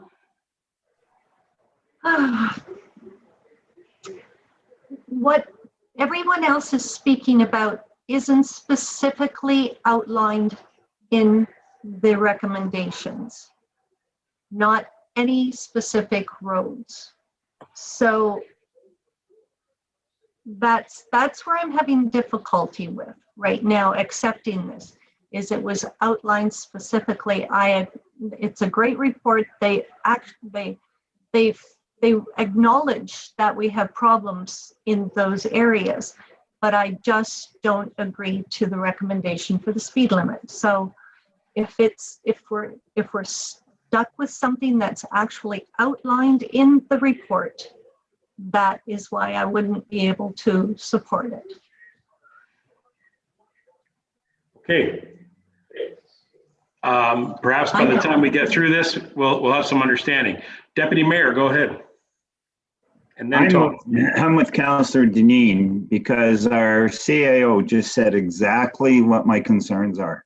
If we accept this, and if we accept it as it is, and we want to change, and there's part of it we don't like, or you know, I want time to review these recommendations, because if we don't like it, then clearly the CAO suggested, and correct me if I'm wrong, John, that if we wanted to change it, we would have to have an engineer's report and recommendation to change it. That's what I don't want to get into. I want to review these first and make sure that council understands all these recommendations. And I feel it's a lot of information to absorb. And I'm back to, I am not going to support this recommendation as it is written. And I would suggest that all these recommendations need to come at a separate time, at a separate meeting. Maybe it's a special meeting and we go through all the recommendations one at a time and either support them or don't support them, but each recommendation at a time, along with the additional recommendations that council members want to include. Okay, so if I may, Mr. Patterson, Tom, you made a comment in an earlier discussion here about an implementation plan, which I think is key to me. As I stated back when we had the debate, where we deferred some motions that were put forward by yourself, Councillor McKechnie, that those deferrals need to be put off until this report be received. So I think to speak to implementation, and this may assist Councillor Deneen, it would be my suggestion that all of these speed changes that are the 4 of them, I guess, that are in our current report right now that's in front of us, as well as any of those that members of council want to bring forward, will be or should be brought to council to have a discussion on each one. I think that's how they should be done. And I think what they need to be done is they need to be vetted against the report to make sure that they meet the terms of the traffic assessment study. And so each recommendation, Councillor McKechnie, your recommendation for that piece of the 6th over to 91, it needs to be vetted into the report. And Councillor Deneen, you and I have attended meetings where we've met with people from the Calling Woodlands subdivision. They have a recommendation that they'd like to bring it to 40 in their little subdivision. I mean, that's not even covered in this report yet. So there's a lot of things that need to be vetted against this report. So in the interest of moving ahead, I would think that Councillor Patterson, you've hit on something to me that speaks, and that is the whole idea of implementation on how we actually get this done. Because I also think that implementation is also about how we communicate with members of the public. That we don't just do one road at a time. We do a group of roads, we pass it all, we vet it all through this policy, and then our crews assemble and go and change a whole bunch of signs all in one day or one afternoon. Because if we can make a change and do a communications plan to the public that we're advising them if there's going to be changes, they're going to be sweeping across the township in multiple locations. Basically, it tells people, pay attention to the signs because the speeds are changing. If we just change one area, and I'll give you a small example, Tom, but the south end of Creemore, when that section of the 3rd there was changed to 50, it just happened overnight. There was no real communication. It just happened, didn't it? I would far rather we did this where we have a better communication across the whole township of all of these changes. So Mr. Deputy Mayor has brought it up that we need to perhaps have a special meeting. You've mentioned it, that an implementation thing, and Councillor Deneen has shared that she has a concern with the actual recommendation. I'm hoping that this council will vote in a few moments to simply accept this, and that staff will take away the knowledge that we need to have a meeting where we have all of these roads on it and we discuss even the ones that are in the recommendation at this time so that we have a plan. But I think the study itself is very valid, and I'm very happy with Mr. Ferguson's comments about the professionalism of it, and to Mr. Ron's comments about working with professional engineers. I also don't want to see us get hung up on doing study after study after study. And I think that that's a real fear that I have, that we end up doing that when it's just a waste of time to actually get any changes made in our community. Okay, I know, I'm sorry, I stepped out of turn here. It's becoming a nature of the way this meeting's going. Is there anybody else who would have any comments on the motion as presented? I'm looking for any members. Councillor Patterson, go ahead. And then McKechnie. Yeah, I was going to offer I thought a solution that council knows we had. When we were talking about traffic calming and making individual, actually it was during a traffic calming policy, Deputy Director Dan Perot said, well, you know, we need to do that by bylaw. So even if we pass this tonight and you still had concerns, all of those short-term changes, I think is true, would be subject to a bylaw. Correct. So you're going to get another kick at the can. Okay, but I hope there's been enough assurances given by staff already that this is a step forward in having guidelines, you know, ways of explaining to the public mostly how we manage our traffic. Okay, and we haven't even had, and then the other thing I want to mention is, and the mayor's already mentioned, there's been a few, that's why I wanted the implementation plan as well, because we've already started to stockpile some of these applications. County Road 12, or Concession 12 in New Lowell, and Fairgrounds Road, Concession 6, Riverside. They've all had some discussion already by this council. This report gives them some framework. That's where we're going. So I'm hoping that council will support this the use of this document, let me put it that way. And I have my concerns about it, but I think we solved that at the council table. Thank you, Councillor Patterson. Mr. McKechnie, you're next. Okay, thank you, Your Worship. So I'm just wondering, I think we're all heading in the same direction here. Is there any value in accepting this report, and but also to directing you, Your Worship, to call a special meeting sometime in July so that we can bring our individual concerns to the table, and we can discuss them each of our roads that we have problems with, and because I don't want to see this drag on too much longer. I mean, this report has been a year in the making. We've deferred 3 motions for speed changes to various roads till after the report, so that's been about a year. You know, I just want to get this settled. I just want to get this settled in July, and I'm just wondering if we accept the report, can we direct you as a maybe make, I don't know whether it means that I have to make another amendment or not, but to call a special meeting so that we can deal with the individual roads as individual councillors. Would that be worthwhile? If I may, procedurally, what I would love to do is I would like to see us receive this report as an item 1, and item 2, approve the recommendations in this report. Call that motion, be done. The next motion, which I would put on the floor, and I would ask for a mover and seconder, would be that a special meeting be held and all members of council need to communicate to the clerk and the mayor of their wishes for any type of road calming. And we will assemble all of those wishes. We will then present it to staff and we will find a date. That would be my sort of motion that I would hope that we could do. But it's not up to me. I will definitely call a special meeting. I'll call one tomorrow if you want. But the reality is, councillor, is that we need the content to make the meeting work. At this time, we've got 3 deferred motions and plus one of the 3 that are on the report from Mr. Perot. So we've got a few things we can talk about. But to speak to what Mr. Patterson and I were kind of discussing here was an implementation plan is to get all of it together and get it done. And I'd be more than happy to have a special meeting where we do nothing but talk about roads and speed and we get it done. Okay, let's do that. Let's move it in that manner. All right. Is anybody else further for the discussion on this point? And I am getting tired, so I apologize. So we have the mover and seconder. I believe it's Patterson and then Roderick. Is that correct? I think that's who it was. Councillor Clerk Helmke, is that correct? I think that's who it was.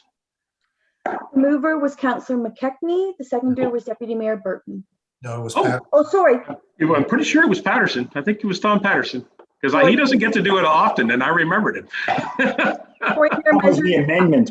I was looking at the amendment. You're correct. Yes, it was Councillor Patterson and Broderick. Okay, I thought I had it right. Thank you. And Councillor Patterson, thank you for making the motion. I don't often get you in this list, so appreciate that. Members of council, nothing further. I want to thank staff. Thank you. I'm prepared to call the motion. Those in favor?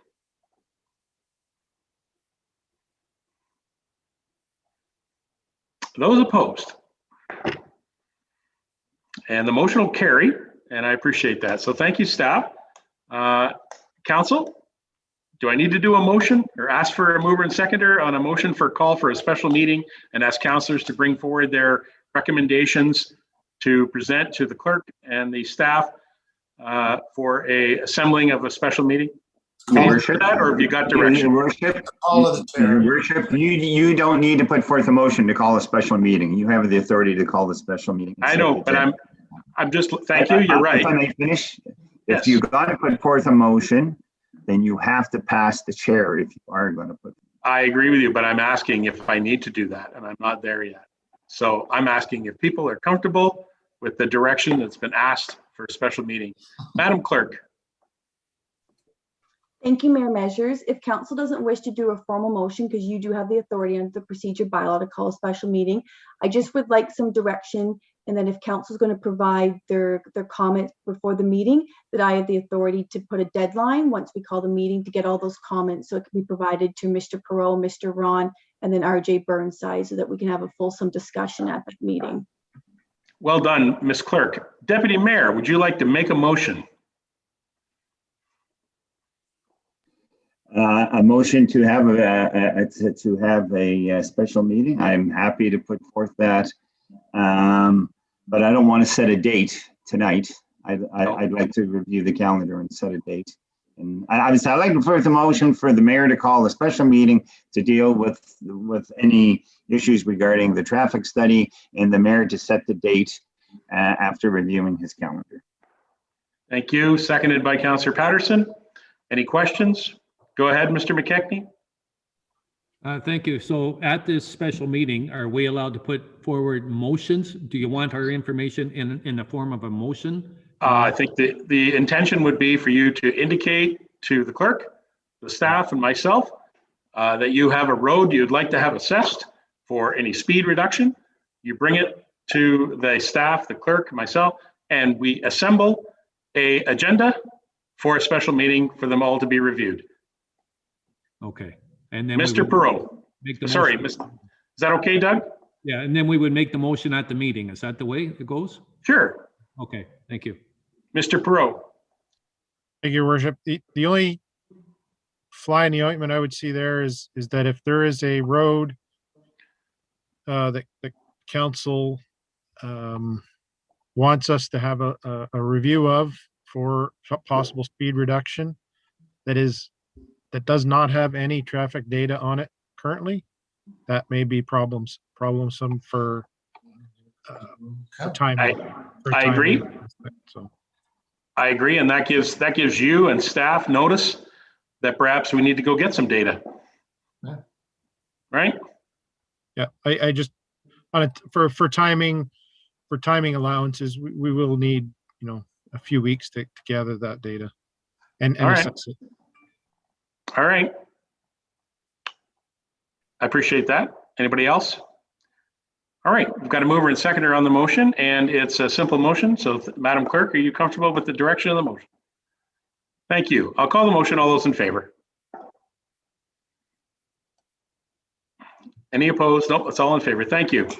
All right, well done, people. Gives plenty of opportunity for public commentary, by the way, because there's this discussion and then there's a bylaw discussion afterwards. So there you go. Okay, council, we're over at Public Works, at Parks, Recreation, Culture. All right. Hello, Mr. Vachon. What's the score of the game? But don't tell me. Hello.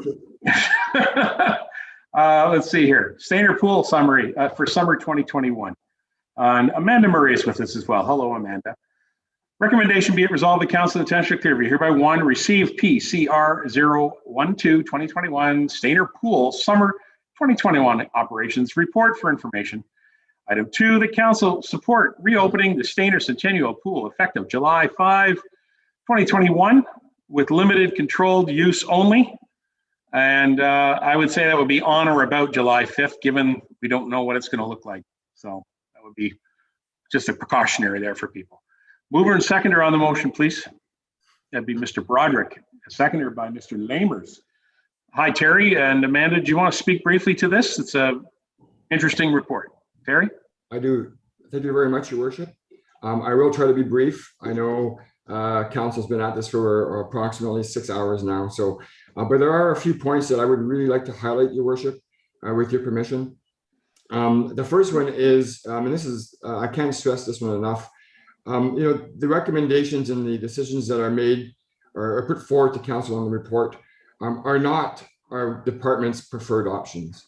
Our department would prefer that the pool operate like normal, in a non-pandemic world. We wish, if we wish we had a full complement of a lifeguard staff.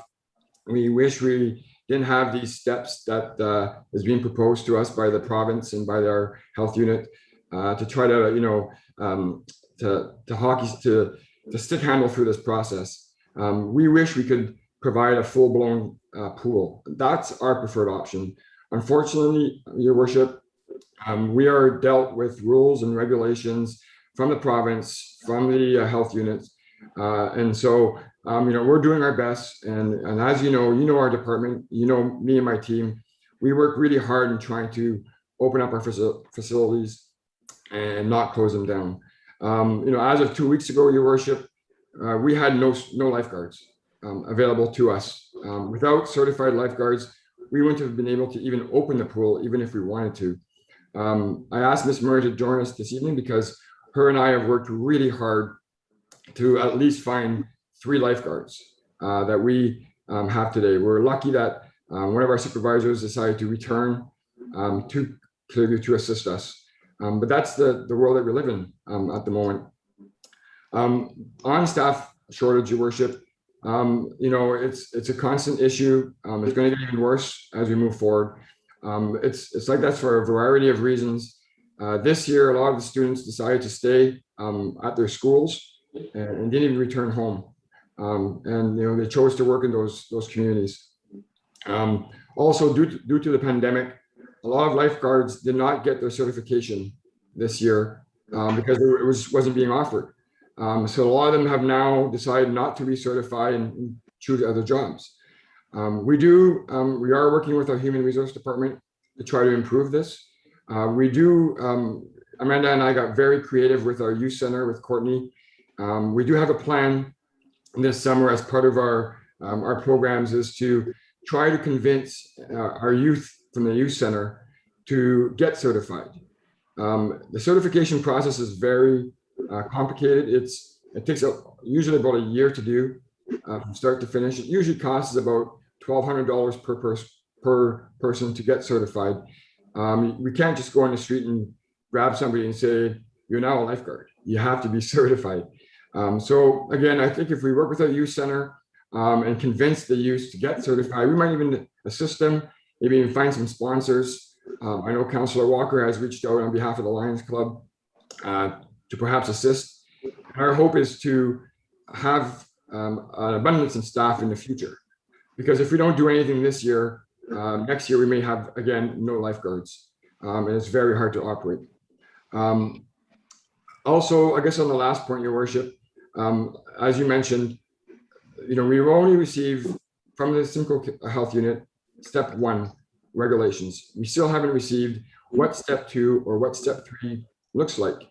We do refer back to the Life Saving Society, who are the experts in the field, who have made some suggestions of how they think these steps will be delivered in the future. And that has assisted us in making these decisions that we have today. The big point in our report that we know that the citizens of Clearview are upset about is the no public swimming point. And again, as of today, June the 14th, we're working with the rules that we have. And right now we rather under promise and perhaps over deliver over the course of the summer. We are flexible. Once we know what the rules that are provided to us by the health unit, once we know those rules, we can work with that. And if it provides us the opportunity to have public swimming, we'll do it. But as of today, with the rules that we educated ourselves with, we just can't at this time. But we're very happy to be able to provide, programs, focused and skills developed, training process at the pool for this year. We're happy we're at least being able to provide swimming lessons, which is extremely important. We don't know the demand yet. Like I said, we only have 3 lifeguards. And there's a lot of different swimming lessons programs. So we don't know what the demand looks like yet. And we still don't know what the cleaning protocols, the extent of the cleaning protocols will be. Again, very similar to the arena back in the fall. We took baby steps, and I think we achieved success over the course of the winter. We're planning on doing the same with the pool this summer. Take baby steps, open up, provide some programs. Let's see where we're at. Let's evaluate day to day, week to week, and hopefully we can provide the services that our department ultimately wants to do, and obviously what Clearview Township and Council wants to do. So I know I said I would be brief, but Your Worship, Ms. Murray and I have been working hard at this for the last couple of weeks. We're very passionate about this, and so I just thought it was important that I touch on some of those key points. Thank you very much, Terry. Amanda, I know you've waited to join us. Would you like to jump in on any commentary on this, or do you have anything you'd like to I think our general manager covered it all. So thanks so much for just letting me listen in. Well, thank you very much for your diligence and your hard work to the recreation and culture staff for sure. I'd like to just throw a commentary out here before we start with any questions. First of all, I think the recreation department does a superb job of providing services to our community that are budgeted for and applied through the taxation. I think that they do a great job of acknowledging that everything we do in recreation comes with risk, and the assessment of the risk to open a swimming pool during a pandemic or even in the recovery period of a pandemic should not be taken lightly. There have been comments in the public about this, and it's honestly offensive that we are hearing from the public and how they are not happy about the pool being open. Well, I tell you what, I'm very happy about this, the work that we've done to get to this point where council even has an opportunity to discuss it, because the direction last year was simply they had to be closed. So I think every step that our staff have done has continued to protect the residents of our township and protect the integrity of our operation there at the pool, and frankly, to save lives. So I thank you for your work. Now, are there any members of council have any questions to our staff of this work? Yes, Mr. Walker, go ahead. Yeah, thank you, Your Worship. I just wanted to say that basically the same thing you said. Thanks, Terry and Amanda, for all their work. I know I had an email and I directed it to Terry today to respond to, and he responded to that email. The questions were pretty well what he described to the rest of council tonight as to why doing what we're doing and the protocol that we have to follow through. That individual texted me back and said, thank you so much for the explanation. I appreciate it. So I think if the public knows why we are at the stages we're at, doing what we can to open it, that they will understand.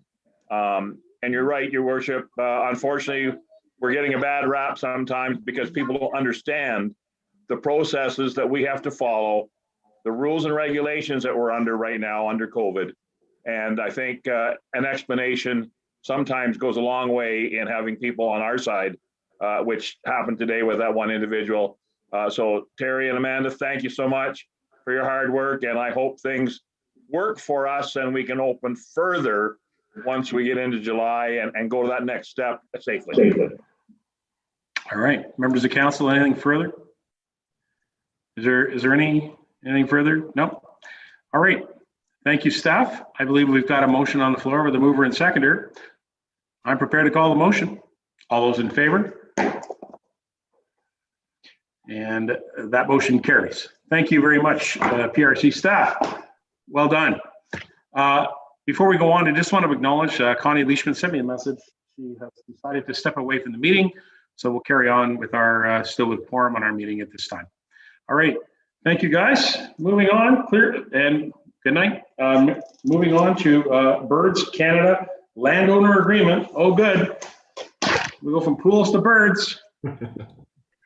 Recommendation be it resolved, Council of the Township Clearview hereby one receive PCR 013-2021 Birds Canada landowner agreement report for information. Item 2, pass a bylaw to enter into an agreement with Birds Canada. Okay, mover and seconder on that motion, please. Where are we at? Councillor Broderick and Councillor Walker. Terry, what do you want to tell me about Birds Canada? Or is this Amanda? Should we go to Amanda? Let's go straight to Amanda. Okay, go ahead, Amanda. Thank you, Your Worship. Thank you, Your Worship, and I will also keep my comments very brief. My report is fairly straightforward. Birds Canada is a national organization. They came to Clearview Township to request permission to put up what is known as a MODIS wildlife tracking system. It's an antenna receiver that would track animals such as birds, bats, dragonflies, etc., that are tagged, and it's part of an international network. We believe that this supports our department's initiatives at the Clearview Eco Park, specifically to make it an educational and ecological destination, not only for our own residents, but also for researchers and bird enthusiasts that are located in South Georgian Bay, but also across the world. So it is a 10-year landowner agreement. As you can see in my report, it's specifically to put tracking receiver on an antenna adjacent to the Public Works building. We did receive comments from Public Works, and they have no issues with that. We've updated the landowner agreement to reflect any of the comments about getting access during regular working hours. And there's no cost incurred by the municipality, nor are we charging any fees to Birds Canada. So a fairly straightforward landowner agreement for the next 10 years. Happy to answer any questions. Excellent. Anybody with any questions about the tracking report for Birds Canada? All right, my quick question and comment would be, if you recall, whenever we have telecommunications discussions, one of the questions that I often ask is to the owners of antennas, are you comfortable with a co-location agreement? And this is an example of a co-location agreement. Happens to be our tower that we own, but that's what this is a co-location agreement. And so it isn't always about telecommunications equipment as far as, telephones and internet. It's about other uses of radio technology. So I think it's a great use of our tower, and it's conveniently located right next to our park. So it makes sense. Members of council, anything further? Seeing none, I'm going to call the motion. All those in favor? And that motion carries. Thank you very much. Thank you, PRC staff, once again. Clearview Public Library, in regards to Trim Foundation Resilient Communities Fund. Recommendation, be it resolved, Council of the Township of Clearview hereby one, receive LIB 002-2021, Ontario Trillium Foundation Resilient Communities Fund report for information. Hello, Jennifer LaChapelle. Can I have a mover and seconder on this motion, please? Mr. Broderick and Mr. McKechnie. Broderick and McKechnie. Hello, Jennifer. What would you like to say about your report? Well, we're very excited that our grant application was approved, and what it means is that our local taxpayers will not have to pay a single cent towards the purchases that we're going to make. The staff are very excited about the new equipment, and it will also allow us, once we move back out of COVID, to ensure that we're able to provide more socially distanced programming. So I think it's really a progressive and important move for the library and for the community. Well done. Any members of council with any questions of the library CAO? No? Good luck with that, Jennifer. Thank you. Council, I've got a mover and seconder. I'm prepared to call the motion. All those in favor? And that carries. Thank you very much. Thank you for your patience tonight, Jennifer. Council, we've got a few bylaws, and I believe that's it. So we got a bunch of bylaws. Are we all ready? Okay, Madam Clerk, bylaws number 2126 to amend the comprehensive zoning bylaw regarding vending cargo containers. Recommendation be it resolved, bylaw 2126 being a bylaw to amend the comprehensive zoning bylaw 0654 be presented and read first, second, and third time. Finally passed on the 14th day of June 2021. I have a mover and seconder on the bylaw. Where are we at? Mr. Burton, Mr. Broderick. Council, you've heard the bylaw. All those in favor? Bylaw carries. Thank you. Bylaw 2161, again, a zoning bylaw amendment. This is for 8073 and 8077, Highway 26. Recommendation be it resolved, bylaw 2161 being a zoning bylaw amendment for 8073, 8077, Highway 26. Be presented and read a first, second, and third time. Finally passed on the 14th day of June 2021. Mover and seconder on this bylaw, Mr. Lamers, Mr. Walker. Council, you've heard the bylaw. All those in favor? And the bylaw carries. Thank you. Okay, vending bylaw is also the vending cargo container was the first one. This is the vending bylaw 2162. Recommendation be it resolved, bylaw 2162 being a bylaw to license, regulate, and govern the owners and drivers of businesses within the municipality be presented and read a first, second, and third time and finally passed on the 14th day of June 2021. And can I have a mover and seconder on that bylaw? Deneen and Burton. Deneen and Burton. And council, you've heard the bylaw. I'll call the motion. All those in favor?